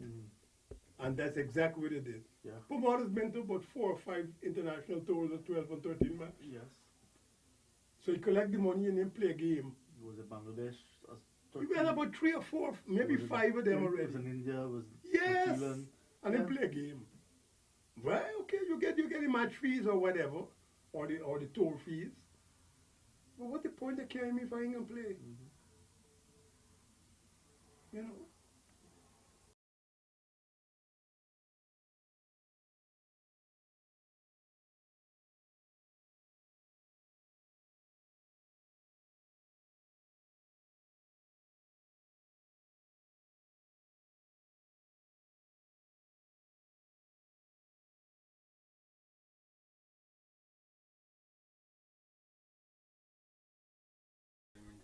Someone mentioned in the comments that we can hear you and see the picture. The problem must be on your side. So the viewers can see And here. and hear. Oh, Yes, we're having it's here we having problems. Thank you. Somebody's just texted us to say they're hearing us and seeing us. At least in the cricket, you don't want to see us. We've had some technical difficulties, so thank you for that information. We'll try to do our best on this end. So yes, let's say you have 16 guys in a squad. The physiotherapist or the director of cricket says, okay, you have to be at level 15 to start with. You cannot be lower than that or you're out. So it is your prerogative now to get yourself to that level before you go to the camp. You agree with me? I do agree. Good. Now, Colin Croft, your level, you are going to be tested not to 15 but to 18 because you're a fast bowler. So I come up and I'm tested nicely at 18.5, 19. So I've passed my first test. Yeah. Say to a batsman, Gordon Greenwich, well, you are up at 16.5. And Greenwich says, fine, and he gets to 16.5. The next time that you test Colin Croft and Gordon Greenwich, we cannot be below those two benchmarks that we have set before. So you've set me at 17, which is above the 15, Yeah. right? And I've managed to get to 17.5 and 18. Yeah. How then do I get back to 16 and 15 and then say I'm fit enough? You see what I'm saying? Yes. So he might get to the minimum, but he's not as fit as he's supposed to be for his expertise and abilities and the skills you want from that guy, which was 17. So if I come back down to 15, which is the minimum, I'm not fit enough. I'm not ready. And that, I think, is where people don't understand. He may have gotten to the minimum, but my minimum is not the team's minimum. You see where I'm coming from? Yeah. Were you around when Dennis Waite was part of the West Of Indies course. setup? I could tell you the whole story of Dennis Waite. Yeah. World Series cricket, 1977-78. West Indies went to Australia. And we were getting injured left, right, and center. We played a lot of cricket. In one 21-day period, I think we played 17 one-day internationals. We were playing today, fly tonight, play tomorrow. 50 over games. Mr. Kerry Parker wanted to sell his cricket. You know, he was paying us good money, not great money. He got good money to play. And he said it plainly, gentlemen, you are employees. You're working for me. So we had to work. There was no joke about it. I think in one 21-day period we played either 15, 16, or 17 one day. You could check it, it's somewhere in Cricket Info. I remember Collis King saying, wait, the rain don't fall here? Just to give us a break? We had a country tour of Queensland, Western Australia, Southern Australia. I mean, we play today and fly tonight and play tomorrow and fly tomorrow and we gone. Fine. But we were getting injured. Because, I mean, with that kind of pressure, you know your body is going to give out. So he decided, we didn't have a physio. He said, you guys need somebody who could keep you in shape. We were in Sydney. And Dennis Waite was, I think, associated with a club called Warringah. It's a Australian Rules Football Club. Now those guys get real seriously fit. If you've seen Australian Rules, you know they run and they catch and they kick. All of them at the same time, you know. They're like NFL players without pads. Yeah. We've had 14 overs, 56 for 2. Just 1 over to the first power play. Correct. So Dennis Waite was brought in and he started his programs. Well, to make a long story short, nobody got injured ever again for 2.5 months because he put us through some rigors I didn't even think my body could get into. We were begging to play when Dennis Waite was done with it, because if you're not playing, Dennis Waite carrying you initially for a 5 to 7 mile run. Then you come back and go through all your works. We were firing like freshly minted piston, man. Everybody smoking. That's how Dennis Waite came to the West Indies team. When the West Indies team came out of Kerry Packer back to the normal, he then transitioned because of Clive Lloyd, Dr. Rudy Webster, and Cricket West Indies brought him as the physiotherapist for the West Indies. That's how Dennis Waite came to us. And that lasted from 1977 until I think 1991 or thereabouts, maybe 1990. He was not a cricket coach. He knew how to get people fit to play the sport. And he was a running sensation. He used to run forever. I figure that every day he drank a case of beer. And the next day he tried to get rid of that case of beer by running. But it's true, you know, it's Aussie. But he was brilliant, stunningly brilliant about keeping us in shape.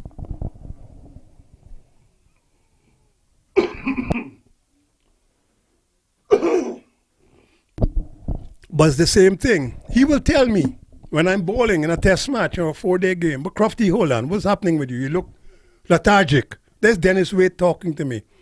Now, you might think that because he's a physio, he can't talk to me, as opposed to Clive Lloyd, Viv Richards, or the manager, or Dr. Rudy Webster.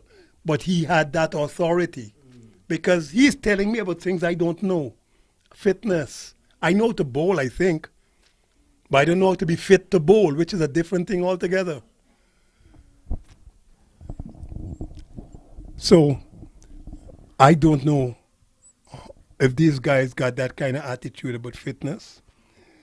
The whole facade is different. I don't have to be fit to play for the West Indies to make a living, you know. For that matter, I don't have to play for the West Indies at all to make a living these days. But you got to make up your mind, as we were saying, that's a wide. You either make up your mind if you want to play for the West Indies, or if you want to play for the IPL or the CPL or the BPL or the Big Bash League or whatever PLs they got around the place. It's up to you. Make up your mind. But if you're going to come and play in our 4-day competition in the Caribbean, don't make 14, make 114. And then tell the selectors, I've put up my hand. Why are you not picking me? That is where the problem comes.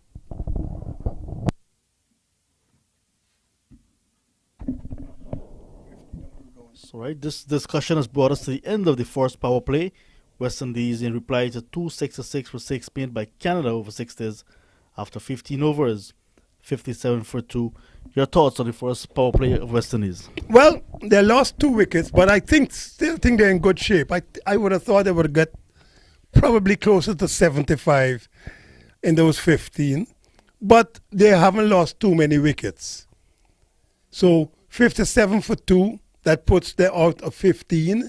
So that puts them at about 3.8 runs per over. They have to get a lot more acceleration to get up to that 5.5 required.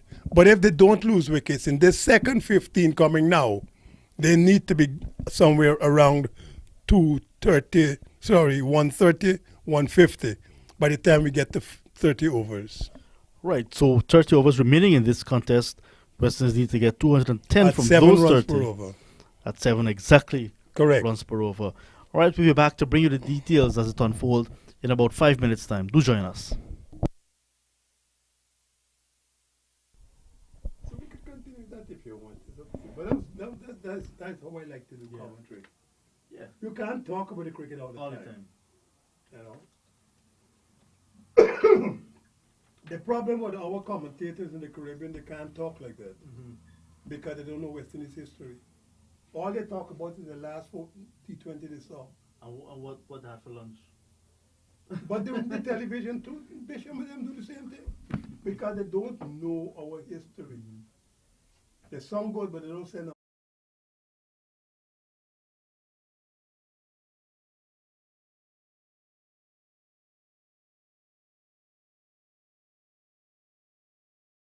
Not me alone, there are three of us at my level.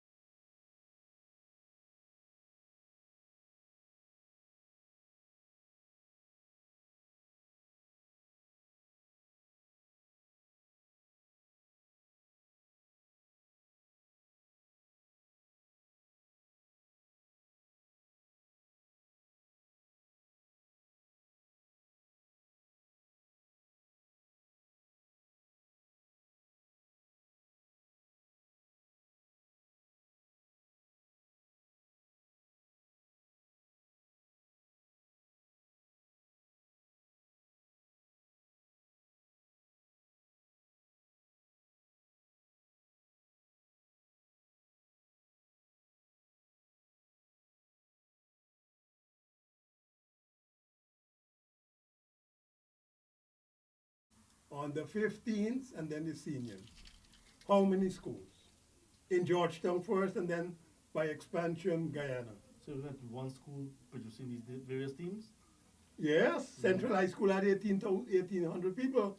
So we had on the 13th, on the 15th, on the full class, and then we used to have inter-house cricket. I was in D house. Yeah. Most of my friends were in C or E house. Yeah. I don't think, to put a number to it, like the seniors, like Queen's College, the Bishop's High. Okay, Saint, that's 2, 3, St. Joseph might struggle. so 4, I know St. Joseph have a good program. Let's look at that. so college 5. 5, right? In Georgetown. But when we played, there's some point. We had at least, I would have thought, 8 on all of those levels. QC, Bishops was girls only, but QC, Saints, Central, Muslim, Indians, Tutorial, Christchurch, 7. There was another one. Did I call Indians? 8. This ticking, but we didn't see anything. I think they start back though. Right, so we got no pictures, eh? Maybe they got it. Oh, it's coming up. Okay. So we're back here live at the MOOSA Cricket Stadium. Second power play has started. Second delivery of the second power play being sent down by Krishna Ramnaresh, a very popular name in cricket in Guyana. Yes, I remember Rex Ramnaresh very well. But I remember his father, right? Randolph Ramnaresh. Bowling back of the arm, Ramnaresh so far. So 57 for 2 West Indies in that first passage of play. When Canada were batting, they got 83 from their first 15. So there you go. A lot of catching up to do. Medium doublers. There's Brian McLean on the ball. Yep. My boy from South Africa. Yeah. Real nice man. Funny boy. In the second passage of play, the second 15, Canada over 6 has got 96. They lost 1 wicket in that Right. period. So now they've got to not lose wickets and probably get 110 or thereabouts to be on par. to be on par. So here we see Ramnaresh. Well bowled, well played. Just one. This actually reminds me of Chris Harris from New Zealand, who was bowling Correct. in the 90s. Medium doublers. Medium double. Well, the guy just got wickets with the West Indies. I saw Kyle I Myers. saw social media posts that they're saying Mako is back. Now he bowls with action like Malcolm Marshall, but he's about, I don't know, 20, 30 miles per hour slower. Yeah. Because I think Kyle Myers, the most he could muster might be 75, if so much. With his medium doublers. Medium doublers is what I call them. A little tweak here, a little tweak there, outswing off cut, or in swing leg cut, a couple of Yorkers, occasional bouncer. But he's useful because he allows the batsman to play almost every ball. You know, you miss, you could get out LBW or something along the line. So he's very, very useful. So the first over after the resumption is complete. 57 West Indies started, 57 for 2, now 60 for the loss of the same 2. So lots of catching up you'll have to do. And just like Mr. Mayers, Mr. Larson, and Chris Harris and so on, were very effective. Mr. Medium doublers. Yes, Mr. Ramnaresh bowling a very good over after the break. So, just 2 overs for him so far, 7 conceded. The pair at the crease, Keith Lawrence and Roy Singh, they seem to have some amount of potential. Yes. You need to get that into kind But of I got to start making some runs, running up and down, hitting the boundaries. You know, I guess they're going to try to bat out the overs, which is a good thing. But they also have to make sure they keep scoring. So who else should we be considering now? We've talked, you asked me about the fitness thing and Mr. Hetmeyer. So I try to explain, I think, that once you get to a certain level, that's going to be a wide, I think. Yes. Wait, outside off stump. once you get to a certain level, if the minimum level for the team is 15 and your own level is 17, then you cannot get below that 17, even though you might be above the 15. That's the way I look at it. Not wide. So everybody complains that also you can't have the same levels for everybody. You could have a minimum level for everybody. Somebody was talking about Jumbo, the big guy from Antigua and Barbuda. Jimbo. Yes. Jimbo. Raheem Cornwall. Raheem. Now, who sane enough will think that Raheem Cornwall would be in the same level as, say, I don't know, Kima Roach in terms of the fitness? I don't think that even transpires together. It makes no sense to say that Raheem Cornwall should be in the same level as Kima Roach or Jason Holder. They're two body differences, and so each of them would have their own minimum levels, and then once you are at your minimum levels, you cannot be below those levels. That's all I'm saying. But you can't have the same levels for everybody because everybody cannot be at the same fitness level. I remember reading an article when Raheem Cornwall came right to the state in US to work on his fitness because he wanted to lose some weight, and it was deemed that genetically it's difficult for him. His makeup. I've known people like him with that size who's played very well for their countries. Colin Cowdrey was not entirely a small man. Colin Milburn in the 70s. David Boone. Early 80s. David Boone for Australia. Merv Hughes, for that matter, who was a fast bowler. But you couldn't tell Merv Hughes that he can't bowl. Arjuna Ranatunga eventually got big. Merv used to bowl 13, 35 overs for innings for Australia. I think he got 200 and something test wickets. So don't tell me he can't play because you think he's quote unquote too big. You know, there's another guy I played with and against, Richard D'Souza, played for Trinidad and Tobago, never played for the West Indies. Tremendous opening batsman, good catcher in the slip. Same thing, big boys. But they were good enough to play for the levels that they were in. So to tell me that, Cornwall is supposed to be as fit as Jason Holder is heresy in my head. It doesn't make sense. That's a boundary for West Indies. Roy Singh pulling a delivery from outside off stump, but getting it down towards that wide, long on region. And we get a boundary. It's a long over here. That last 17th over.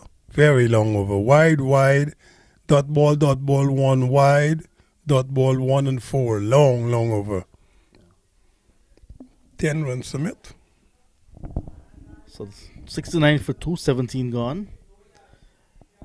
There's also, in the recent test series, we got to call it recent because it finished today, West Indies and England, finishing with a 1-0 victory for West Indies to well done, boys. force a second Again, test I've sent draw. them a couple of texts and then I think they're okay. Yeah. Yep. But when Parmal was injured batting in the second test match, there was a cover that was sent to Grenada in the form of Akil Hussain. Correct. So, Akil Hussain has played 23 first class matches for Trinidad and Tobago over an 8-year period, 2013 to 2020. Mind you, there is no first class cricket in 2021, and he did not feature in the last two games So in you might 2022. take out 2 years of those. So it's 6 years. No, for 2013 to 2020. Oh, okay. That's 7 years. Well, 8 years inclusive. Inclusive. And minus 2, 6 years. So, but he is sent to replace the test left-arm spinner. There we go again, and it was a topic for discussion. How do you choose him as the replacement for Parmal? There's also the talk of Moti. Gorakesh Moti Yes. and another Moti. Trinidad and Tobago player in Carrie Pear. Pierre is not a bad guy, but I would have picked Moti. Because right now, I think Moti is the best player in the Caribbean. Based on the recent, and when I say recent, it's got to be 2 years ago, Yes. returns. 69 for 2, we are in the 18th over. Yes, I would have thought that Moti, right now, the truth be told, I think our leg spinner is playing now as more or less as a makeup. He should have been playing maybe 5-6 years ago. Versami Pomal, when he was really ripping the ball through Yeah. for Guyana, getting wickets like rain. For some reason, Cricket West Indies persisted with Devendra Bishu. Davendra Bishu, Then there was and he Warrican. was never that successful. And then, of course, you had Jamel Warrican.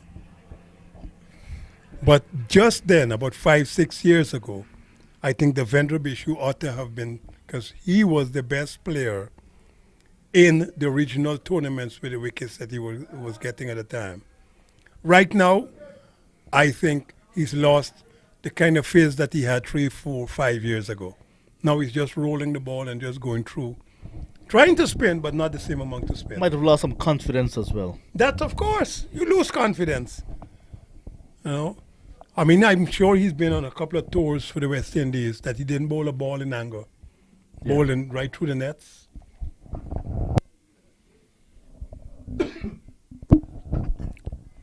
So these guys are guys, Kerry Peer, who you got to look now to think about the future. And that's one thing, this regional tournament starting whenever it starts, April, May, probably going to run in conjunction with a couple of test series to make up. You have to get wickets, you got to get runs.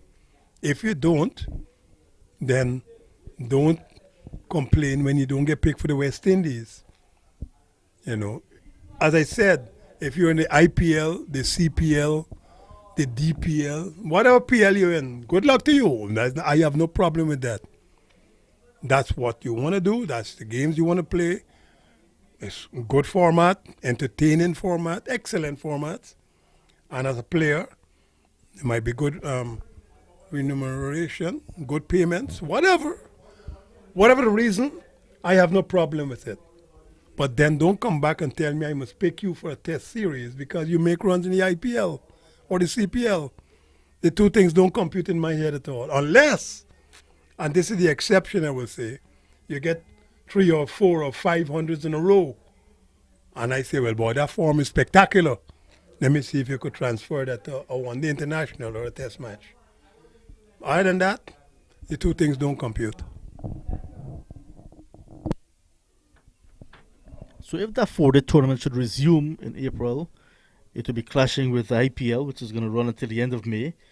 And if it comes back in May, part of that 4-day season as well will be clashing with the latter part of IPL.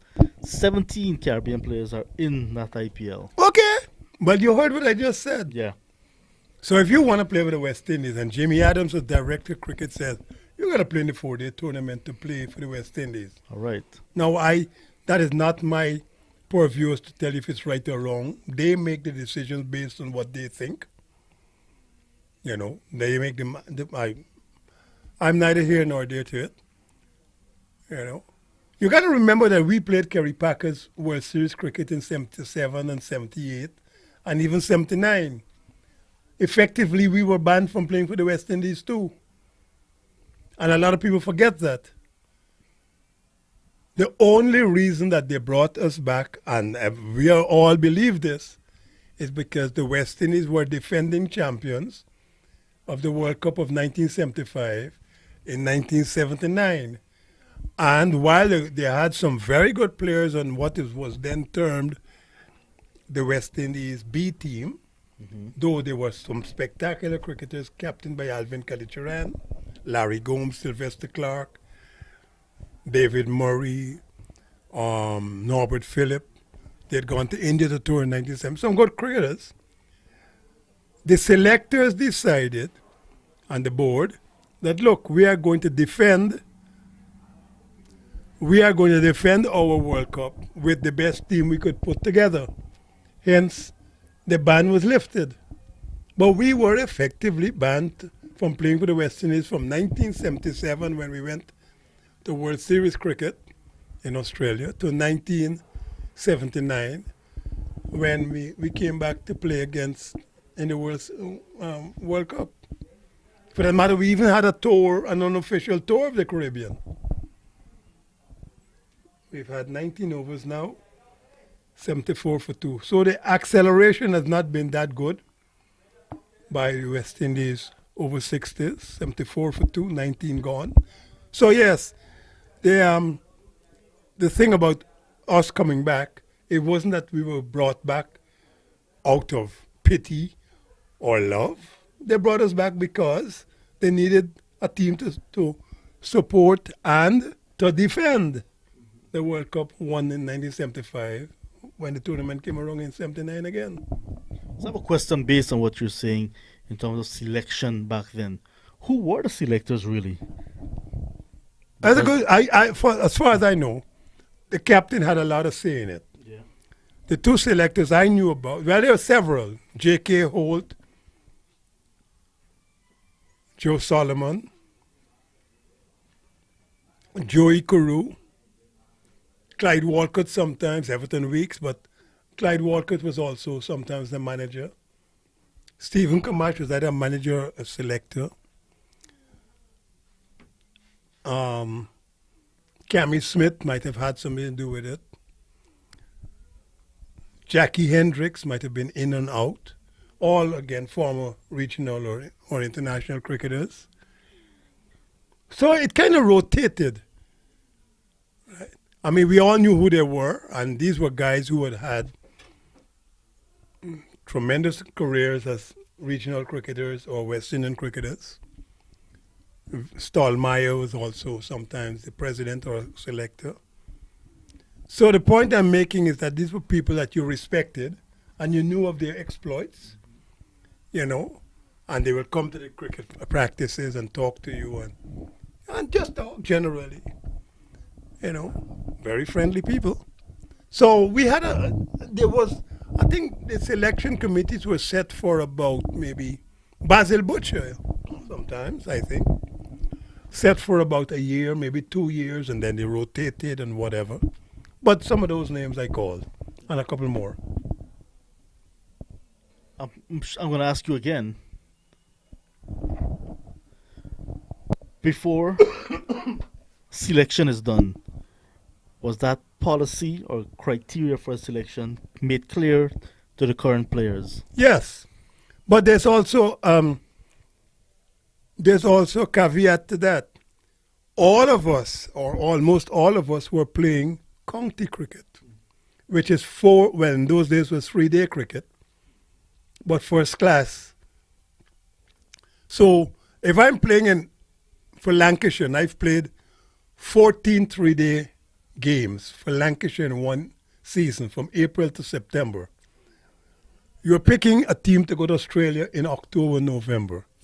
I may have picked up in those 14 games, let's use a number, 65, 70 wickets. I'm in pretty good shape. I'm in pretty good form. I've also just played the last test series for the West Indies, in the West Indies, and done relatively well. Why are you going to drop me? Because I didn't play in one game for Guyana in April, because in April I had to go up to Lancashire to play the first game against the combined universities. That would be unfair, because I still played 2 or 3 of the games before I went back up, you know. Or sometimes if I were in the West Indies and not on a tour, right, then the guys on tour, they didn't have a chance to play for Guyana or Trinidad and Tobago, Barbados, or anything. So they're coming back from Australia in, let's say, February, March, and the team is coming to the Caribbean in April, May. You're going to drop them because they didn't play the regional cricket? At least what has happened, they were playing cricket in Australia at their series. They're up to their cricket fitness and speeds. And then you just assess their abilities based on those in Australia versus those in the Caribbean who may have made runs or gotten wickets. So it was present, but not as prevalent as saying they have to play 4 games for Guyana before you play for the West Indies. It didn't work like that. All right, so that's the end of 20 overs, 78 for 2. In the meantime, how would you have dropped Clive Lloyd because he didn't play 4 games for Guyana? Okay, he's the captain of the West Indies playing in Australia. And he just got 100 against Lily Thompson, Gilmore, and Walker. But you didn't play for the West Indies. No, you didn't play for Guyana in the West Indies tournament, so you can't get picked. You could imagine how they could obtain in the Caribbean. It wouldn't work. So it's a fine balance. It's a very fine balance. But I can understand where Cricket West Indies were coming from. But the new dispensation from Mr. Ricky Skerritt and his cadre of administrators, I think is also correct. The guys are playing cricket. My only problem is picking a test player based on an IPL or a CPL performance. Unless you get in consistently big scores in the CPL or the IPL, I can't pick you for a test match. But if you do get those big scores, I will seriously consider you. But don't tell me you're playing cricket in the IPL, so I must play a test match. No. Where's your scores? 18? 34? So when you're going to test match, you're going to get 1/3 of that. So you'll end up with 11, 12. I'm not sorry. I'm sorry. I can't pick you. So there you go. I know that you are in the politics of Cricket West Indies, you know. You know that. Oh, yeah. Anybody involved in West Indies cricket has got to be a first-class politician. Me, I just do commentary, occasionally do some writings. Yes, quite frankly, I couldn't be bothered one with the next. What people think, I am being very honest. If I think you're good enough, me, I'll tell you so. If I don't think you're good enough, I'll also say so. Good luck to you. People of West Indian cricketers have called my house and cussed me out in my phones, you know, on my answering machine. Many, many times. I've had it happen 6 times. I've had presidents of the West Indian Cricket Board call me and tell me I can't work anymore. I got it on tape. I got stories could tell you. Anyway, we'll get past that. You said you do the occasional writing. I used to remember reading your Sunday column. Yeah, I write. Where are you writing? Who are you writing for now? Nobody. I've written, I know I wrote about 1,500 articles for Cricket Info for free. It's fact. From 1993 till about 2004, for 10 years. For free. I know an economics lecturer once told me at university, there's no such thing like a free lunch. Well, that's the problem. Did you not hear that you're not reading me anymore? Yeah. Thank you. I can't go to Publix or Winn-Dixie and say, my name is Colin Croft. I played cricket for the West Indies, and I'd like some free groceries. Chances are they'll call the police. And 50% of that time, I might be coming out there in a box. So, no. I want to do all the stuff you're talking about, writing, journalism, commentary, but I ain't doing. People call me all the time for interviews, you know, all the time. So there you go. Cricket is a wonderful game, and this year is going to be fantastic for the West Indies, I think. We've had 21 overs so far, 86 for 2. A nice little partnership developing between Keith Lawrence and Roy Singh. 86 for 2. You mentioned still 181 runs away from 24 overs. It's going up though. Just now it was 7, it's now 7.54. Yeah, that required run rate climbing. So, but it's good steady bowling from Canada. it's good bowling. Yeah. I mean, not too many wides. They're bowling straight enough, not of a full length. So all they're doing is batting. They're not batting expansively. One of the difference I'm noticing as well, the running between the wicket. West Indies a bit more tentative. Correct. Well, When Canada were there, they were, took yeah, more they were chances. gung-ho. They Yeah. took more chances. I agree.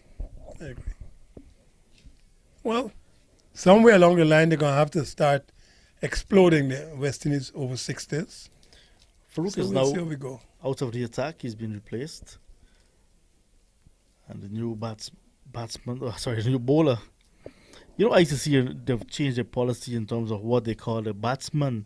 They call them batters now. That's the Batters, universal. yes, Yeah, because of the input of a lot of female cricketers, and I have no problem with that. Yeah. You know, batters, bowlers. So bowlers remain. Yeah, that's bowlers and universal. bowlers. Well, Yeah, and maybe there's batter. a little bit of making it similar correct. as opposed to batsmen, Yeah, which is making it, you know, yeah. So as opposed to female, batsmen is men right. or male. So batters and bowlers, I have no problem with that.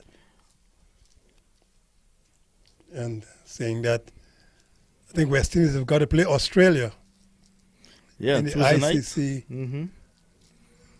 semi-final. Tuesday night, Caribbean and Houston time. Correct. Yeah, because that's a day match In New Zealand. in New Zealand. And that would be Wednesday in New Zealand. Right. Have you ever been to New Zealand? No, sir. You must go. I will. Stunningly beautiful country, especially if you're driving. Stunningly beautiful. 2 islands, really nice for driving. Start of a new over, new spell. Wilson Sinath Singh. So Wilson Sinath Singh is a new bowler. The only country I haven't gone cricket-wise is Bangladesh. Hopefully one of these days I'll get there. Yeah. But I've been to most of the other ones, either as an aviator or a cricketer or a visitor. I could jump on an airplane anytime and go from A to B. I have that prerogative, so there you go. Aviator, cricketer. Hmm. What is that? All of them. Teacher. Commentator. Yeah, a lot of R's. So there's a little story back home in Guyana. There was career day, and the students were asked to tell the rest of the class What they about wanna their be. no, about their parents. What career is your dad into, your mom, whoever, whichever period you choose to speak about. One said, my dad is a lawyer. Okay. Next said, my dad is a doctor. Hmm. Next one said, my dad is a joker. I just say he might be a joker, but does he bring home many money? But then Does he feed you? Okay. to tell jokes, you must be He's a highly comedian. intelligent. He's a comedian. That's correct. But it doesn't rhyme with doctor, Doctor. right? Or lawyer. So joker is it. He's a comedian. Yes. And you could be a comedian like so many around the world that make gazillions out of being Correct. in front of an audience. So a good steady over from a new spell for Wilson. Lawrence on 17 from 39 deliveries so far. And he's bowled. Pressure was telling. His feet got a bit heavy, Correct. Mr. Lawrence. And he is bowled. Played on. Western is losing their third at the end of the 22nd over, 87 for 3. Yep. 87 is one of those numbers also where people suggest that there's a little bit of Yeah. a taboo. 11187. Anyway, inside edge onto the leg stump. And he looks a little bit tired. This is a replay of that. It just looks as if he got an inside edge. He didn't move his right pad that much. There you go. The ball is going away from him, and his right pad is going away from his body as opposed to going towards the ball. And therefore, he leaves a big space between bat and pad, inside edge onto the leg stump. That's the end. 87 for 3, 22 overs. But the bowler bowled from over the wicket as well to the left-hander and cramped him for space. No room given to Lawrence. And he played on 87 for 3. I noticed that 87 is unlucky because it's 13 away from 100. And some people say 13 is the unlucky one. Well, if I'm 13 away from 100, I'll be playing pretty good if I'm a batsman. Now, if I'm 13 away from 100 as a bowler, I'm fighting for those 13 runs, I could tell you. You know? I saw a game recently. I was actually following on the internet. A game in India. 800 plus runs scored in one of the innings. I saw that. And 5 out of 7 bowlers went for 100 The other team made 500 runs too. in reply, and yeah. And one of the batsmen, I think, 2 innings and you got nearly 1,400 runs. Isn't life amazing? So The there's first test match I played, there were about nearly 1,500 runs in them. Christian, that Ramdad, the new batter for West Indies over 60s. There's another rule that will come into effect from the 1st of October in terms of the new batsman that is going in, new batter going in. Yes. If the batsman that was just dismissed was caught and they crossed And they while the cross. catch was being taken, that will not happen again. He was not going to go to the non-strikers end, Correct. but will go immediately to take strike. Correct. Your thoughts on that one? The new batter goes to take strike immediately. Mm-hmm. Well, that's putting pressure on the incoming batsman. Are you ready? You don't have a chance to check how the stuff has been going on. You're going straight to take the fire. You know, it might help the bowling team a little bit because the new batter coming in would want a little bit of a sighter to. From the non-strikers end, you have a look at what the bowler is doing from the back of the hand and focus and that kind of stuff. I mean, if you're like Alvin Kalichuran, you could sit in the dressing room and know what you're bowling. That guy was incredible about picking spin. Pakistan playing against the West Indies, the Queen's Park Oval, 1977. I mean, new in the team. Kali and I were not friends, but we're both from Guyana, so we're talking. And he's put up to bat. And Mustaq Muhammad is bowling. And Wasim Raja is bowling. Intakab Alam is bowling. I think Iqbal Kwazim is bowling. 4 spinners. And every ball, Kalichuran is picking from the dressing room. Not out there on the field, from the dressing room. Incredible. There you go. He could play spin. Most of the West Indian cricketers that I played with could play spin. Bertram Narayan is a new bowler from the far end. Seems to be bowling some leggies. West Indies 87 for 3. Still on that 87.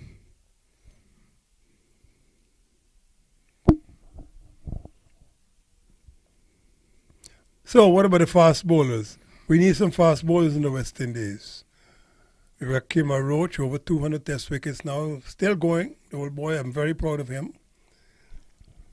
I think he is now the 5th or 4th highest test wicket taker for the West Indies.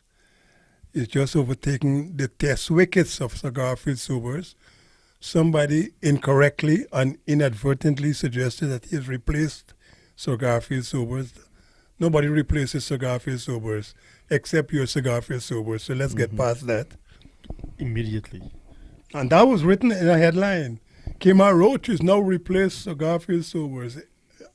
Yes, in the annals of bowling and getting wickets. Not so much bowling even, but getting wickets to the West Indies, yes. But that needs a little bit of explanation. But he's probably going to last another 2 years at most. Jaden Seals is a good find. He's not yet filled out. He's still a big pup. He's not a full-grown man. He's only 21 years old. Jason Holder is feeling the strain of being the T20, ODI, and Test cricketer that he is. Alzari Joseph has been disappointing, but he came back well in this last Test match with some good pace and some good bunks. But I think he's a little bit lazy, and that's only my opinion. You don't always have to get good pitches to bowl well. And he seems to be the fast bowler in the West Indies team who seems to think that when the pitches are not to his liking or conducive to fast bowling, he doesn't want to try. That's my impression from the outside. Okay. I don't know. Have you seen Niall Smith out of Guyana? I've seen him. He needs legs. He's too thin. Now, I know people say Ambrose was not big. Ambrose was not fast. Mikey Holding was not big. He was fast. Now, what Mr. Nile needs is some stretching out. His run is too short.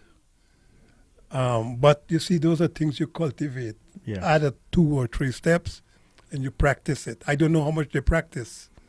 And that's the other problem. I don't know how much time they have to practice. It's a difference, these days. Yeah.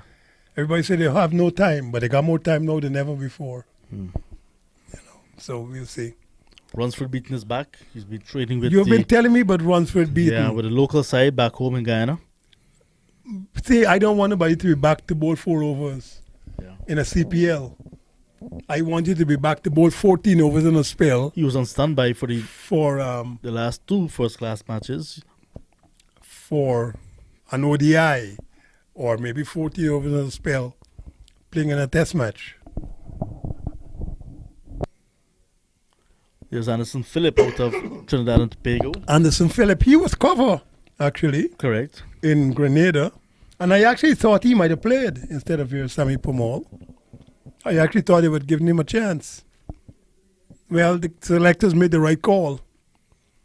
Mr. Kyle Mears did exactly the right thing. I think he got, 7 wickets in the game? 8? He got a 5 in the second innings. And I think he got 2 or 3 in the first innings. So there you go. Yes, you're saying, sir? Obed McCoy out of St. Vincent and the Grenadines. Yeah. Again, he's been around. Yeah. But, he's got to work himself back into the team. All of these guys have been there or thereabouts. I don't know what work they do outside of playing for their respective countries or teams. So they need to be doing these things and getting themselves in shape. You can't just get up one morning and they pick you and they say, Obed McCoy, we're going to pay you on Friday, but today's Tuesday. I hope you're ready. Doesn't work like that. You got to get yourself in shape and be ready just in case they call you. I don't know what kind of preparation these guys have. I don't know what kind of team they have around them, getting them focused on the job at hand. And that is where your mentors, your coaches, your clubs, maybe even your schools would come into it. Since I was at Central High School, people were telling me I can play for the West Indies. And of course, I want to play for the West Indies. But I had good people around me. The coaches, O.T. Donald, and then Francis Chetram, David Bacchus, all at Central High School.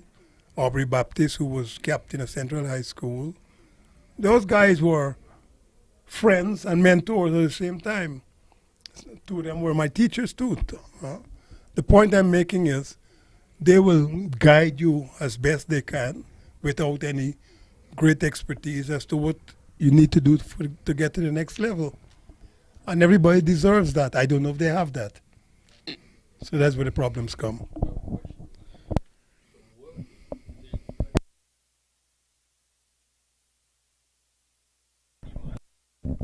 Well, this one is swept away nicely by Roy. We get 4 runs. You went from 60 miles to 70, then 70 to 80, and then you went expressive fast.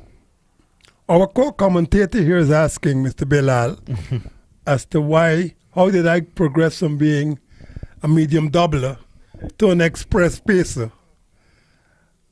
I don't know. I suppose at Central High School, for an under 16, I was relatively quick. But I was under 16. So for an under 16, I may have been considered fast. It's like driving a Toyota and a Porsche, If you drive a Toyota fast at 150 miles per hour, if I could get there, it might sound fast. But if you get a Porsche and you go 230 miles per hour, then you say, hey, that is fast, but it's faster, which means that the Toyota is slow. So I think I got quicker because not so much that I trained and did anything differently. I simply became stronger. I developed into being a man coming through the stages of bowling. And that's what I'm saying. You can't start bowling at 100 miles per hour. You could start at 40, 50, 60, 70, and you keep going up and see if you could get to 90. But you got to be building up strength and stamina. So it's nothing special. It's just getting stronger, I think. That's going to be 1, 2, dab down to third man. They're going to run now, but I think this is still a little bit too late. We've got 25 overs to be completed in this one, and they're not yet to 100. So that tells you it's much less than 3 runs per over. 99 for 3. This is 25th over. There's a little all-rounder in Guyana, Kimo Paul. I've seen him. I've seen him many times. He has to make up his mind what he wants to do. See, we've had this conversation before. What does Kimo Paul bowl? That's 100 coming up, confirm? I think so. That should be the 100 run if the scorecard is correct. Yes, the umpires are walking away. So It is. Yes, 25 overs 25 completed. complete, 100 for 3. So 167 still required from 20 overs at 8.35 runs per over. Yeah, that equation is extending itself. It's difficult. Yeah, so a lot of work to be done by the West Indies over 60s. What does Kimo Paul bowl? Is he a fast bowler, a medium doubler, an off cutter, leg cutter, outswinger, in swinger? Kimo Paul mixes it up quite. And that's the problem.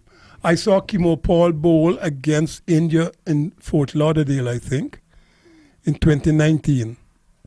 And I said it, you can't run in and bowl 6 different deliveries in every over.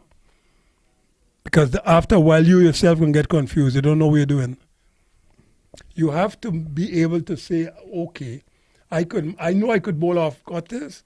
Let me master that and see if that could become my success. Maybe a little bit of a difference here and there. I bowl outswingers, let me do that.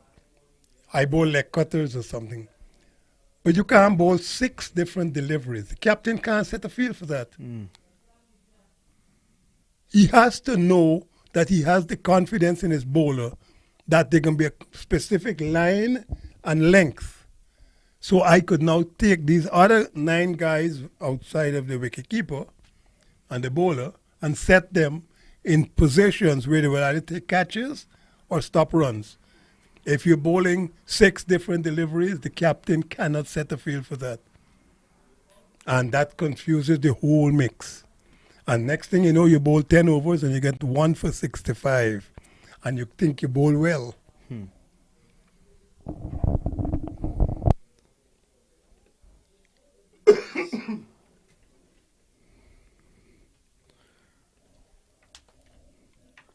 I know there are a few fast bowlers out of Jamaica. There's Mr. Sheldon Cottrell. He's been in and out of the team, and this one is in the air. Roy Singh going the aerial route. I think that's going to very be safe. Safe, just through mid-wicket. And they only get 1. Just But I think Roy Singh now has just decided, look, we've been pampersetting with this thing way too long. We need 8 runs per over, over 8 runs per over now. It's time to slog. Forget about this fanciness. We're going to just slog. See how we go. Sheldon Cottrell is a very interesting study in West Indies cricket. What is his forte? T20s? Is that it? Of recent, he has been playing a lot of T20s. When last has he played a 4-day game? Have no idea. Well, because he hasn't. I heard that name. He's from Guyana too. Tell me about Keon Joseph. Keon Joseph was with the West Indies A team a few seasons ago, All right, what happened to and him? he had a knee injury. How old is this guy? Keon is about 28, bordering 30. Oh, he's an older guy. Yeah, and 26 overs gone, 104 for 3. I know the name. Roy Singh has gotten half century. Yep. 62 deliveries. Yeah, so Back-to-back 50s for Roy Singh. 104 for 3.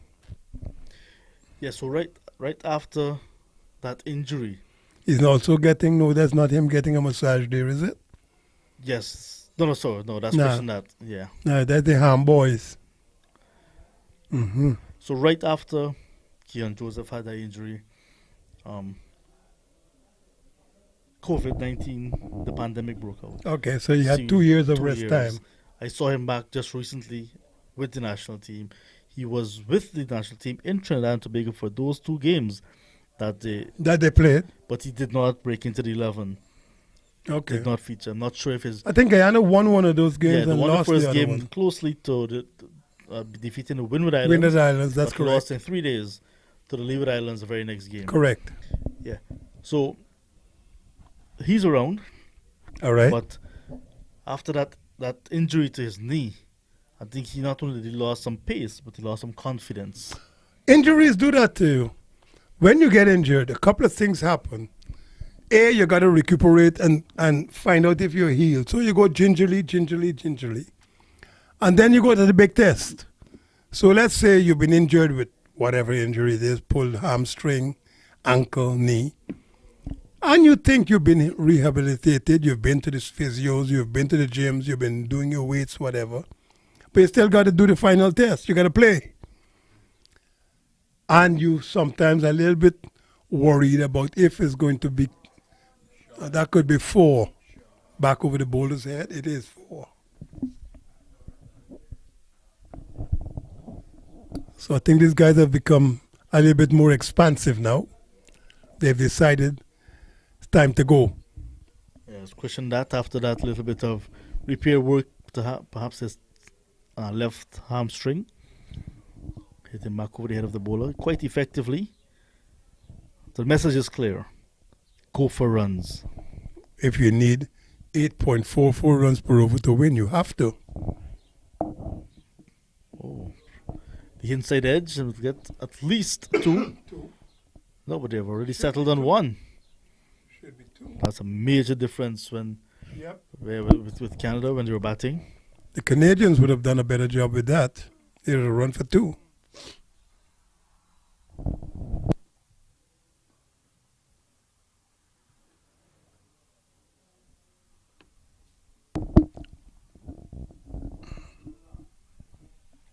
Edge found again. This time the outside edge. Short third man in play. And a single.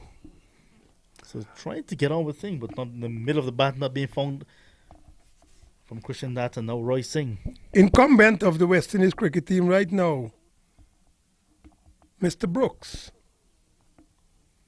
What's your assessment, sir?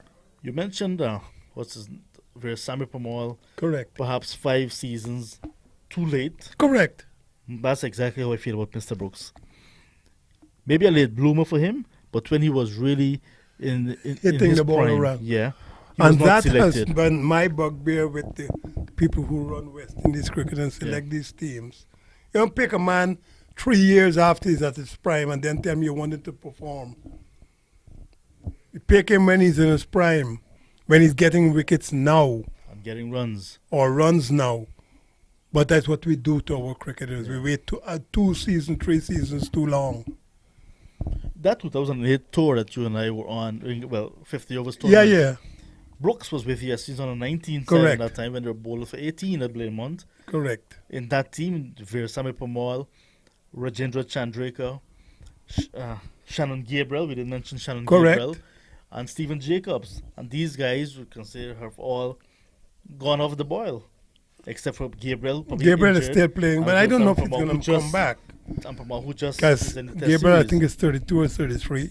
Yeah. So he's going to have to prove a little bit that he's fit and firing. Yeah, so while these other guys graduated early, it took a long time for Mr. Brooks to get into the setup. But the last name you called, Guyanese, Pamal, no, Chandrekar, no. Stephen Played Jacobs. Stephen Jacobs. Why has he not performed, gone to the next level? oh boy, Stephen Jacobs. I can tell you this happened in front of my eyes. 2000 and, let's go 2008 again.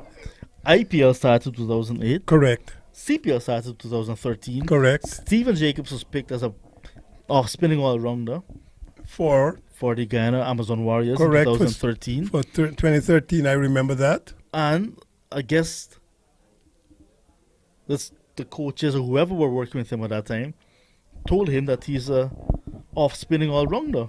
So his batting fell away. But an off-spinning all-rounder doesn't stop you from making runs. Correct. But Stephen Jacobs just stopped making runs. Okay. I remember a few years when he was really doing well. He was in Trinidad Remember and this Tobago. conversation? Sometime in this conversation, I said the people around you are the ones who make you into nothingness. If Right. you tell me I'm an off-spinning all-rounder, all I'm thinking about is when I bowl, I might get 4 or 5 wickets, but when I bat, you expect runs from me. 30, 40, 50. If I could get more than that, then I'm an all-rounder. In Raymond If- Rufus' case, he got 100. If you say I'm an off-spinning all-rounder, it's a name, but I'm looking at myself as a full all-rounder. I could bat and bowl. My skill is off-spin. But that doesn't mean I can't get runs. Indeed, by calling me an all-rounder, I'm supposed to get runs. So why would my batting want to fall off? Yeah, so he went from opening the batting to batting in the middle, then in the lower order, and sometimes not even batting at all in limited overs. And his cricket just went like that. But now he's a successful businessman in Ghana. He has done. Oh, that's Brian there What for a you. catch. There's Big Brian Brian, man, my McLean. boy. Big Brian. Taking there, my boy. Ha, ha, ha. Big Brian got down at short mid-wicket. Took a very good catch there from Christian Dat. Christian Dat is gone for 12 from Yeah. 15.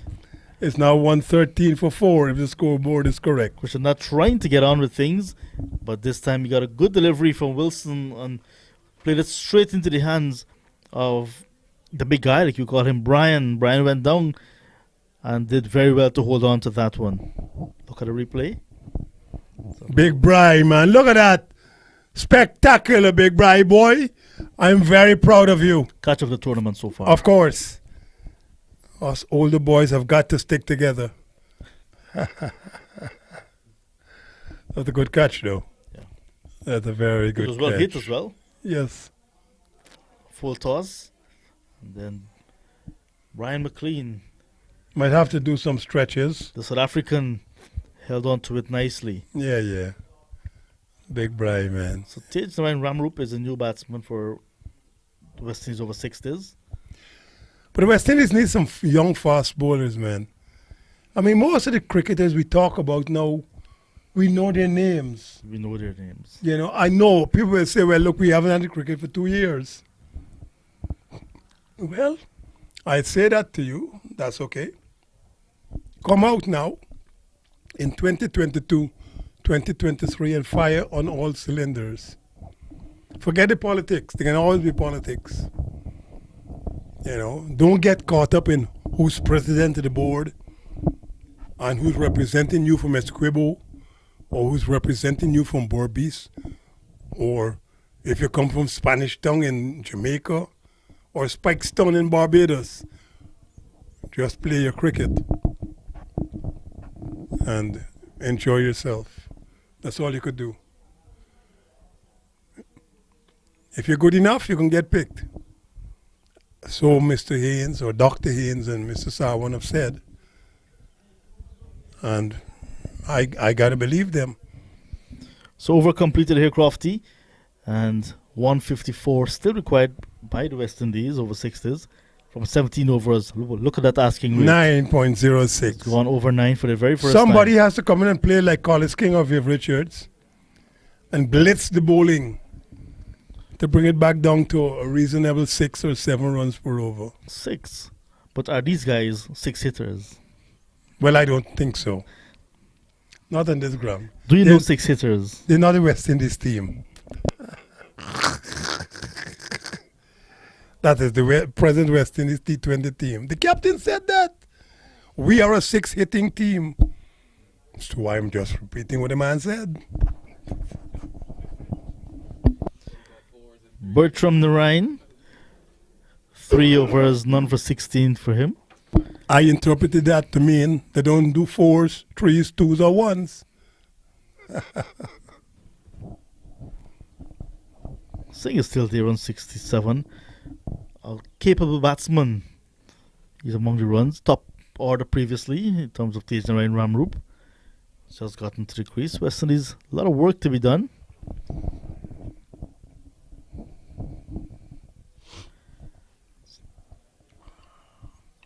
The last 2 years, because of the dreadful COVID-19, which has so far probably killed as many as 1 million people in the United States alone, has also affected a lot of different things sports-wise. A lot of people have gotten away with inefficiencies because there was no pressure and no visibility. So they got away with a lot of things they ought not to have gotten away with. Hopefully, now that everything is opening back out, we may see, and I like this word, a renaissance of proper management and leadership.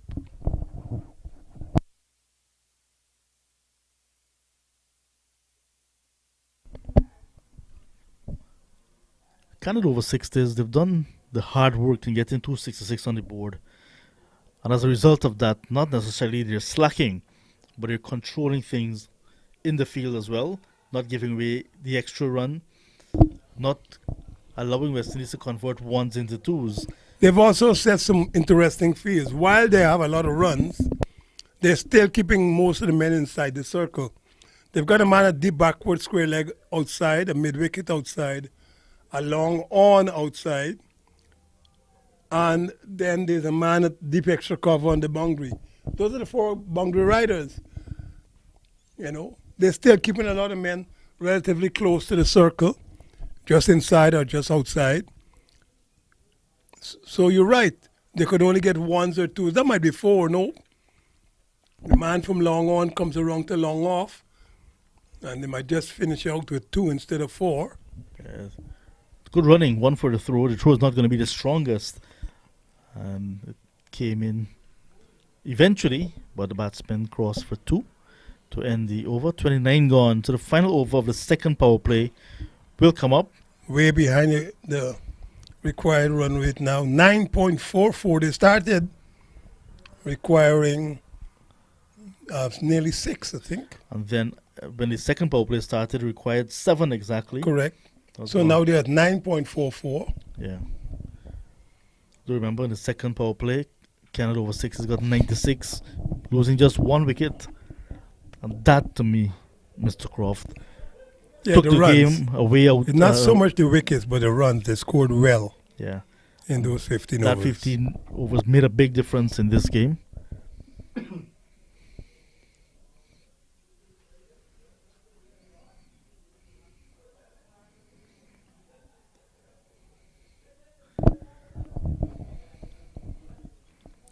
A long day today. Yeah. Unlike yesterday. Very long day.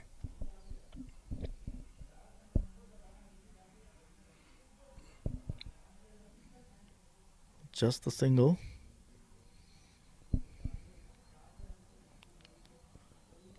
The fact that the West Indies over 6s were spent the entire 45 overs when Canada over 6s were batting in the field, it got their legs a bit more heavy than they already are. See, everything is bowled directly into the off stump. There are 5 men in that circle. Yeah. The offside, backward point, cover point, extra cover, short mid off on a straight long off. There goes Brian again. My boy, man. Short mid wicket, big Bry. But you got to give him credit. He loves this. Yeah. They love this. And as they say, you know, this is, son, if you live in anywhere in Canada now, it's cold. It's only indoor cricket you play. So they should be very glad to be out here getting some sun, thawing out.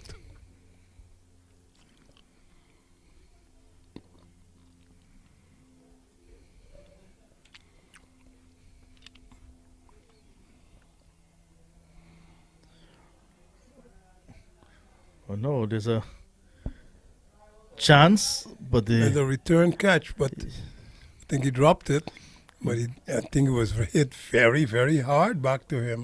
yeah, So they all congratulating him so that he didn't hurt himself yeah, and taking the catch. I see the batsman Ramrup very concerned because he felt it probably went back to hit the bowler somewhere in the face or so. But he's up, and seems as if he's okay, the bowler, in Wilson. But as the end of 30 overs in this run chase is really stuck in maybe second gear. So they can be coming off now. Yes. I don't think the guys recognize that the 30 overs are up. Bry is certainly But of walking course, off. So it's Time for some 117 refreshments. for the loss of 4. Ramrup is on 2. With him as captain, Roy Singh on 59. When we resume, West Indies will try to get 150 runs from their remaining 15 overs at a rate of exactly 10 runs and over. An uphill task. But we'll be back in about 5 minutes to bring you the action as it unfolds. Do join us.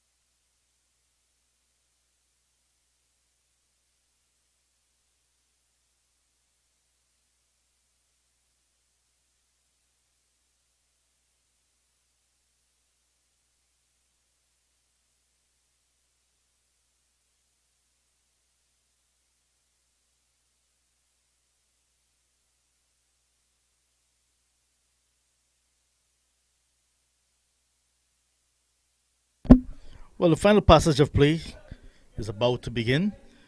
West Indies 150 runs away from that 267 run target. 15 overs in which to get it. 10 runs per over. Canada over sixes need 6 wickets, or to bowl out to restrict West Indies from getting that to 150 in the next 15 overs. 5 fielders are allowed outside of that 30-yard circle, a maximum of 5. This is power play number 3. Roy Singh is well set. He's on 59 from 71 deliveries. Tejan Ryan Ramrup has just gotten to the middle. He's on 2 from 8. A lot of work. So it's going to be Bartram Narayan to continue. First ball down the leg side. Not penalized because the rules say the first one is allowed. Second one will be called unless it is extremely wide and wide in any context of cricket.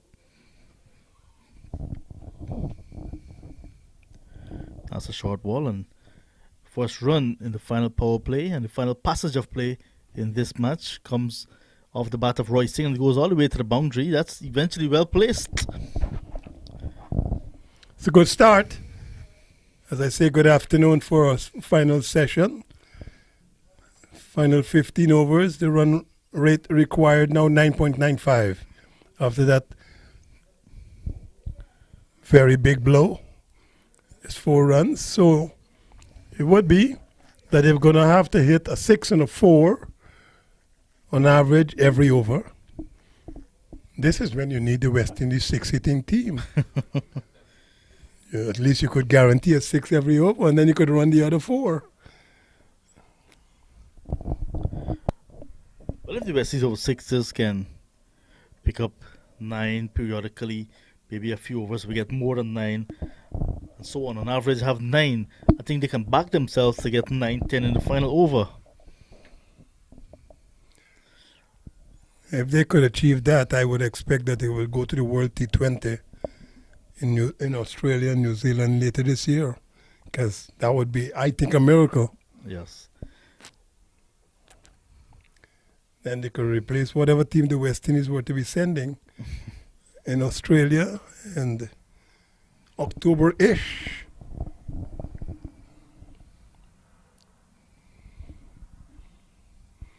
This one is again down the leg side, but since he had that bye earlier on, then this one is going to be signaled wide. 123 for 4. So the second consecutive wide. So they got 6 already, West Indies.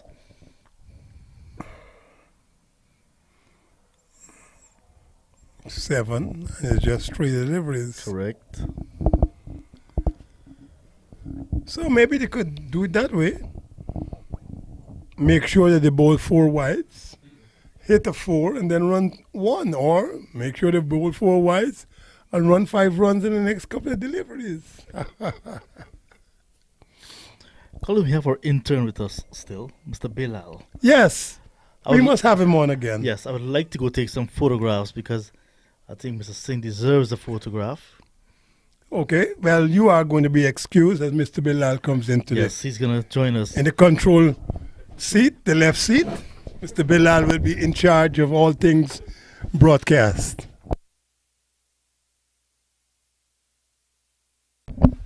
Well, thank you, Mr. Ramsing.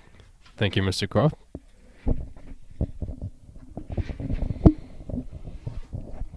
Nobody calls me Mr. Croft, Crofty. Crofty. My apologies. Even my dogs used to call me Crofty. Mind you, I'm not equating you to a dog. So please don't be upset or insulted. Not at all. Even if you did.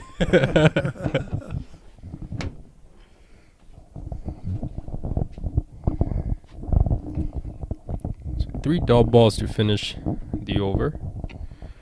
So, what have you learned so far from the game and listening to us? Good fun? Great fun. It's been Informational, I guess. a lot of information.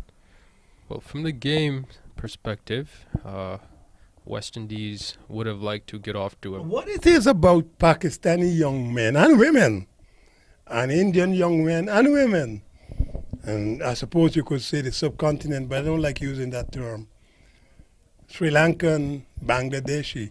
What is it about cricket that you guys love so much? Well, Somebody said it's something of a religion if you it's think about it, but it can't be. you see, all you need is a bat and a ball, and you bring a bunch of friends together in a small town. You get on the street, and you have a great time. That's all you bring together? What about the bottles and so on? You get that where And the you- stuff that, okay, I just want to be sure. All right, the rest got to come afterwards, right? It all starts from The the good street. food and the good drink. That's afterwards. All right. That's when you get to the better next level, you know. But it's played everywhere. Well, honestly, it starts in the house, in the alleyway. Of course. You know, it's I remember my father telling my friends in primary school, if you don't play straight, you can't play at our post. The post cannot be the wicket if you don't play straight. right. That's the end of that. Of course.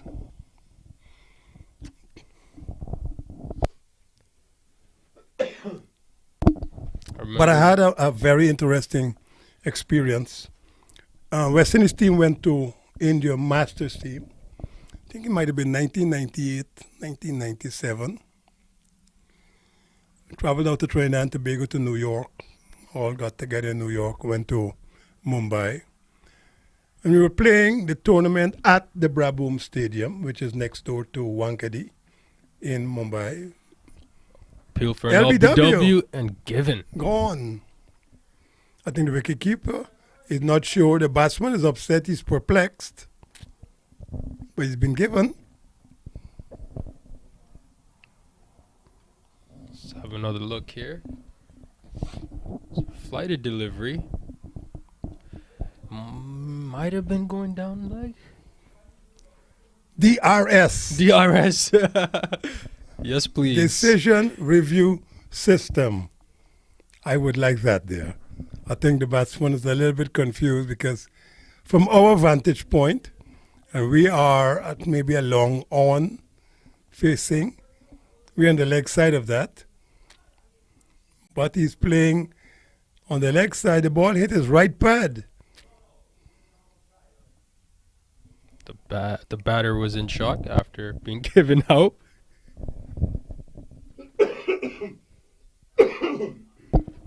Yes, he was certainly perplexed. You know.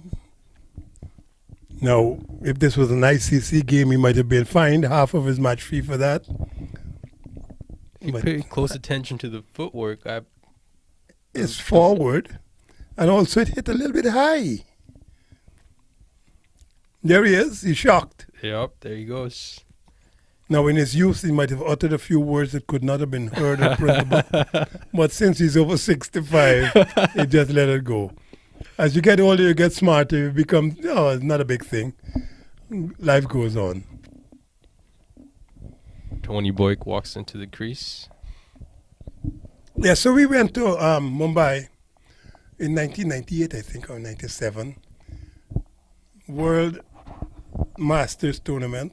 West Indies, Australia, New Zealand, India, Pakistan. I don't think Sri Lanka were there, but England were. And with the bulk of the West Indies team, Mikey Holding was not there. But myself, Joel Garner, Ezra Mosley, Collis King, Alvin Kalituran, Gordon Greenwich, Desmond Haynes, David Murray. Was it? Or Jeffrey Dujon? I can't remember now. But we had a good contingent of some of the better names. Yep. The first game we had was against England. And we went to the stadium the next day, or the day after 2 days after we arrived.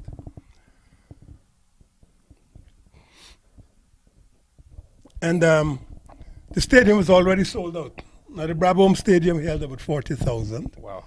It's the stadium that they used to use before Wankhede, Okay. but it's next door to each other. Yeah. I think one of them is, I'm not sure, one is a BCCI and one is a, I don't know, some kind of, the political thing.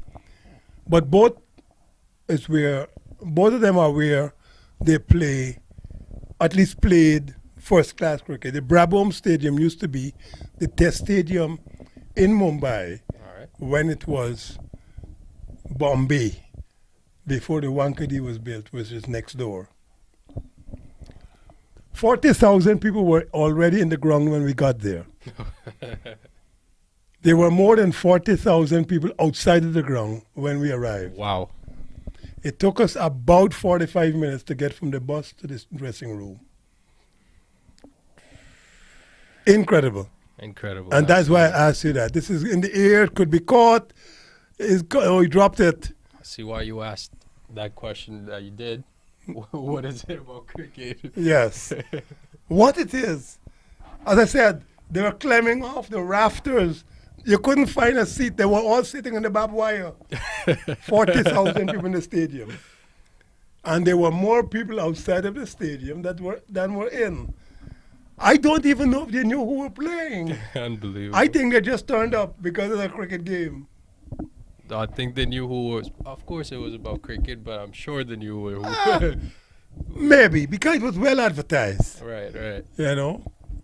I remember when we played against, I think we played against India too, at that same stadium. Well, that one was chaos.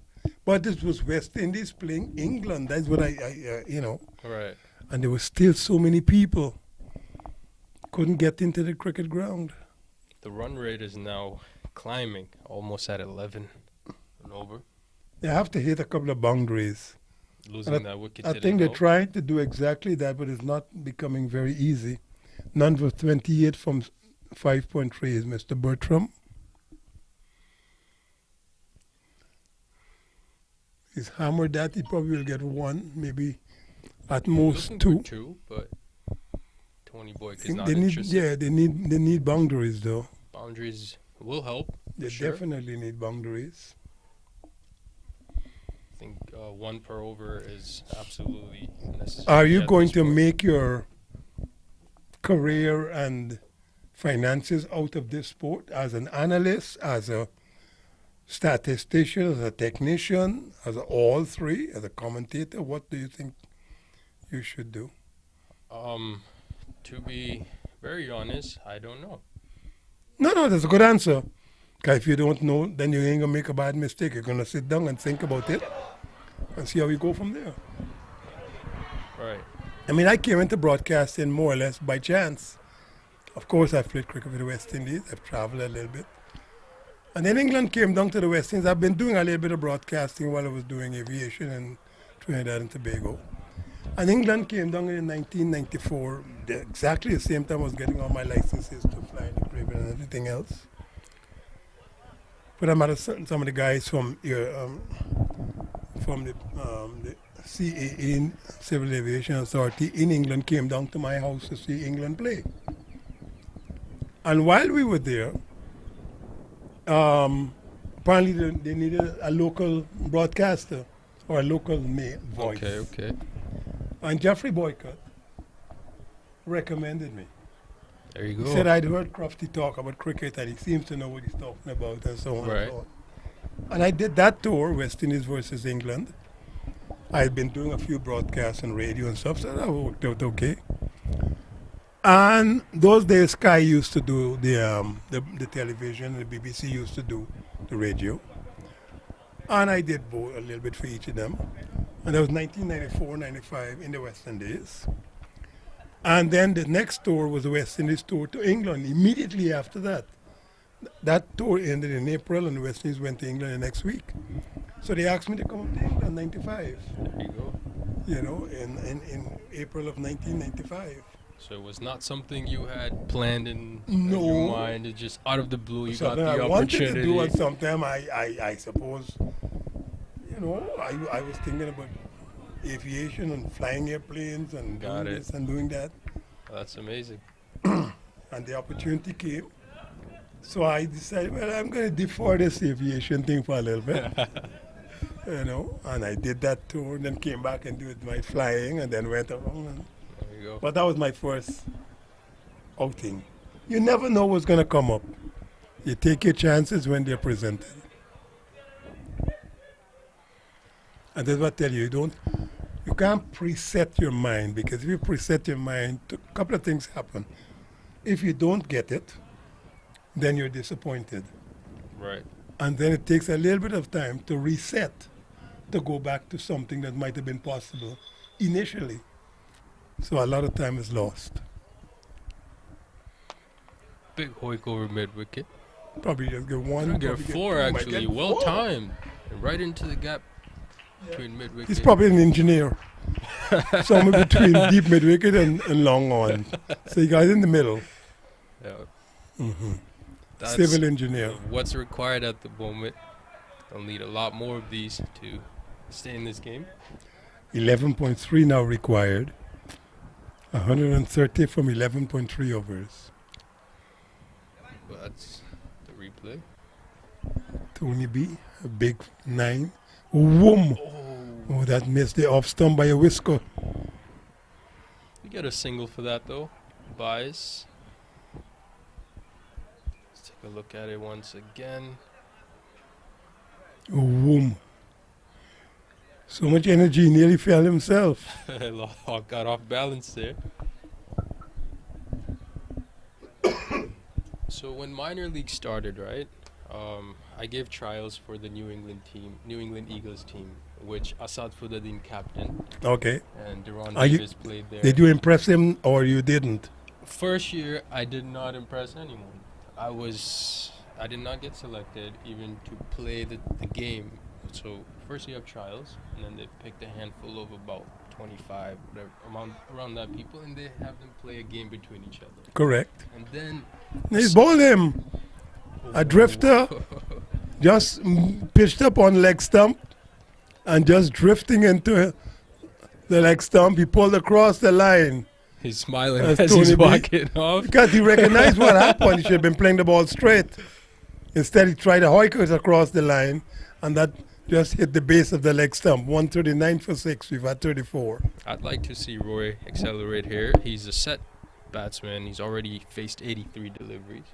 This is how that one happened. There he is. The ball actually goes over full length, but it drifts in the It air. dipped on him, actually, Yeah, as and you look at the can see. batsman. The batsman actually acknowledges that there's been Acknowledges movement that- in the air. Yep. That's correct. There he goes. The leg stump is disturbed. 6 wicket goes down. 139 for 6 after 34. So, yes, you got to wait for your opportunities. That's exactly what I've been doing. And it was a sign for me not to give up, but to work hard. Just, you know what I mean? That doesn't mean I can't make it or I'm not good enough. It just means that I have a lot more work to do. So the next year came around, second year of the trials. I got selected in the trials. Which means you had improved I had improved, or impressed somebody else. impressed the selectors, and then they put me into the prospect team, which I was talking to you about. And? It's not what I wanted. I wanted to be picked on the playing 11. But Well, no. problem. You should have done well in the prospect 11.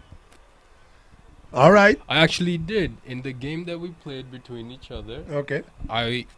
we were to chase a 99 or 100 runs in 20 over game, and I scored 32 runs in that game.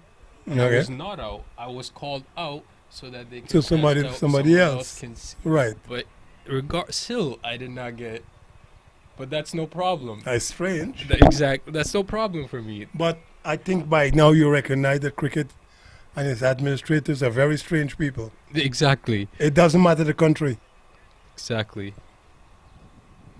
They have People some who were ideas. selected from that game had 0, 3 scores like And that. your point is?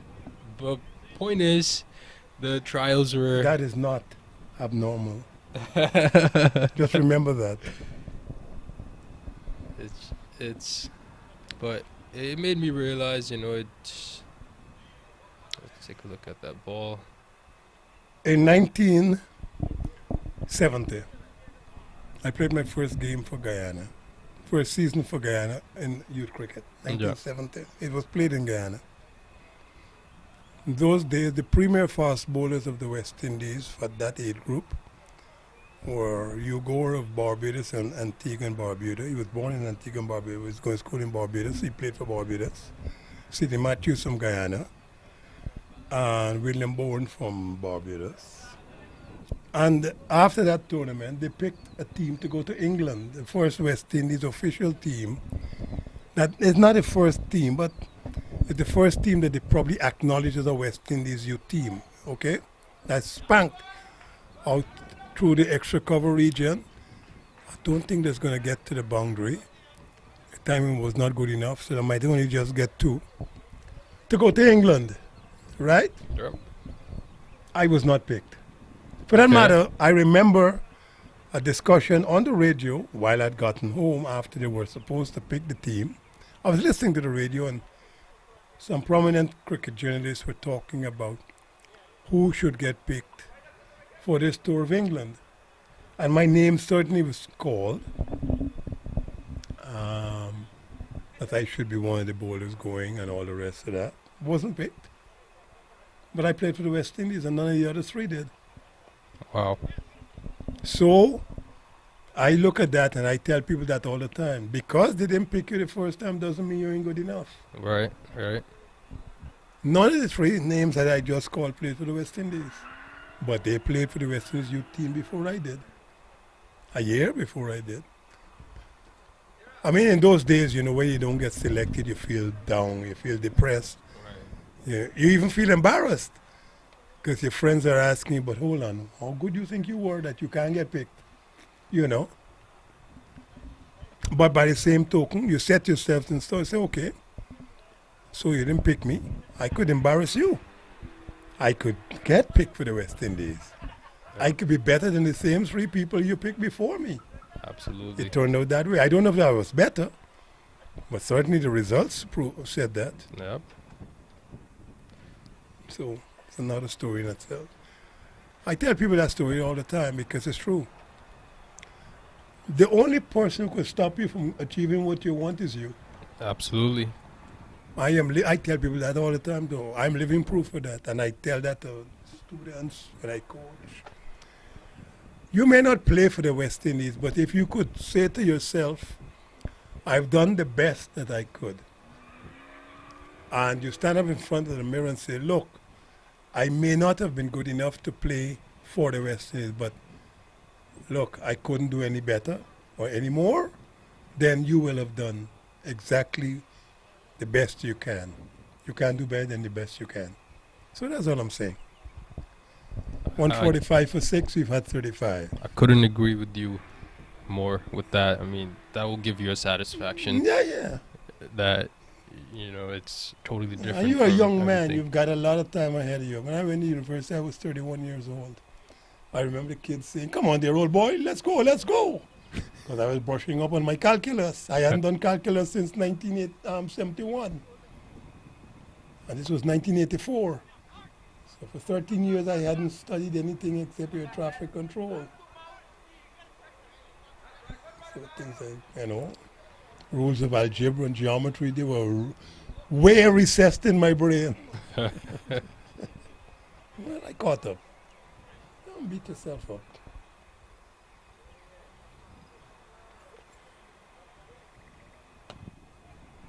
Yeah, they're running around now, but it's still a little bit too late. The run rate is now over 12. So singles are not going to make it anymore. I think Roy singing, we're thinking now is, well, I could get 100.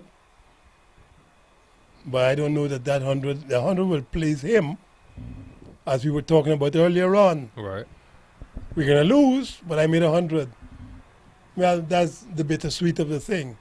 He could say, well, I made 100. I did my part. I did as best I can. I did the best I could. What about you guys helping me out here? I needed support from the other 10 guys. Yes, sir. I have had that a lot of times playing for Guyana, as I told you.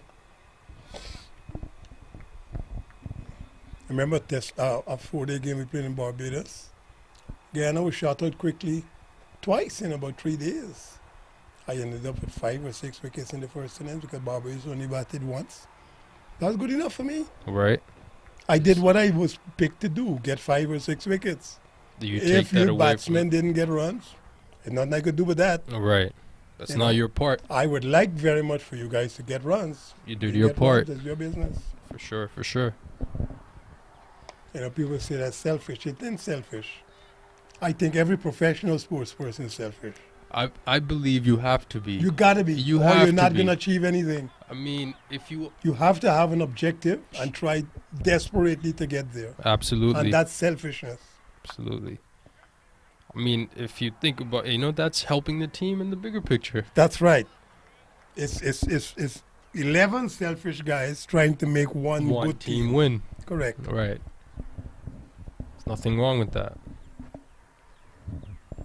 And that's why as I was saying earlier on, a lot of the soccer players fall into that category. They got 4 guys on either side of them that they could pass the ball to, but they decide, nope, I ain't passing nothing. I can shoot. And they shoot and they got 3 backs saving them. No goal. Even in basketball, you have guys just running the point guard and they don't want to pass. They want to bring it up from half court and then There take you it to go. the rim Yeah, while there's other 4 guys on the court. that's confidence and selfishness combined, of course. But cricketers do the same thing. Right. I've played in games for Guyana where in one instance we dropped 18 catches in one innings, another one we dropped 14. 6 and 7 were regular things. All right, no problem. I can get my 5 wickets. I can feel okay. I can get myself fit enough to play for the West Indies, and that's the end of that. We lose. All right. Y'all got to worry that you make 23 and 16. I get 5 for 70 something from 30 overs. I'm okay. Uh, Yep. 148 for 6. We've had 36.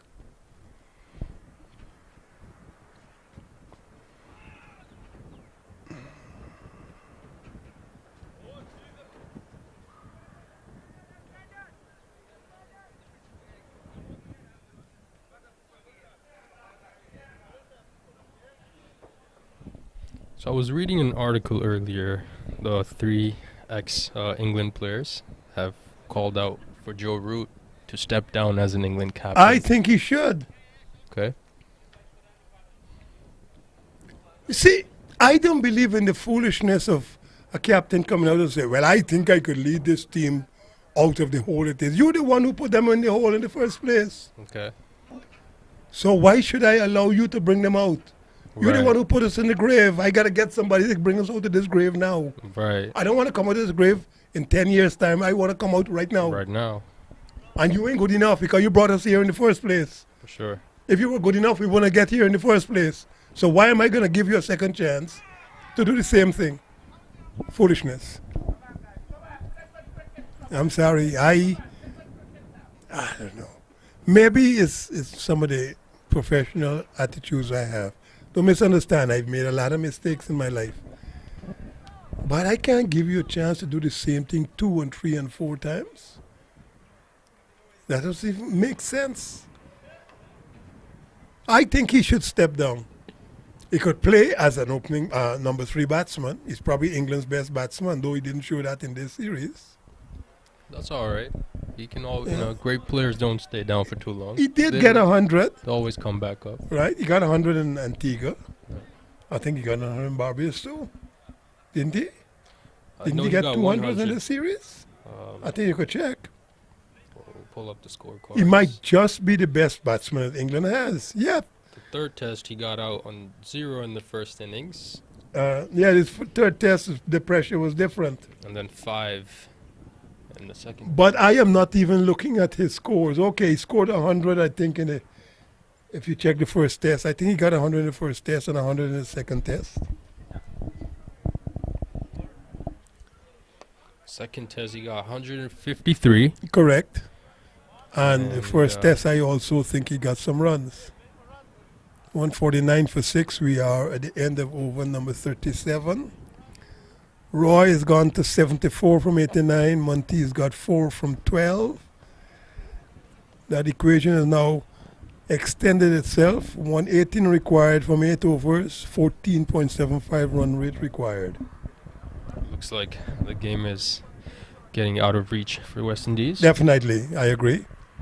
So Joe Root in that first test, did he get 100? He, as you said, he got 109 in the second innings. Good. So he had So a play pretty as a decent batsman. series. I mean, Play as a batsman. as a batsman for sure. But I don't think he has the acumen to galvanize people. Right? I've seen them operate in Australia earlier this year. They look lost. And if you, as the leader, can't energize your players, forget about the opposition. If you can't make your players play to their potentials and efforts, you are not the leader that they need. Now, don't misunderstand this. Being a good captain has nothing to do with winning games, you know. For me, being a good captain is about enhancing the performances of the people you lead. And that happens in business or anywhere else. For sure. We may not win everything, Yep. but at least you're performing to levels that we expect and higher than perhaps you expected for yourself. Right. Right. And that's because of the leadership you have. There's no guarantee you're going to win anything because you're better than you were last week. But at least I guarantee that you're going to be better than you were last week. That I know. And that's what leadership is about. So when you tell me, you put me in the trenches, I swim in with the fishes, and suddenly I must ask you to bring me back out of the same trench you put me in, now I got to get a new captain.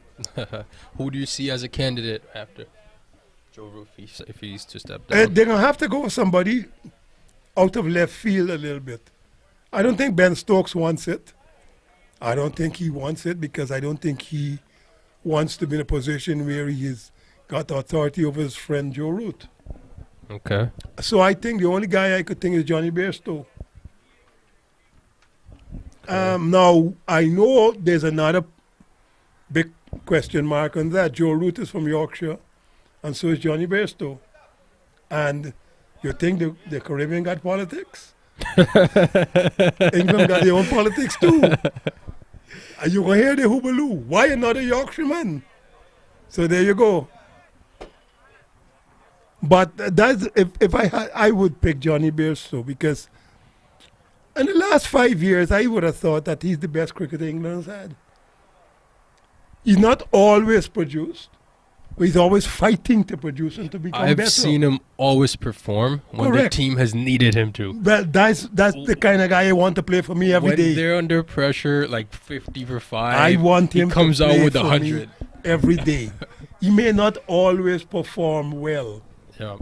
but I want him to play enough and keep me going because, and that's what I was telling you, Ravindra Jadeja, Amazing the player. first person I would pick for India if I were picking India's team, not Virat Kohli, not any of the spinners of not Bumrah, Jadeja, because you think about every series he's had. You have a solid, argument. I mean, that's a solid argument. You know what I mean? You The can't guy go is wrong with that. He's incredible. incredible. Jadeja is the only cricketer. If you say I want to pick somebody, I'm picking him. Right. He could bowl, he could bat, he can field, and you better believe it. In every series he plays, he either takes 3 or 4 spectacular catches, or gets a couple of wickets, or gets a couple of hundreds or something. 154 for 6, we've got 38.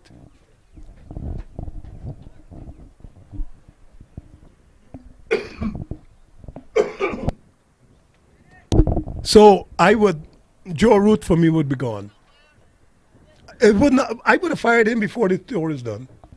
Yesterday he would have been fired if I were the Okay. ECB. See, I'm a very impatient man. Don't come back to England and tell me you're captain. Come back to England understanding you're not captain anymore. Find somebody else. By the time you reach back to London, we're looking for somebody else. I would have done that since yesterday. I've been hearing this Yep. since after the Ashes had ended. So before even the tour of... The Ashes was a hard tour. Okay. It always is a hard tour. It is very difficult to beat Australia in Australia. For sure. Extremely difficult. The problem with England is that for any English cricketer, the Ashes seem to be the only cricket tour they bring themselves up to. If they go to Pakistan, or well, they haven't been to Pakistan for a while, If they go to South Africa or they come to the West Indies or they go to India, India is good too. But the Ashes, because of its historical factor, everybody wants to play in the Ashes and they want to do well. But they were obliterated by the Australians in the last series. Yeah. They were lucky not to lose every game. They managed to save one. All right. The Ashes is special. You got beaten and bamboozled. So you come to the West Indies, who are supposed to be infinitely inferior to what you think you are, but you just get beaten. Right. And I'm going to ask you to continue. As soon as the game ended yesterday, Got him fired. it would have been a headline. Joe Root is gone. He's done. And it's kind of, because don't tell me, as I said, I could make a little bit of a case for the Ashes. The Australians were spectacularly good. The West Indies were just good, not spectacular.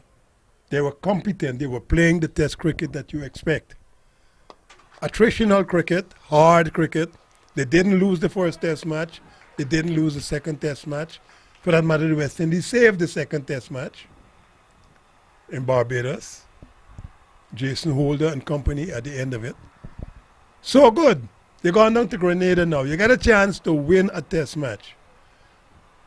And you get a bowler like, with respect, Kyle Mears. Do not misunderstand. He's a very useful bowler. He is extremely useful. But the guy got 7 wickets on a pitch that is supposed to be bouncy and where you should have not so much ascendancy, but at least parity. And you can't get 150, 200 runs on a pitch like that? Nah. Something is wrong with the whole focus. I dropped Joe Root right away. I don't even know what's going on in that dressing room. But I will also drop the coach to Paul Collingwood, very good friend of mine. See, I actually think that too many people are involved in every cricket team's operation, you know. You have a head coach, about 15 other coaches, bowling coach, fielding coach, psychological coach, you know, batting coach. About 17 people in the dressing room before your players. Why do I need all those people in my dressing room? Right. I need time to think. I need space to think. For sure. When I played, we had maybe 16 guys in the touring team, a manager, an assistant manager, and a physiotherapist. So you got then maybe 19 or 20 guys in the dressing room. I remember in the 1990s, I was doing commentary in England, and Sri Lanka were playing England, and I was doing some commentary. And they had 27 people in the Sri Lankan dressing room. The same dressing room that we found full with 19. Right. Oh, how could you get 27 people in the dressing room? You know, even when the players said, I felt so claustrophobic, I was in the corner, couldn't move. Right. What do I need with all of these people in a dressing room? By the time I see all of them and talk to all of them, I'm confused. I don't even know if I'm playing cricket anymore. Meetings. What is it, Parliament? I know what I got to do. My purpose is to go out there, bowl fast, try and think out the batsman, use a little bit of strategy, and think as you go. I don't need 14 meetings to tell me that. Right. I just said it in one sentence. That's why you have the head coach that can talk to the players. Foolishness. But they got 19 coaches, bowling coach. What does a bowling coach tell you? Well, Crofty, today you didn't bowl well. Well, I will tell him with a few pro jobs mixed up. You think I don't know that? I know that I didn't bowl well today. I think I need you to tell me that. Right. Or you want to justify your job. It's foolishness. Why do I need 5 coaches in a dressing room? What exactly is the purpose of a head coach? If you got a bowling coach, a fielding coach, a batting coach, a psychological coach, what does the head coach do? Correlate all of their thoughts? Talk to the coaches. Okay, and say, well, Oh, Croft, you didn't bowl well today, but I know that. I don't need you to tell me that. How are you going to remedy how do you think I'm going to remedy that? I got to go and practice. I got to go and focus on my line and length. How are you going to help me with that? You can't help me with that. I got to help me with that. All right. It's foolishness. It's jobs for the boys as far as I'm concerned. But I look at things very different. I don't know. But of course, you know, somebody will say, well, Colin Croft, you're talking yourself out of a job. Well, maybe that might be, but that's my situation. I don't see why I need 4 and 5 and 6 coaches on a cricket team. Any cricket team. What are they doing in there? By the time I listen to all of them, I am confused. For sure, for sure. Then, of course, you got to go and sit down with a psychologist. So, Colin Croft, we think you have psychological problems. Okay, I know that I'm mad. So, what's your problem? What's your point? Unbelievable. So, I need a professional who got a master's degree to tell me that? Right, I look in the mirror and see that.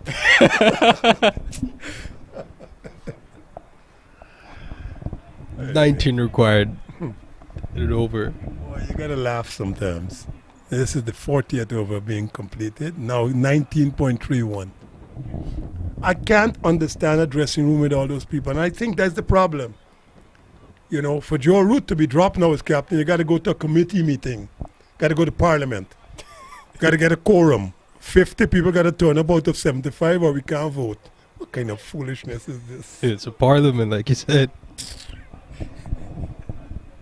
I'm telling you, if I had the will of it, if I were England's chief cricket administrator, Sir Andrew Strauss, at the end of the test match yesterday, I said, Mr. Joe Root, your services have been very warmly accepted. We thank you for your extended services as captain, but you're done.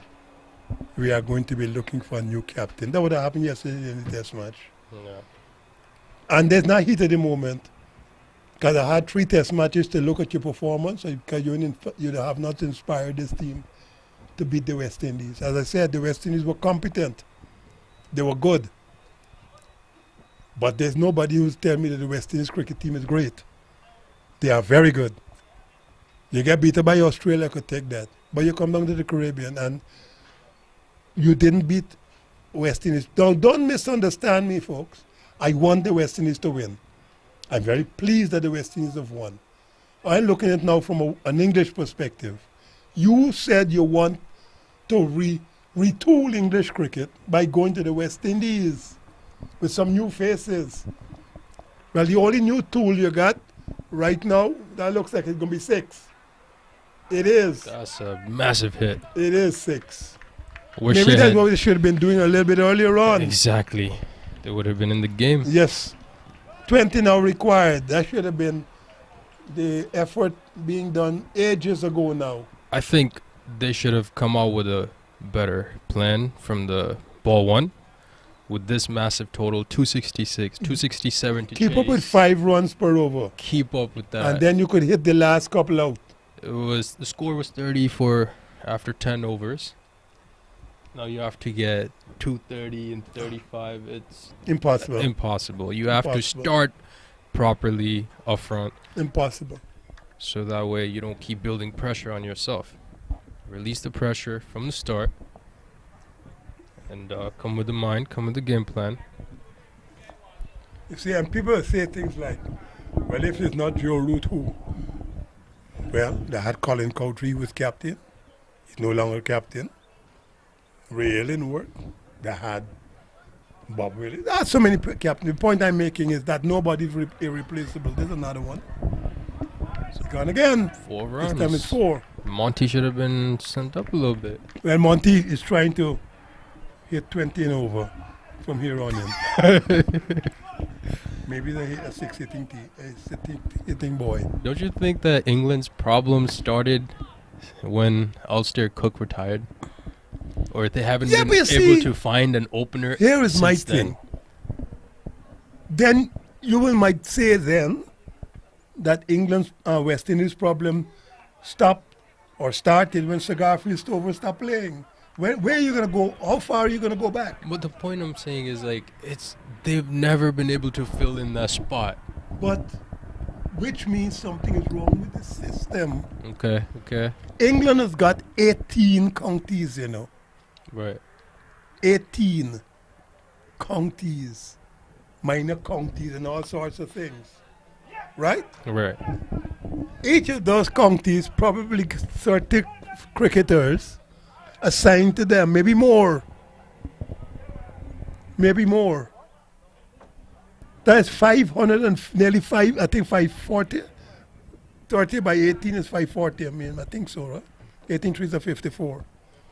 So you have 540 cricketers and you're looking for 11 of them?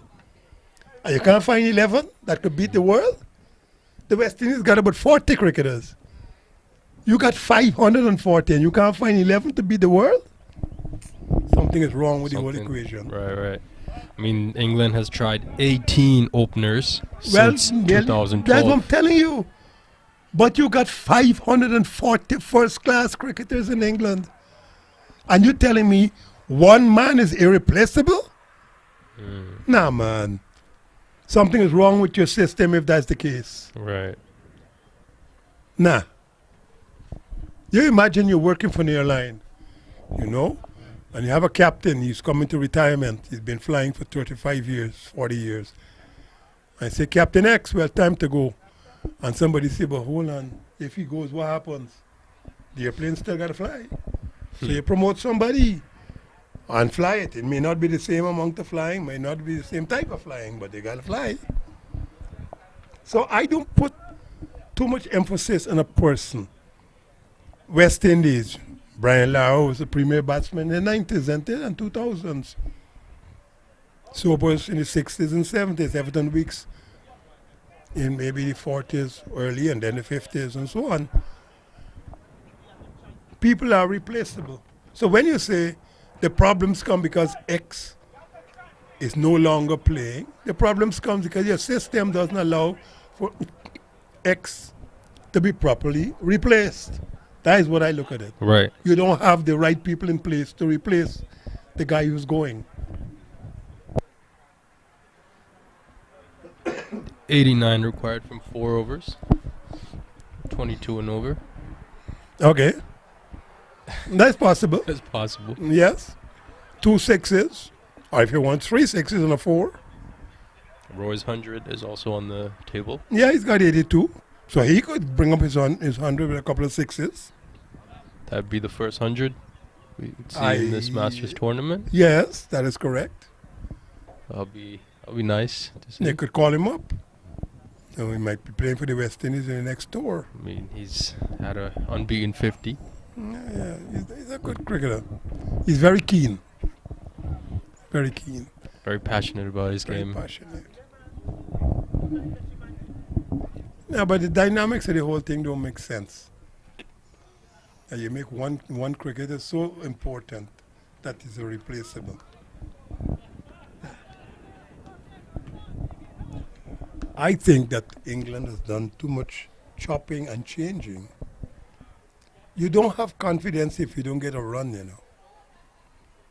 I mean, in the West Indies, we do it really badly. We give a guy 2 games. We were talking about it earlier on. Yeah. And then suddenly he's disappeared.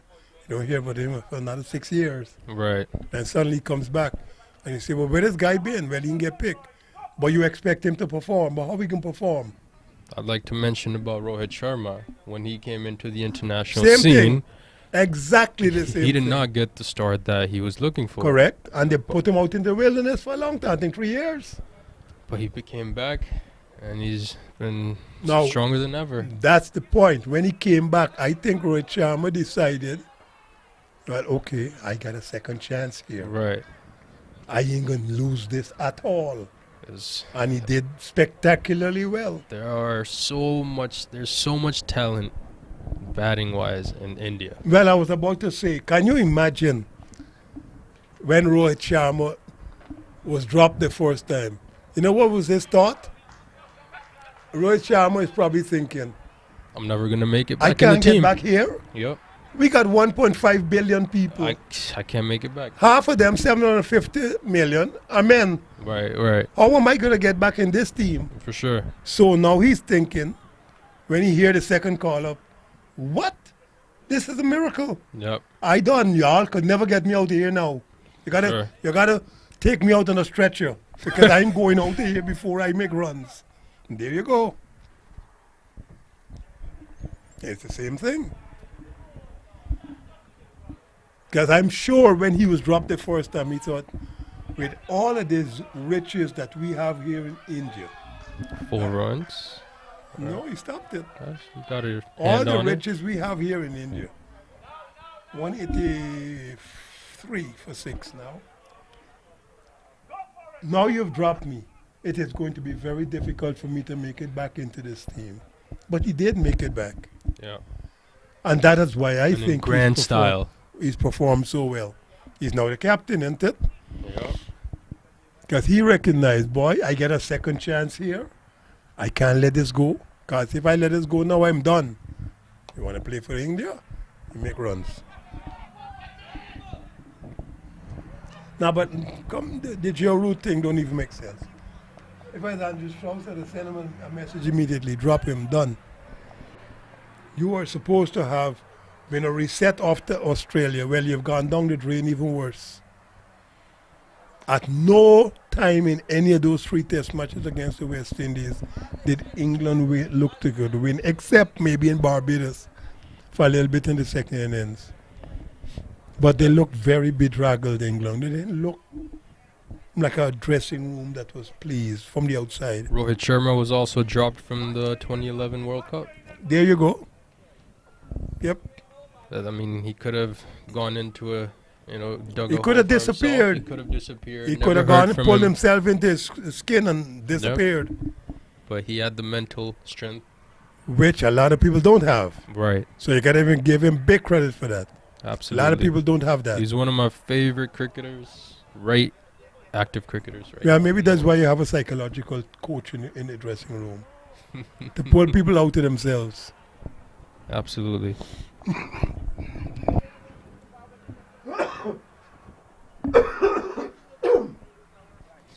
The guy can bat. He makes batting look effortless. The one I used to like is VVS Laxman. Very cool, very relaxed. Sachin is, of course, in a different class. But VVS was my boy. Very relaxed, very cool. Couldn't be bothered by anything. Yeah, VVS. And then I like Rahul Dravid. Oh, yeah. Known as the wall. Yeah, my favorite is Couldn't get him out. now the president of BCCI.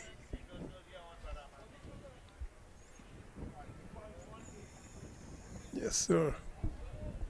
He runs cricket in India, doesn't he? My left-handed boy.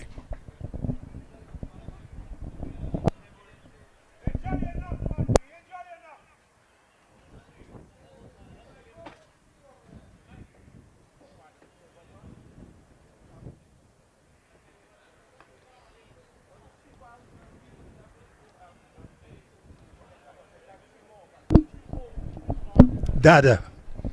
That's my boy. Saru Dada Ganguly. You got it. That's my favorite cricketer of recent India. I love Virat Kohli as well, just because the way he's pulled himself out as well. Yeah, but I agree with you with Kohli. Kohli is a very good cricketer, excellent cricketer. I even say top drawer.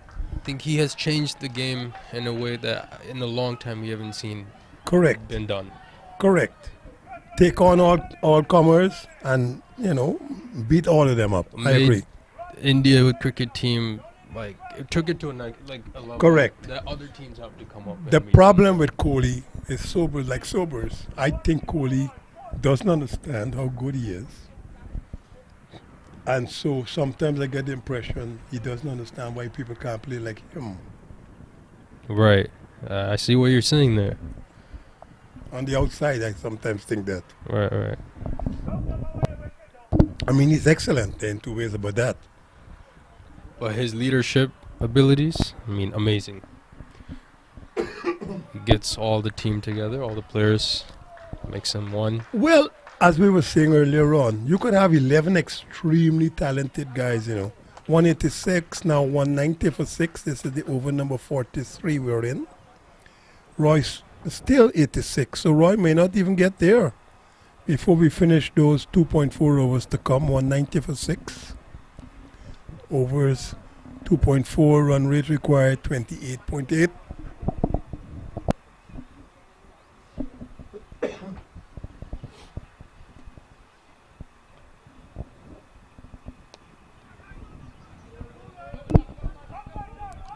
They'll look for 2 here. Coming back for the second, and they'll make it comfortably. Throws off the target. Accelerating way too late. Yeah, absolutely. Way too late. They might get to 200, which is a good benchmark, but it's still going to be 60-something runs behind by the time they're done. I mean, it tells you about this ground and the pitch that it's a high-scoring ground. It's Correct, and it's a big ground. Pitches, yeah, exactly. So once you get out to the 30-meter circle, you could run 2s or 3s if your legs could take you. We've seen the other games over at PV Prairie View cricket stadiums, and the games have been pretty low scoring compared to this one. Correct, different type of pitch. This one is a little bit better for batting. See, the bounce is consistent.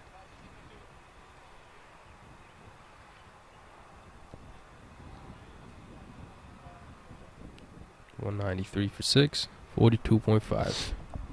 Roy has got 89. He's got about 11, 6, 2, 12, 13 deliveries to get 11 runs.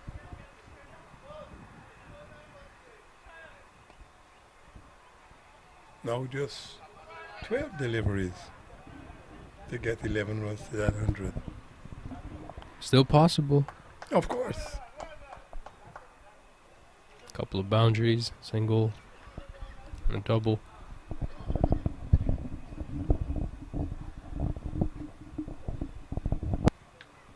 But yeah, some are very Now, impatient. what year did you retire from international cricket? 1982-83. Okay. Was Javed Miadad playing? Oh yeah, Javed Miandad, I think, played his first test match in my first test match in 1976-77 in Barbados. Okay. I think so. I could check that, but I think he made his debut in that test match. Oh. I also think that Imran Khan also made his debut in that test match. You could check it. I'm sure Cricket Folk could tell you that. But I think Javed Miandad's first test game was against the West Indies in Barbados in June 11, 1976-77. 1975. So he played before that. Javed Miadad. That's his first test? That was his debut. Against whom? Australia, maybe? New Zealand. Oh, At the okay. Gaddafi Stadium, Lahore. Good. So I was wrong. I thought he had made his debut against us. What about Imran Khan? Check that, please. See, you learn something new every day, Absolutely. you know. So you see, I'm not infallible. I make mistakes. The old brain doesn't pick up and keep everything. 1971. Imran Khan, Yeah. 1971, Yeah, test debut versus England. 1971, Yeah. but I 6 years before he came to the West Indies. 1971, Imran Khan might have been at Oxford University then. Test debut versus England 1971. At what ground?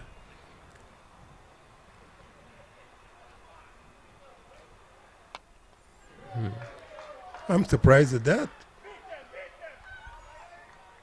1971? That sounds a little bit early. But it's possible. 195 for 6. We are in over number 44. Remember, we're going to 45 overs. Our Singer's got 90. He's going to swipe that to mid-wicket. He's going to probably just get 1.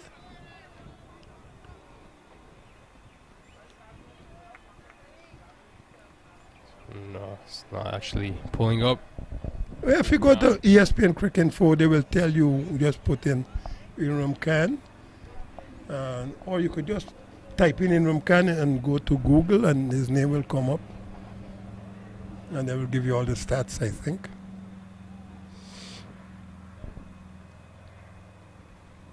But I'm surprised. I don't think it was 1971. I'd be surprised at that. I think 1976, but 1971. So actually, he was he graduated from Oxford in 1975. Okay. So he had made his debut before he had graduated from Oxford. Unless he was playing in England and somebody got ill.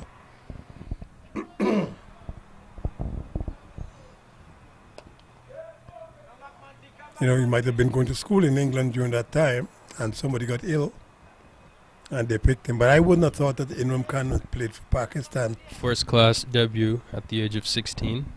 What year was that? Doesn't mention that. But by the start of 1970s, he was playing for his home team. I'll check that when I'm finished today. We'll talk about it again. Sure. Played county cricket For from Sussex. for 5 years. For Sussex. Yep. Yeah, I played against him in Okay. county cricket. He made his debut at Edgbaston So we've had 44 overs. in 1971. All right. And 44 overs. his ODI debut was 3 years after that. 1974. Yeah. Okay. Well, I would have been wrong for both of them. I really thought Imran Khan had made his debut against the West Indies. He finished third at the fast bowling contests Yeah, he and I. behind Jeff Thompson, And Michael Holding. Michael Holden, ahead of Dennis Lilly. Yeah, he and I were timed at the same time. Okay. No, it was. My favorite 97. Pakistani fast bowler has got to be Waqar Yunus. Waqar was a brilliant fast bowler. In swinging Yorkers. Unplayable. Waqar Yunus bowled the fastest reverse swing I've ever seen. Oh, unbelievable. How... The seam is going, you could Just- see the seam going that way. And the ball just does that. Incredible. At about 93, 95 miles per hour. Incredible. How could you play that? You can't. I mean, he got injured and that changed it a little bit, but before he was injured, incredible. Wasim and Waqar. What a bowling tandem, boy. And then recently, Pakistan found a pretty good fast bowler in Muhammad Amir, but Yep. he decided to ruin his career by, we all Well, know what he the did. foolishness. Yeah. Foolishness. I mean, you As I said, the fastest I've ever seen a Pakistani bowler is a guy called Mohammed Zahid. I've heard about him. Very spindly guy, very tall, very Thin guy. Very thin. Yeah. Yeah, and then Shoaib Akhtar, of course. But Mohammed Zahid, I saw him bowling as the West Indies at the Melbourne Cricket Ground. I was doing commentary and I'm thinking, shh, this ball is not even flying. This ball is like an airplane. It's sizzling. Woo! But it didn't last long. Right. He got injured and that was the end of that. But he was quick. For a short period of time, he was extremely quick. I think it's the fastest I've ever seen a Pakistani bowl. I actually was listening to Shoaib Akhtar's interview, and he's like, that guy was way faster than me. Yeah, I think so. Yeah, With my naked eyes, I thought so, but I Right. don't know. I He was mean, quick. I've seen bowling of his as well. It's Oh, lethal. that was straight into mid-riff and he dropped it. Straight into the man at square leg and he dropped it. They've gotten past as 200 now, though. 202. Should be 203 now for 6. This is the very final over. No, for someone like Muhammad Amir, and he got to play international cricket again. Me personally, I mean, I wouldn't have allowed that, because you ruin your career. Cheating in sport is not Cheating. something I would condone. In the heat of the moment, I could accept you. I've had problems with umpires and stuff. And That's normal. that's in the heat of the moment. heat of the moment, exactly. If I'm going to set up a team and match fixing and that kind of thing. I can't agree with you. No balls in the middle of the game. I'm sorry. I can't do that. I was agree. I upset. can't agree with you. I was upset that he was allowed to play cricket. I am not judging people, but I am just, he's got 97 now is Roy. He's got 2 balls to get to that 100. Everybody can be down on the boundary because the rules allow that you must have 4 men inside the circle. Someone probably had let him know that he's on 97. Yeah, I think the board is showing it. Yeah. He's got 2 balls to do it. And He's misses got 1 it. ball to do it. Actually, that might Yeah, be because there's a little bit. There a you little go. bit of a delay. Correct. 2 or 4 for 6. Well made 45 97 though. overs completed. So they were beaten by 62 runs. Let's have a look at this replay here. But he missed all of it. Mukesh gives it no flight actually. Nope. Beaten by So Canada won by 62 runs. 204 for 6. The West Indies over 6 days. They were trying to get 267 to win. Good game. A lot of runs scored. 470 runs scored in 90 overs. Not bad. But in the end, Canada played the better cricket by making use of a very good pitch. Played well. And in the end, it all came out for them. 62-run win for the Canadians. a brilliant win here for the Canadians, winning by 62 runs. That was a lot of runs on the board. Scoreboard pressure, as you mentioned, it was too much to handle today. But the boys are tired as well. You have to give them a lot of credit. For After 3 going games, out there. yes, I would say they're very tired. Yeah. So Canada, who's made 266 for 6 in their 45 overs, have beaten. A brilliant innings by No. the captain, Roy. Roy made 97, 97, Not out. unbeaten again, back to back. but having said that, after his 5th in the last game, but he should have started a little bit better. So, as it is, the result of this game, Canada batting first, 266 for 6 from 45 overs. The West Indies, 204 for 6 from their 45 overs. Therefore, the Canadian over 60s Masters team has won by 62 runs. Well, we'll leave you. Thank you so much, all the viewers, for joining in. And we'll see you all next time. Everyone have a blessed day and enjoy, have fun, and take care.